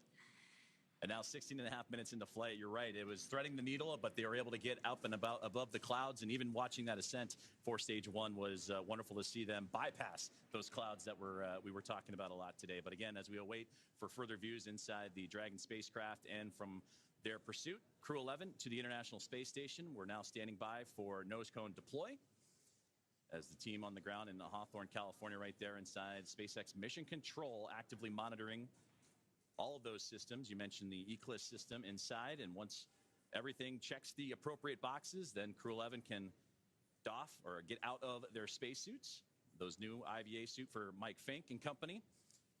And then from there, it's going to be about a 16-hour ride to the International Space Station, and that's where they will link up with the orbiting laboratory and the 7 current residents on there. Crew-10 is currently on board, as well as Soyuz MS-27 with NASA astronaut Johnny Kim, and they'll bring that 7 to a team of 11, hopefully in the early morning hours coming up tomorrow. So we continue to stand by, approaching 18 minutes into today's flight. We are just waiting confirmation that the nose cone is fully deployed, but all hooks are open. We should be hearing that confirmation hopefully within the next minute or so. And hopefully we'll also have great views of that nose cone deploy. And that's a great view on the right-hand side of the International Space Station Flight Control Room in Houston, Texas, at NASA's Johnson Space Center, where we got updates throughout the day today from Sandra Jones as the International Space Station monitoring today's flight and the ascent of NASA SpaceX Crew-11, and they pulled goal earlier on as they are ready to receive Dragon.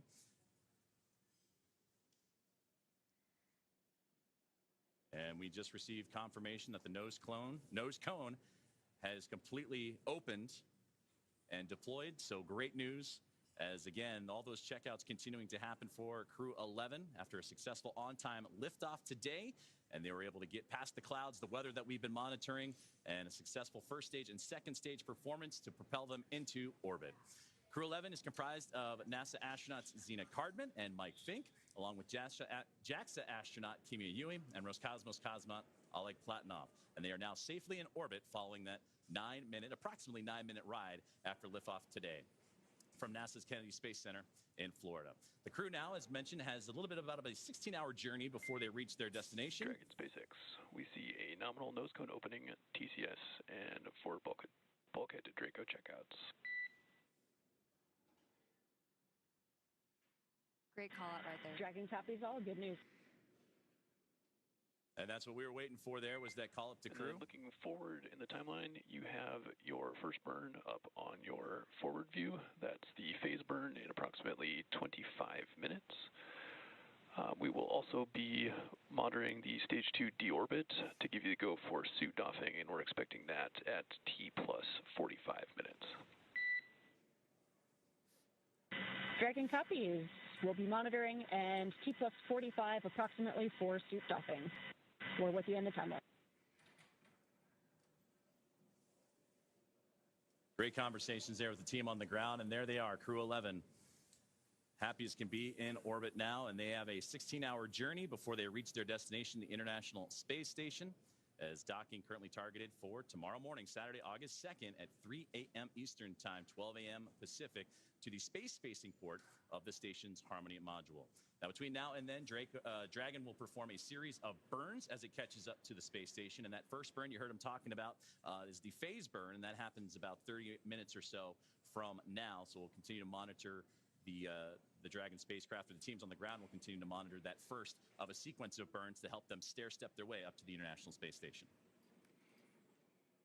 Human spaceflight has come so far in the last 5 years with Dragon. In addition to flying people, SpaceX's Dragon spacecraft also enables researchers the opportunity to fly critical science to orbit.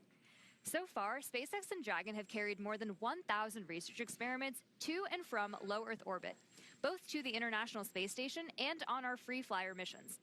From DNA sequencing to 3D printing Studies enabled by Dragon and the space station test a variety of technologies, systems, and materials that will be needed for future long-duration exploration missions. Every mission yields critical science, critical research, and learnings that help make life both on Earth and in space better. And flights just like today's help us continue to lay this foundation for our future among the stars and continue our mission to make life multiplanetary. We'll be signing off from SpaceX for now, so we're going to send you back over to Kennedy Space Center. But before we go, we want to thank NASA, Joseph, for entrusting us with today's mission, and thank you all for being with us today. Well, thank you very much, Soumya, Ronnie, and the teams here at SpaceX. It was another phenomenal opportunity to catch NASA SpaceX Crew-11 in orbit today. And with that, we're going to say goodbye from here in Hawthorne until we pick back up with our docking coverage beginning at 2 a.m. Saturday, August 2nd, tomorrow, for that targeting docking to the space-facing port of the station's Harmony module at 3 a.m. Eastern. So for now, thank you for joining us, and we're going to toss it back over to Nick and Daryl at Kennedy Space Center to wrap up today's launch coverage. Great job. If you're just joining us, welcome back to the Kennedy Space Center in Florida. I'm Daryl Nail here with NASA astronaut Nick Hague. Just moments ago, we saw Crew-11 safely on orbit with the nose cone open, checkouts complete, and a few words from the crew as they settled into their new environment aboard Dragon. And Nick, watching him in that moment, floating free, you must feel good about your friends and colleagues successfully getting to orbit today. Absolutely.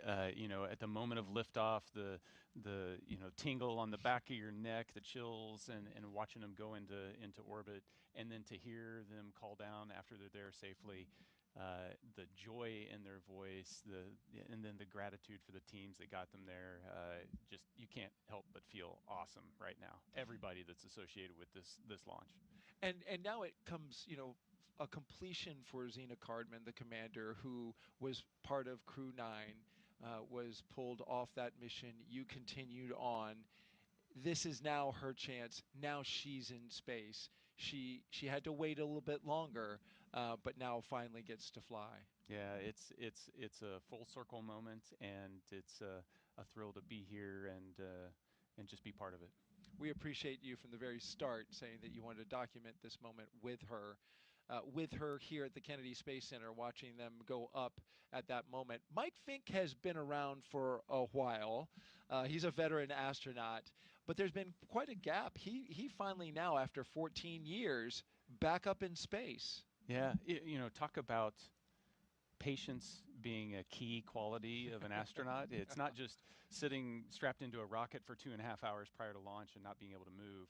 It's, you know, doing your job and waiting for your opportunity, and that might be a decade or more, and to take that time and to do so much with it while you're still waiting to launch into space, it just shows the character that he has.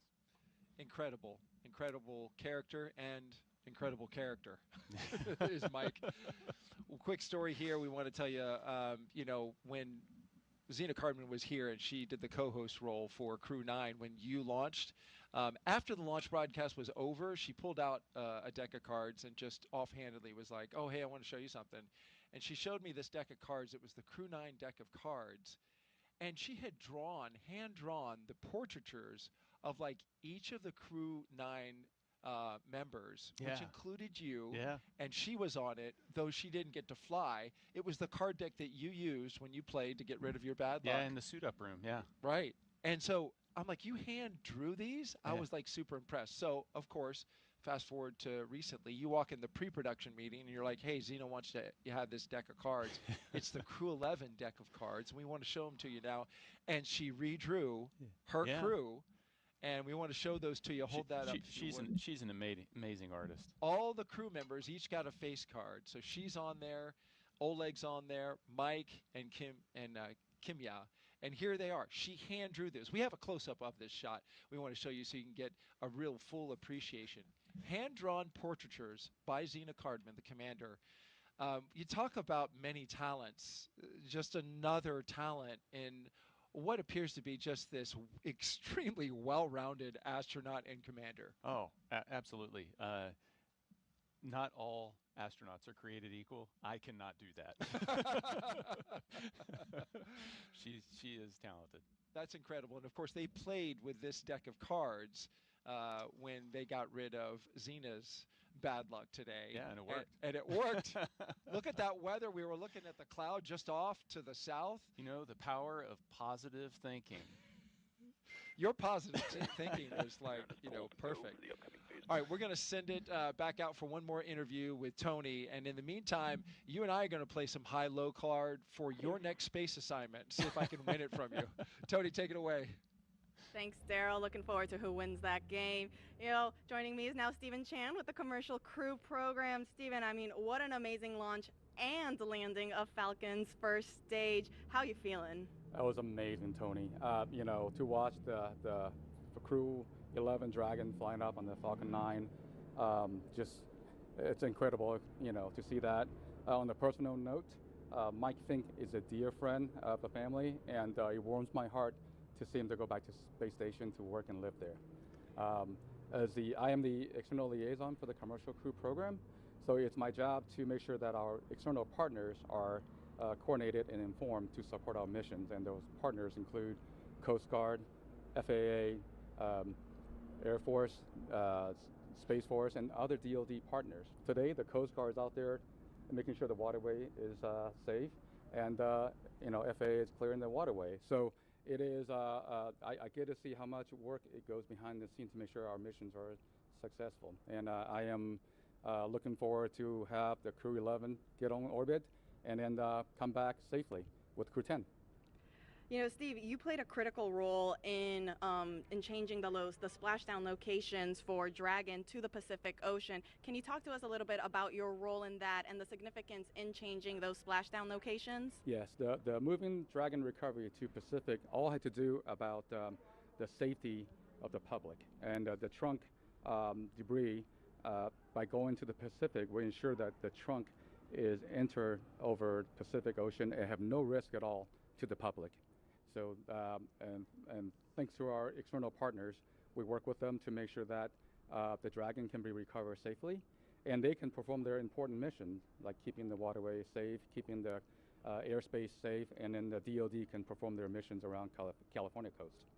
Speaking about all of those external partners that you have to work with, it took a huge effort to get this underway. Can you tell us a little bit more about how that worked? Yes, so for our West Coast partners, the Dragon landing in the Pacific is a new challenge for them. And they have, as I mentioned earlier, they have their other national priorities.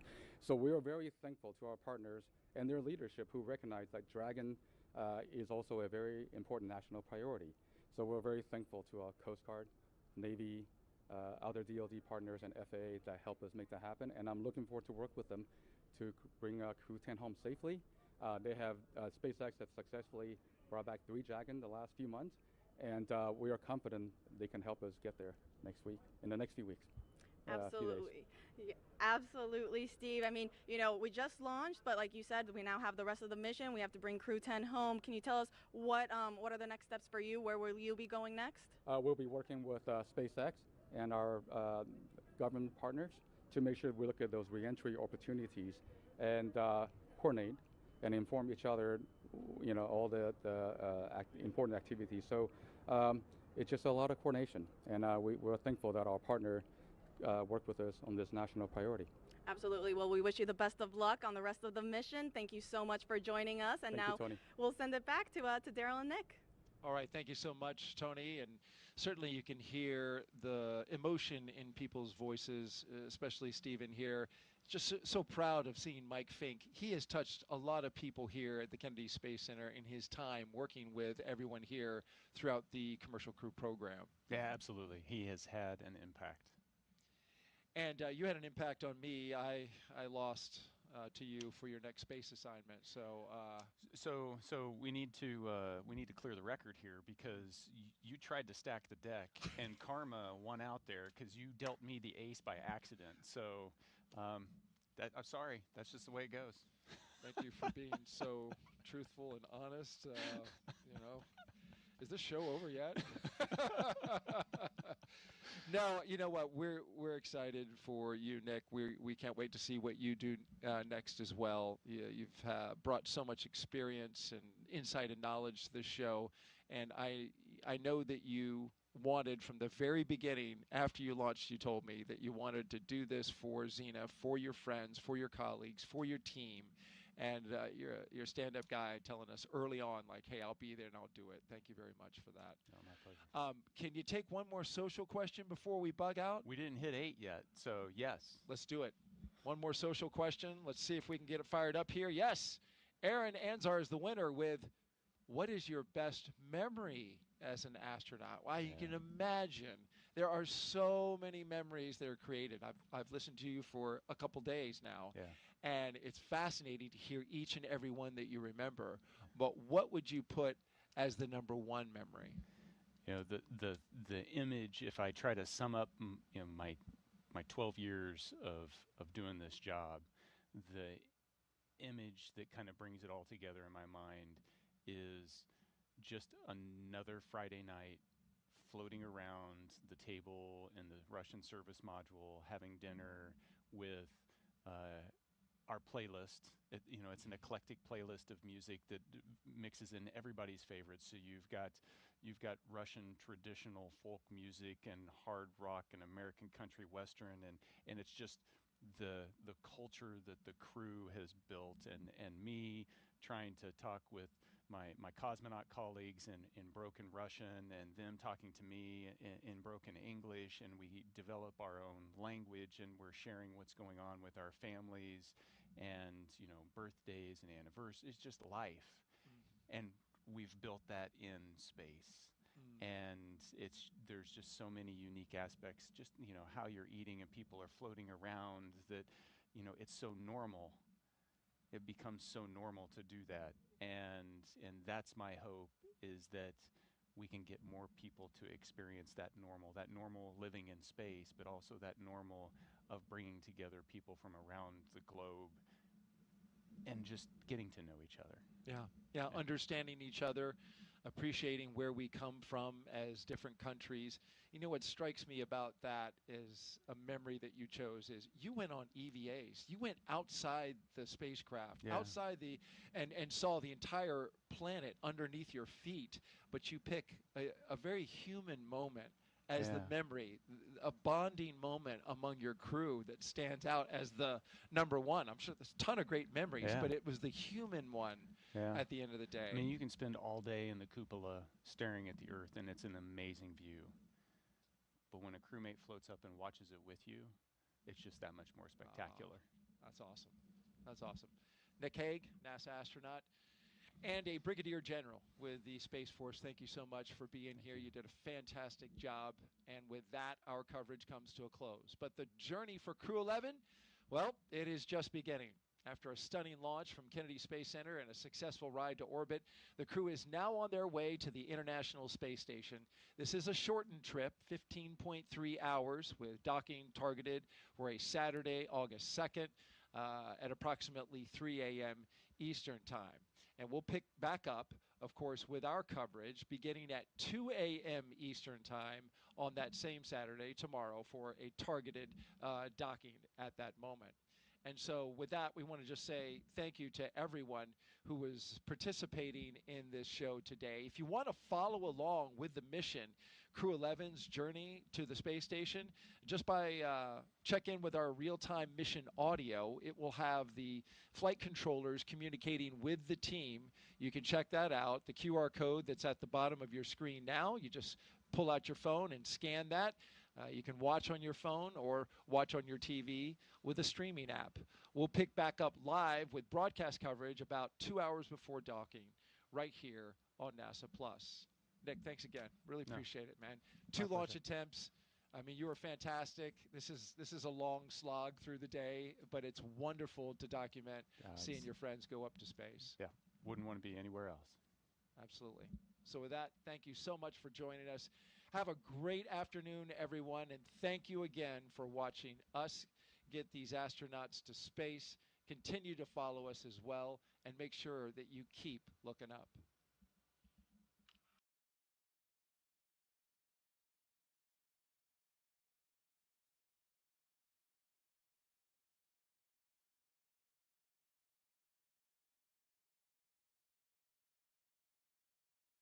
And here they come.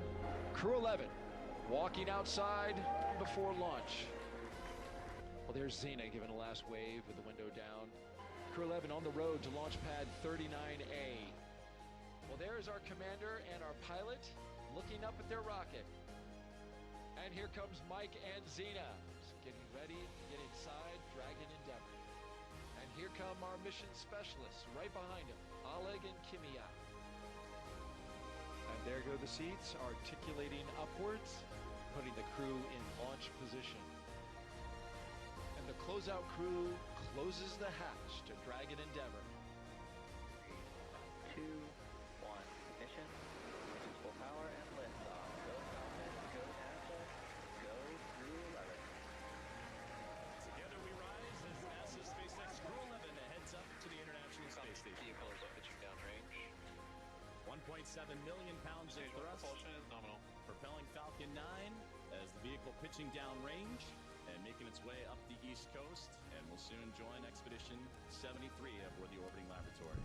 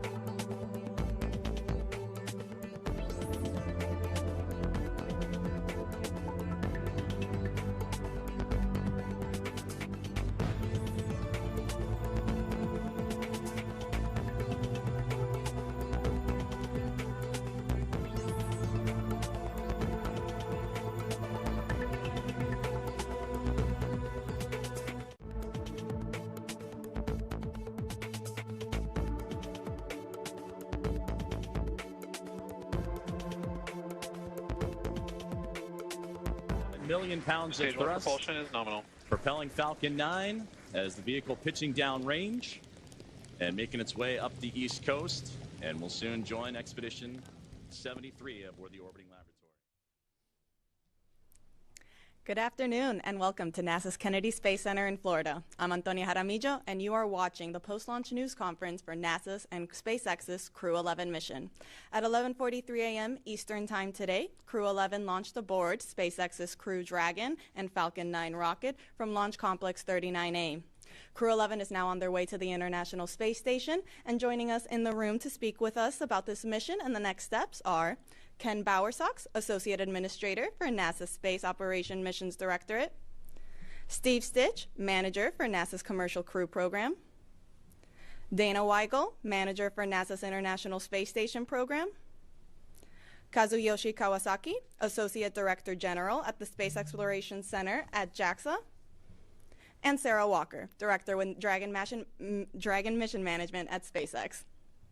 This group of experts will be taking questions here in the room and also over the phone. But before we jump to the question and answer portion, each of our panelists have some opening remarks, and we'll begin with Ken. Thanks, Tony. Hey, welcome everybody. What a great launch today. I'm glad we got to see it together. Yesterday we were really close. We had some clouds come in at the last minute.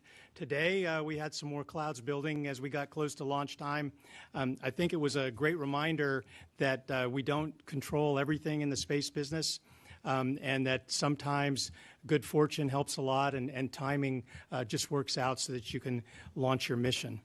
But that wouldn't happen without excellence on the part of the teams that make it possible. I was so proud to see our team from SpaceX, NASA, our international partners from Roscosmos, JAXA, all of our interagency partners that help support these missions, doing their jobs to make it possible so that when the opportunity opened up right there at T0, we were able to launch. Now we've got an international crew headed to the International Space Station. 10, 12 hours from now, they'll be docking with the station. They'll join the crew that's on orbit. They'll hand over, they'll learn as much as they can about the station from that crew. And then we'll switch our emphasis to bringing home Crew 10 sometime, we hope, next week if weather and hardware cooperate. And now I'd like to turn the microphone over to Steve Stitch to share a little bit more from the Commercial Crew Program. Yeah, thanks, Ken, and thank all of you for your support and interest in the Crew-11 mission.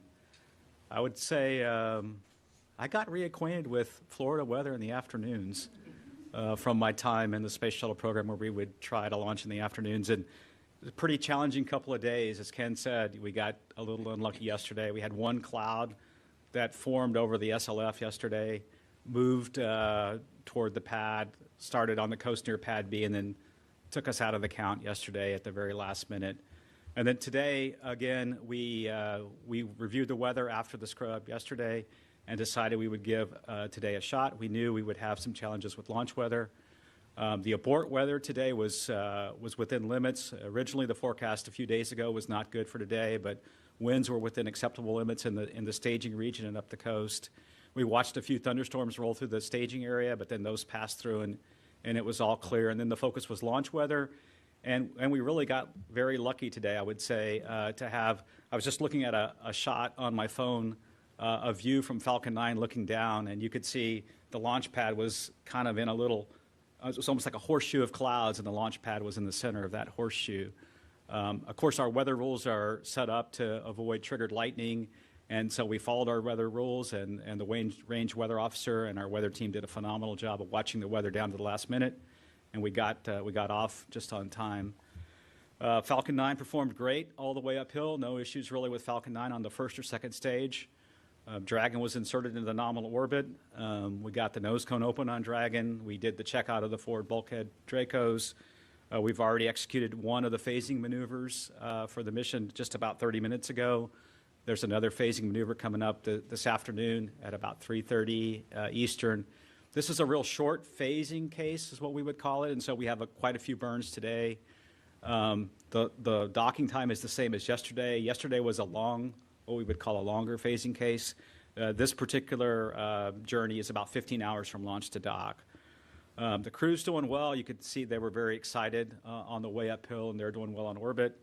They'll get some time off before we start the final rendezvous sequence, and that'll start tomorrow morning at about 1:24 a.m. Eastern with the first big burn to come inside the ellipsoid for station. That's called the approach initiation burn. And then we plan to dock at about 3 a.m. Eastern. So we're really looking forward to getting the crew to station. And then once we get safely docked, we'll turn our attention to bringing Crew 10 home. And the earliest undock opportunity would be about the 6th of August. So again, lots of fun with weather over the last few days. We lucked out a little bit and found a good opportunity to launch today. And I can't thank the team enough, the Commercial Crew Program team, the SpaceX team, working with the International Space Station Program, our international partners, in particular JAXA and Roscosmos, FAA partnership, the Eastern Range, Space Force, the U.S. Coast Guard, and all the other parts of the Defense Department that we work with. So congratulations to all those people, and we'll focus now on docking. I'll turn it over to Dana. Thank you. I'd like to thank Steve and the Commercial Crew Program, and also Sarah and the SpaceX team for their diligence and tireless work. A lot of effort went into getting the vehicle ready and getting us ready for the successful launch today. I'm very grateful. I'd also like to thank our international partners and the space station team. It takes a lot of work to put together these long-duration missions. There's an awful lot of effort that goes into the cargo and the resupply and the research that we need to put on board, and also the other vehicles that we prepare in order to supply space station. So huge thanks for getting us set up well for Crew-11's long-duration stay. And thank you all for being here today. I appreciate your interest in our mission. As Steve mentioned, we've got short phasing. Docking is going to be early tomorrow morning around 3 a.m. Eastern time. We're looking forward to having Zena, Mike, Oleg, and Kimiya on board with us. When Crew-11 arrives, we will have 11 people on board space station. Crew-11 and Crew 10 will do 3 full days of handover with each other. They'll walk through emergency procedures on board. They'll make sure they're familiar with where all of the emergency equipment is in the different modules. And then they'll do familiarization with equipment that the crew commonly uses, like the toilet, like exercise equipment. They'll also transfer, we've got critical research that we fly up in freezers on the Crew Dragon, so they'll take that research and they'll transfer that over. So a handful of other things go on during the docked handover time frame, and of course, Crew 10 getting ready to come home is another big part of that. As Steve mentioned, Crew 10's earliest departure will be August 6th. After Crew 10 leaves, Johnny Kim, who has been on board for a few months, will continue the handover with Crew-11 to give them the rest of the familiarization that they need. During Crew-11's long-duration stay on board, they'll conduct research that's key for us for our follow-on missions to the Moon and to Mars, and that will also benefit life here on Earth. Some highlights for you. They'll do some human research that's going to help us better protect human health for longer and longer duration missions. They're also going to do simulated lunar landings in a region that mimics the South Pole. This is the region that we're planning for our Artemis missions. The goal of this study is to really understand how the disorienting effects of microgravity impact piloting and landing. And then we'll take that feedback and we'll put that into our planning for tools and aids for the crew. The other interesting to bodily fluid shifts and damage that some of our crew members experience in the eye that affects their vision. We're going to be using vitamin B supplementation to see if that helps with swelling in the back of the eye and if it minimizes the eye conditions that can impair vision. And we'll also be looking at thigh cuffs to see if that helps with the overall shift of fluids in the body. As I mentioned in the pre-launch briefing, we've got a number of resupply missions that are critical for bringing up the cargo and also for supporting the research that we plan to do on board. At the end of August, we've got the SpaceX 33 Dragon resupply mission. Mid-September, Northrop Grumman or NG-23 cargo mission. In late fall, JAXA has an HTV-X mission. On the Roscosmos side, there is a Progress cargo vehicle flying in September. And then there is a Soyuz crew exchange in late November or early December. I'd also like to mention that in November, with Crew-11 on board, we are going to celebrate 25 years of continuous human presence on the International Space Station. That's an amazing, amazing accomplishment, and we couldn't do it without the extensive partners that we have across other NASA programs, across our international community, across our industrial-based. Huge, huge, huge kudos to that team for getting us to where we are today. And with that, I will pass it on to Kawasaki-san. Thank you, Devin. Thank you for being here.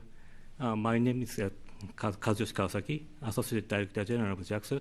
I'm in charge of the JAXA human spaceflight and exploration. First, on behalf of JAXA, I'd like to sincerely express my gratitude to NASA and SpaceX, and not here, Roscosmos, and international partners and all the members on the ground who have devoted to the Crew-11 launch and the continuous ISS operation. So, as already mentioned, the Crew-Dragon was launched into orbit as planned, and I'm truly impressed to see that such a spectacular launch.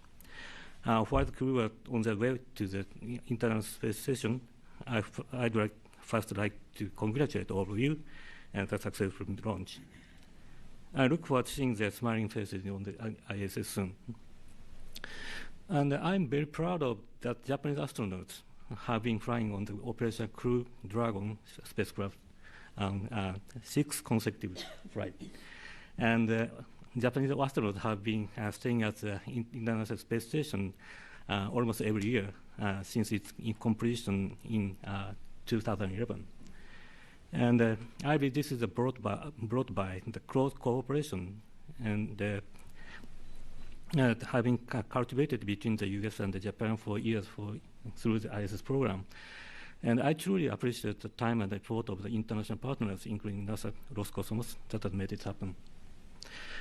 And this is astronaut Kimiya's second flight.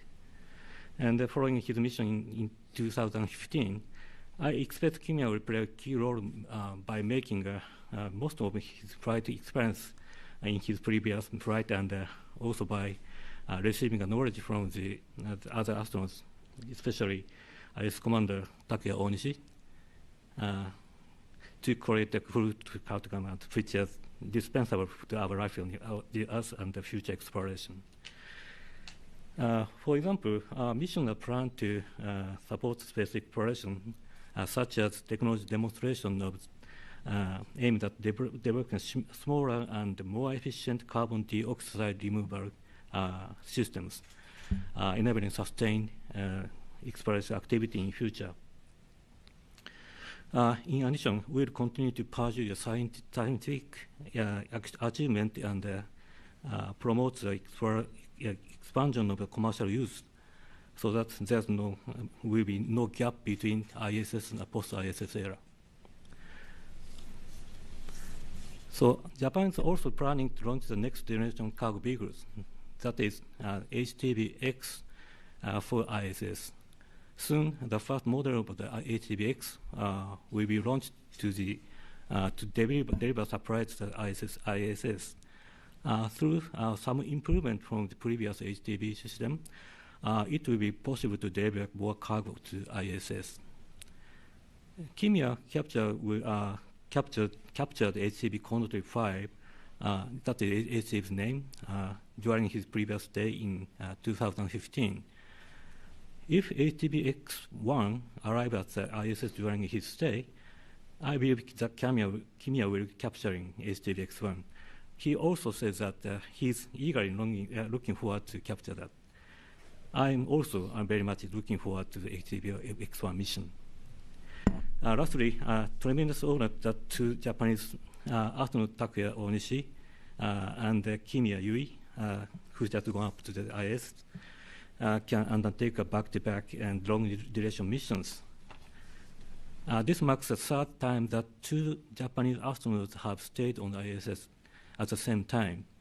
Although this dual stay will be very brief, I believe it reflects Japan's continuous contribution to the operation and utilization of ISS since astronauts first began living aboard the ISS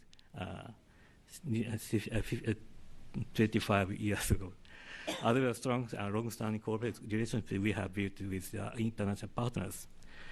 JAXA remains fully committed to international cooperation in human space exploration, not only through the Artemis program, but also by an ongoing effort in low Earth orbit, including ISS and its successor programs. Finally, I'd like to share the Kimiya message. Kimiya says he wishes to engage in this mission with the key message of believe in bright future and take on new challenges. We here share the same sentiment and intend to support his endeavors and hope for their success. I deeply honored to witness this historic moment with you. Once again, congratulations on this success pride. Thank you. Thank you. Thank you, Kawasaki-san. What an exciting day to be here with you, just watching Falcon 9 launch Dragon, Crew-11 to the International Space Station a little over an hour ago. This past May, we celebrated the 5-year anniversary of Bob and Doug and launching on the Demo 2 mission, which only feels like yesterday to so many of us on this panel. And today we launched our 19th human spaceflight mission, almost 5 years to the day from when Bob and Doug safely returned to Earth after their 63-day mission, returning human spaceflight capability to the United States. Zena, Mike, Oleg, and Kimiya, if you're watching this, you'll actually be docking tomorrow on that 5-year anniversary in the very same spacecraft that Bob and Doug flew 5 years ago. While we're on fun facts about this Dragon spacecraft, it's also a spacecraft that holds the record for the most time in orbit by any American spacecraft, both the single mission record, which is 235 days, that was Crew-8, and the cumulative record, which is 700 days and counting. I think after this mission, it will be nearing 1,000 days. We've collectively achieved so much in those 5 years. We've safely flown 74 crew members to space, some of them repeat flyers and some of them new to spaceflight, welcoming new countries to the list of spacefaring organizations and nations, creating greater access to space for more of humanity with missions like Inspiration 4, Polaris Dawn, From 2, and the private astronaut missions to the space station, flying critical research and supplies to help maintain an ongoing presence in space that Dana was talking about, and so much more. It was unfortunate to have to pause the count with just over a minute left yesterday, but the safety of the crew and all those involved in the operation is our top priority, and today was a better day to fly. Although just barely, I want to say that that horseshoe of clouds closed within a couple of minutes of T0, but it's good to get them safely to orbit. We fly when we're ready, and we fly when the conditions are right, always. Today we saw Falcon 9 perform nominally throughout the count, and teams have now shifted to supporting the series of burns to catch up with ISS, concluding with docking with the space station early tomorrow morning. Then next week, we will return Crew-10 to Earth, which has been on board the last several months conducting critical science and technology that will soon be continued by their Crew-11 teammates. And then finally, in a few weeks, we will launch CRS-33, our first ever long-duration cargo mission full of critical research and supplies, but also a boost module in the Dragon trunk to perform a station reboost. So I look forward to talking with all of you more about that in the coming weeks. It will also be Dragon's 50th flight to ISS, so a good round number to end 2025, if you ask me. It remains an honor every time, for me personally, but on behalf of everyone at SpaceX, to launch missions like these, to not only help all of us to continue to reach beyond the stars, but to inspire generations of astronauts, engineers, and more in the future. So thank you to Crew-11 and all the crews that have gone before for making that your life's work.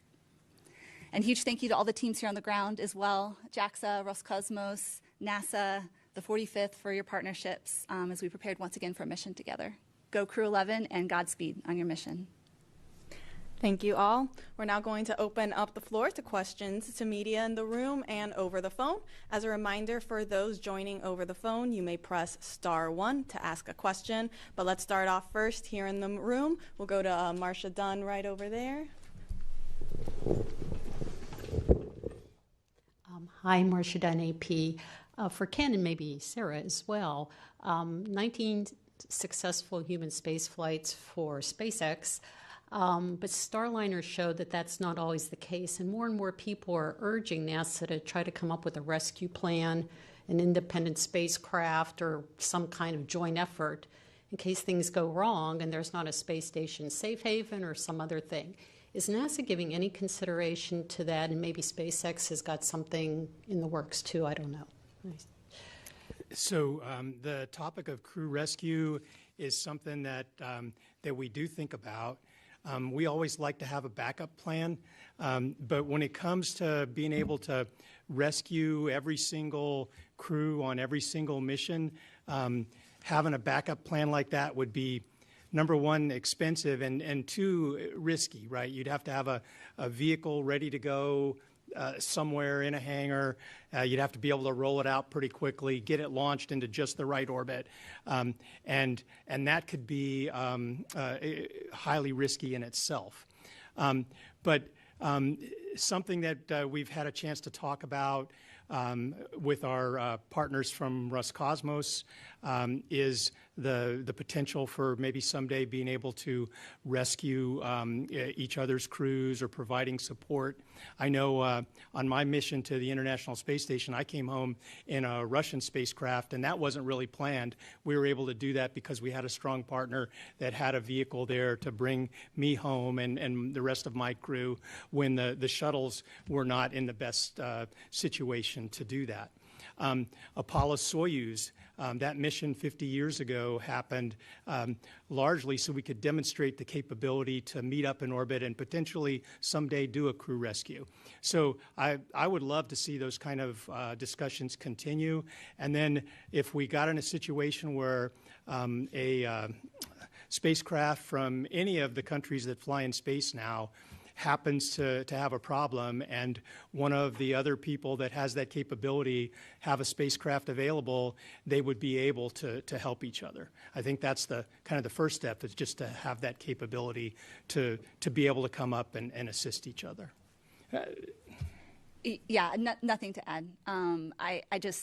I just want to say we stand in solidarity with all the companies, not just Boeing, but every company that's daring to do this hard thing, right, of making space accessible to many. And so that's an important work, and we want to live and work in a world where there are many companies, many nations that have access to space. So we're rooting for our friends over there and any other companies that try to do this hard thing alongside us. Thanks. We'll go to Irene Klotz with Aviation Week. Thanks. Irene Klotz with Aviation Week for Ken. Speaking of backup plans, in 2 months, if there is not a fiscal 26 budget for NASA, is the agency planning to do what it traditionally does and with a continuing resolution continue your existing funding levels, or do you have some contingencies since there is such a big difference between what the administration is proposing and what Congress in its early steps have pro-offered? So first, thanks for helping with my opening remarks and giving me some ideas in the parking lot on the way in.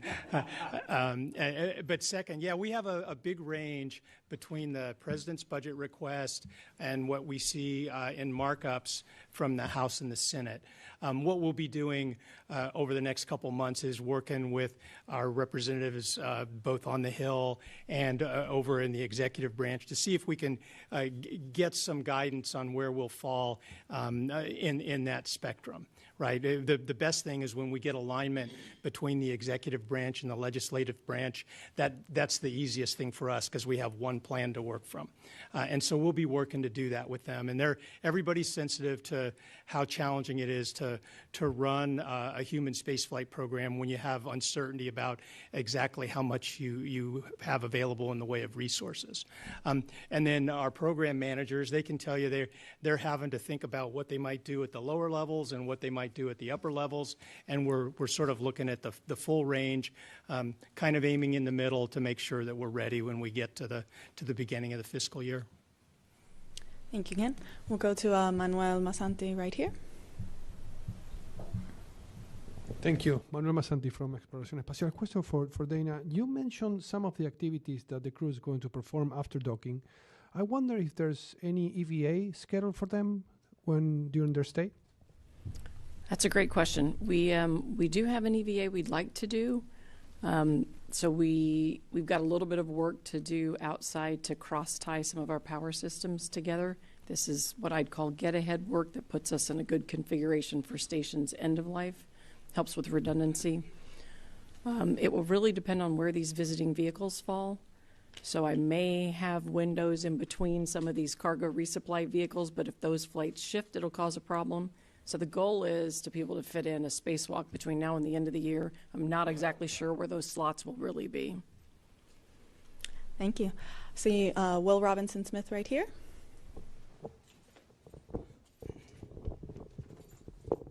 Hi, Will Robinson-Smith with Spaceflight Now. Thank you for taking the time. Maybe tying in the budget question with the spacewalk and visiting vehicles question. If the budget happens to trend more towards what the administration is proposing versus what Congress is, does that impact which vehicles are able to visit when to the ISS? Like, will the HTVX still stay on its course, as well as Progress and Cargo Dragon and the like? Thanks. It's a great question. If we're down at the lower end of the range, I won't see any changes to the fall schedule. I mean, we're in, I'd call that, we're really in execution time frame at that point in time. But the types of things that we will consider is flight cadence after that. So I'll be looking at next summer, 27, and we may be looking at moving flights and spreading them out to help with gaps. But none of that will affect what I'm doing in the short term for the end of the calendar year. There are things I could do in terms of trades for what I put on the vehicles. So the manifest itself could be affected. I may choose to go more heavily with food and supplies versus an area like research, depending upon what I think I'm going to have in the future. So those are things that we'll have to adjust. The HTVX vehicle itself, as Kawasaki-san mentioned, it's got a number of upgrades, and so it's got very large cargo carrying capability. So it's now a critical vehicle for us. They're planning to fly about once a year, and so that's really critical resupply. And so we're not planning any changes to that. Those are really important missions. Thank you. We'll go to Bert Dyke right over here up front. Hi, Bert Dick from the National Space Society. My question for Dana is, with the 25th anniversary coming up, is NASA and the international partners planning anything to celebrate this as such an important milestone with people learning to live in space, science, technology, and we're happy to help spread the word. I love it. I love the enthusiasm. We have no shortage of ideas for what everyone would like to do to celebrate.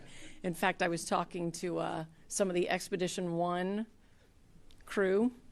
Of course, they'd like to come back. Everyone would like to come back and celebrate. And so we're really trying to figure out where are we going to do this and how are we going to celebrate. So we have a lot of ideas. We do plan to do a number of things that allow our teams to celebrate with each other, but also are more of a public engagement to let the public kind of get involved. And so you'll start to see some of those things rolling out through this fall. I have an idea. And by the way, I will add that all of our industry partners are really excited to help us too, but that's great. I mean, it's great. There's no shortage of spirit in terms of trying to help us celebrate. So maybe we'll have to do a week-long celebration. You should do collaborations with universities, because now undergraduates, the vast majority of them will have graduated having never known a day when there weren't people in space. There you go. I'm going to open up an idea. Love all the brainstorming. We'll go to Sawyer Rosenstein with NASA Spaceflight right up front here.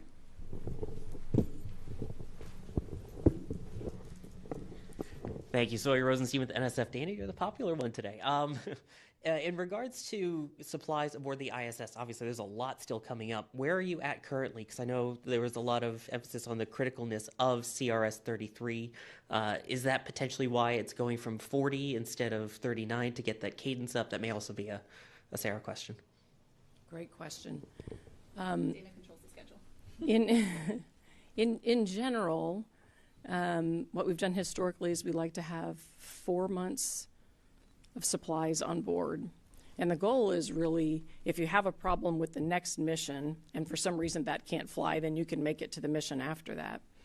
When Northrop Grumman found the spacecraft problem on NG-22 and realized it couldn't fly this year, we quickly adjusted the SpaceX 32 mission. It was unfortunate I had to pull off quite a bit of research, but what I did is I loaded it with a lot of food and water and other consumables. That doesn't quite get me where I need to be to handle skipping a mission. Once I get 33 up there, then I'll be closer to the position where if my next flight doesn't make it, then I can get all the way to the one after. And so that's really the strategy. And so I look very closely at our flight spacing to try to understand what amount of reserve I need to have on board. Of course, if missions spread out, that means I need to have more cargo on board. So we're not quite where I need to be for my reserve numbers, but 33 will get us to what I call a skip cycle number, where I can skip a mission. Thanks. Just a reminder for those of joining over the phone that you can press *1 to enter into the queue to ask a question. But in the meantime, we'll go to this gentleman over here. Thank you so much, TJ Mascaro with the Epoch Times. Looking to the next 25 years, is there any update on the progress of the commercial station your commercial station partners? Are you all still very confident that we'll have alternative, like other options in orbit before we have to deorbit the International Space Station? So our commercial partners for the future commercial space stations are making great progress on their different milestones for their Space Act agreements, and we're excited to think that here later this year we'll be hopefully putting out a request for proposals for the next phase of that work. I think 25 years from now, we will definitely have some of those platforms in orbit. Whether we'll have them available right at the end of ISS remains to be seen. I mean, the amount of time we have available to where we're planning to deorbit ISS is pretty tight for actually getting the hardware done and launching it. But there's still a lot that can change between now and then. And as I said, our partners are making great progress. So our goal is to not have a gap between our current station and the platforms that come next. Thank you. We'll go back to Will Robinson Smith.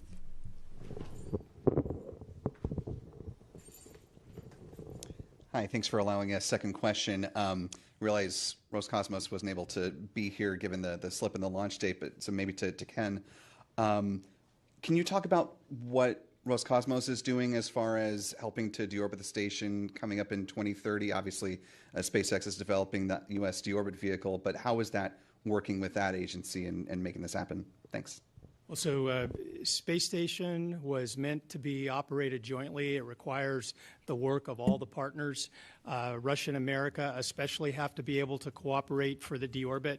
And the space station team, Dana may want to jump in and share some more details on this, is working together to come up with that final plan where we use Russian elements and American elements, particularly the USDV, together to lower the risk to people on the surface as we bring the International Space Station back down into the water out in the ocean.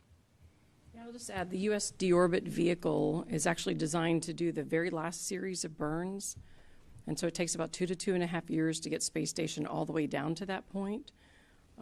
Some of that is just drifting down naturally. We may also actively come down. The Russian segment is primed for doing all of that. So all of the attitude control, debris avoidance, anything we do actively lowering is from the Russian segment. Once we get down to the point of actually deorbiting, our current plan is to have the Russian segment do attitude control and the USDV do the actual thrusting and boost. That gives us additional layers of redundancy so that if something happened with the attitude control, you can then switch over to the USDV. So it's very much an integrated plan and an integrated solution. Part of what Roscosmos is working on right now is fuel delivery. So we've got to get the fuel reserves on board space station to the point where they can do their portions of this. Latest predictions are that will probably be at the right level in early 2028, and we'll probably start drifting down in mid-2028. We got to make sure we have the fuel there and everyone's ready to go, and then the USDV will arrive mid-2029. So that's sort of the sequence of events. But as Ken said, it's very much an integrated responsibility. Thank you. We have a question over the phone. We'll go to David Curley with Full Throttle. David, your line is now open. Thank you very much. I joined late, but I'm guessing this question hasn't been asked. I want to know about the PAMS program. How are you feeling about it? Early, there were people who wanted to get to the station. Now we're seeing countries want to get to the station. How is it working generally, and how does it help the program or hinder the program? I'd just like to start with that to say I think the private astronaut missions have been very valuable to us in a lot of different ways. One way that I think they've helped me as a manager is they provide more vehicles in the flow getting ready. So if we have a problem, we can switch vehicles, rotate. It gives us a lot of flexibility. But we've learned a lot about the commercial market that will support the future commercial space stations through the private astronaut missions. And so our goal is to try and continue those and keep learning, keep helping to develop the demand for the type of work that can be beneficial in low Earth orbit. Dana, any more thoughts? Yeah, I think I would just add that I think we'll continue to see a mix of other governments with interest and also some private individuals along the way. One of the interesting things I've noted, everyone's interested in doing research, so even if private individuals are flying or other governments, and they've been able to access, whether it's other universities, whether it's in the academic field or other agencies, what they've really brought to the table is a much broader breadth of research and research interest. And so in addition to the commercial aspects of what they've been doing on the business side, they're also really expanding access to other researchers to space. So it's been great overall.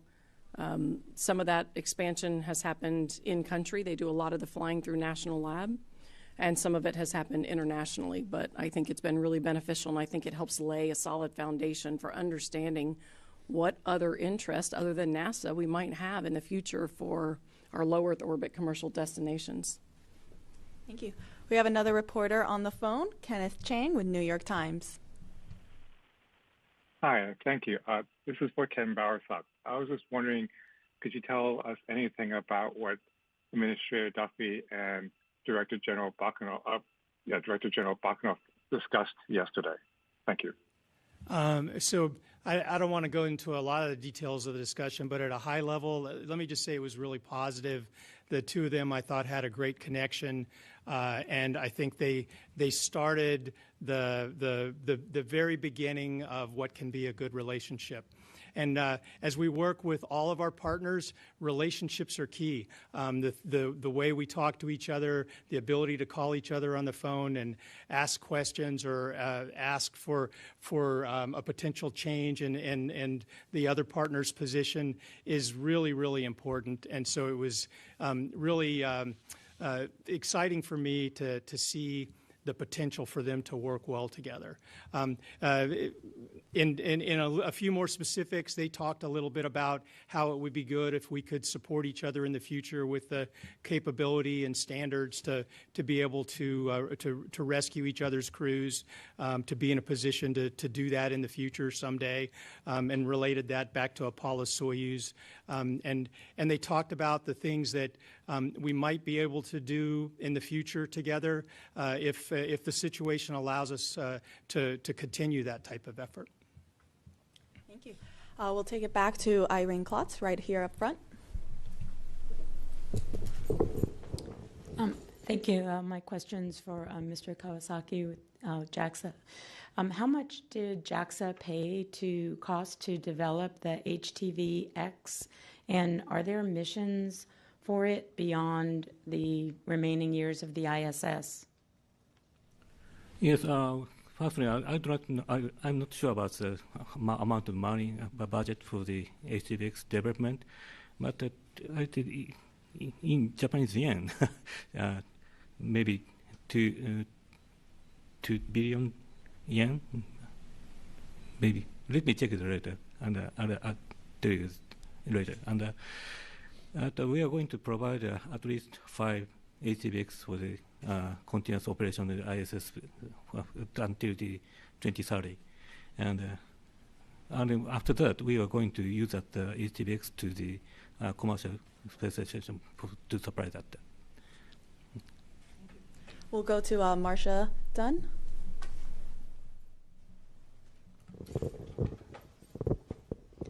Hi, for Dana. You were talking about the timeline for the last few years of the space station. If you get the deorbit vehicle in 29, how long will crews stay on board? And would you reduce the size from 7 to 6 to 3? I mean, what's the thinking on how you'll handle that in the last months or so? It's a great question. The goal would be to leave the crew on board as long as we can. One of the big risks we carry on space station is failure of boxes and components, whether inside or external. In order for the US DV to operate properly and the Russian segment, the US segment has to provide power, cooling, so we have these critical infrastructure functions that we have to provide to both sides. And so in order to keep that functional, I've got to keep the systems, the critical systems, healthy. And it requires crew to do that, whether it's going out to do a spacewalk. We have a number of critical systems outside that would require a spacewalk. So the goal is to leave the crew there as long as possible. We've talked a little bit about 3 versus 4. I wouldn't go below 3 just because for the spacewalk, you have someone flying the robotic arm and 2 people going out. Ideally, that would stay at 4, is our thinking right now. We've got to make sure that right now we've got a certain certification limit, like for the Dragon vehicle, for how low we go. So we've got a little bit of work to do with SpaceX to kind of look at that to see how low we might go. That last crew, though, will be up there for about a year. So once the US deorbit vehicle arrives, I only have 2 docking ports. And so once it arrives, I can no longer do direct crew handovers, meaning overlapping crew. And so the concept right now is we do our final crew rotation before the DV arrives. The DV arrives, the crew's with us for about a year, and then we end up with about 4 to 6 months without crew there. And we're really trying to shorten that back end time frame. It will depend on the solar. It'll really depend on atmospheric conditions, which are driven by what the sun is doing. So right now there's a range, so it's somewhere at the very end of 2030, or it could be something like January of 2031. You know, that's hard to predict what kind of behavior we'll get with the solar cycle as we're coming down. Thanks. We have time for one more question. We'll bring it over here to Sawyer with NASA Spaceflight. Thank you. I appreciate it. We've heard a lot about, AHTV and Cygnus. We haven't heard much about Dream Chaser. Do you have any update on where they're at with reviews and when we might finally see that fly to the station? They're working really hard. I think everyone really underestimates what it takes to put together a complex spacecraft. I mean, you're watching it right now with Boeing Starliner. You're watching it with Sierra. But if we remind ourselves, it also took, on average, it takes 8 to 10 years for a spacecraft to get ready and fly. Everybody's hopeful they'll be closer to 6, but in reality, there are a lot of complexities, and you want to get it right? I mean, you got to fly when you're ready. They're in final assembly. They're doing a lot of tests, and they're doing what I'd call final certification work. Some of the big key areas that they're focused on is the software certification. You've got to test end-to-end all the different software functions, so that's a big focus area for them. And then they're still working on certification in the prop system. We still have some of our integrated safety reviews to do, and we're in the process with updating both of our schedules to try to understand where does that really put us. And so Sierra's working on that, and so I need to wait and just get information back from them to see where they think some of that work lines out. But we are looking forward to having them flying. They're a berthing vehicle, as you know. So that's helpful for us to have dissimilar capabilities in terms of our ports and our logistics. So we will be ready for them when they're ready to fly. Thank you, Dana. That's all the time we have for today. We want to thank our panelists for answering our questions and for everyone who tuned in to ask questions. Crew-11 is scheduled to dock on station Saturday, August 2nd at approximately 3 a.m. Eastern Time. You can follow along starting at 1 a.m. on nasa.gov/live. Here's a look at the highlights of this historic day. Thank you, and go Crew-11.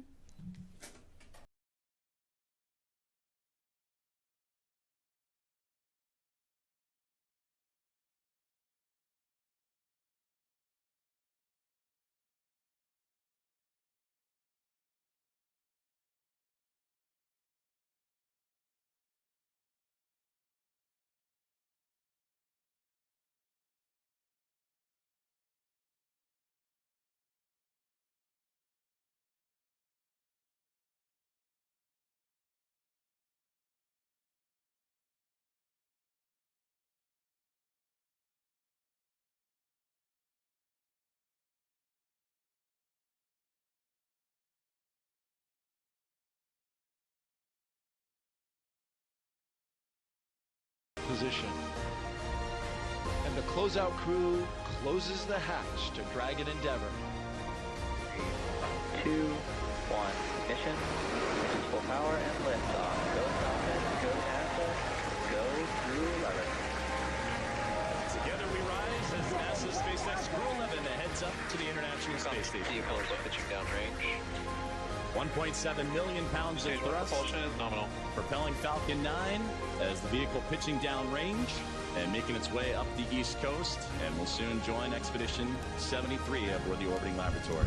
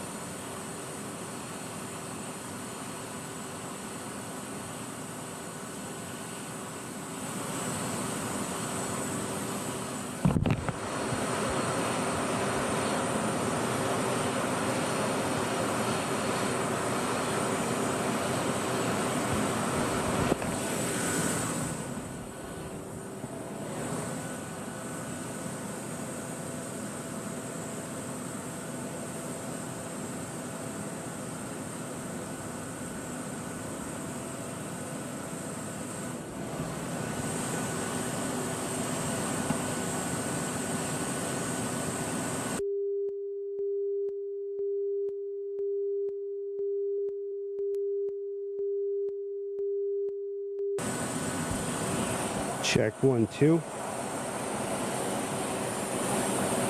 Check. Check 1, 2. Check.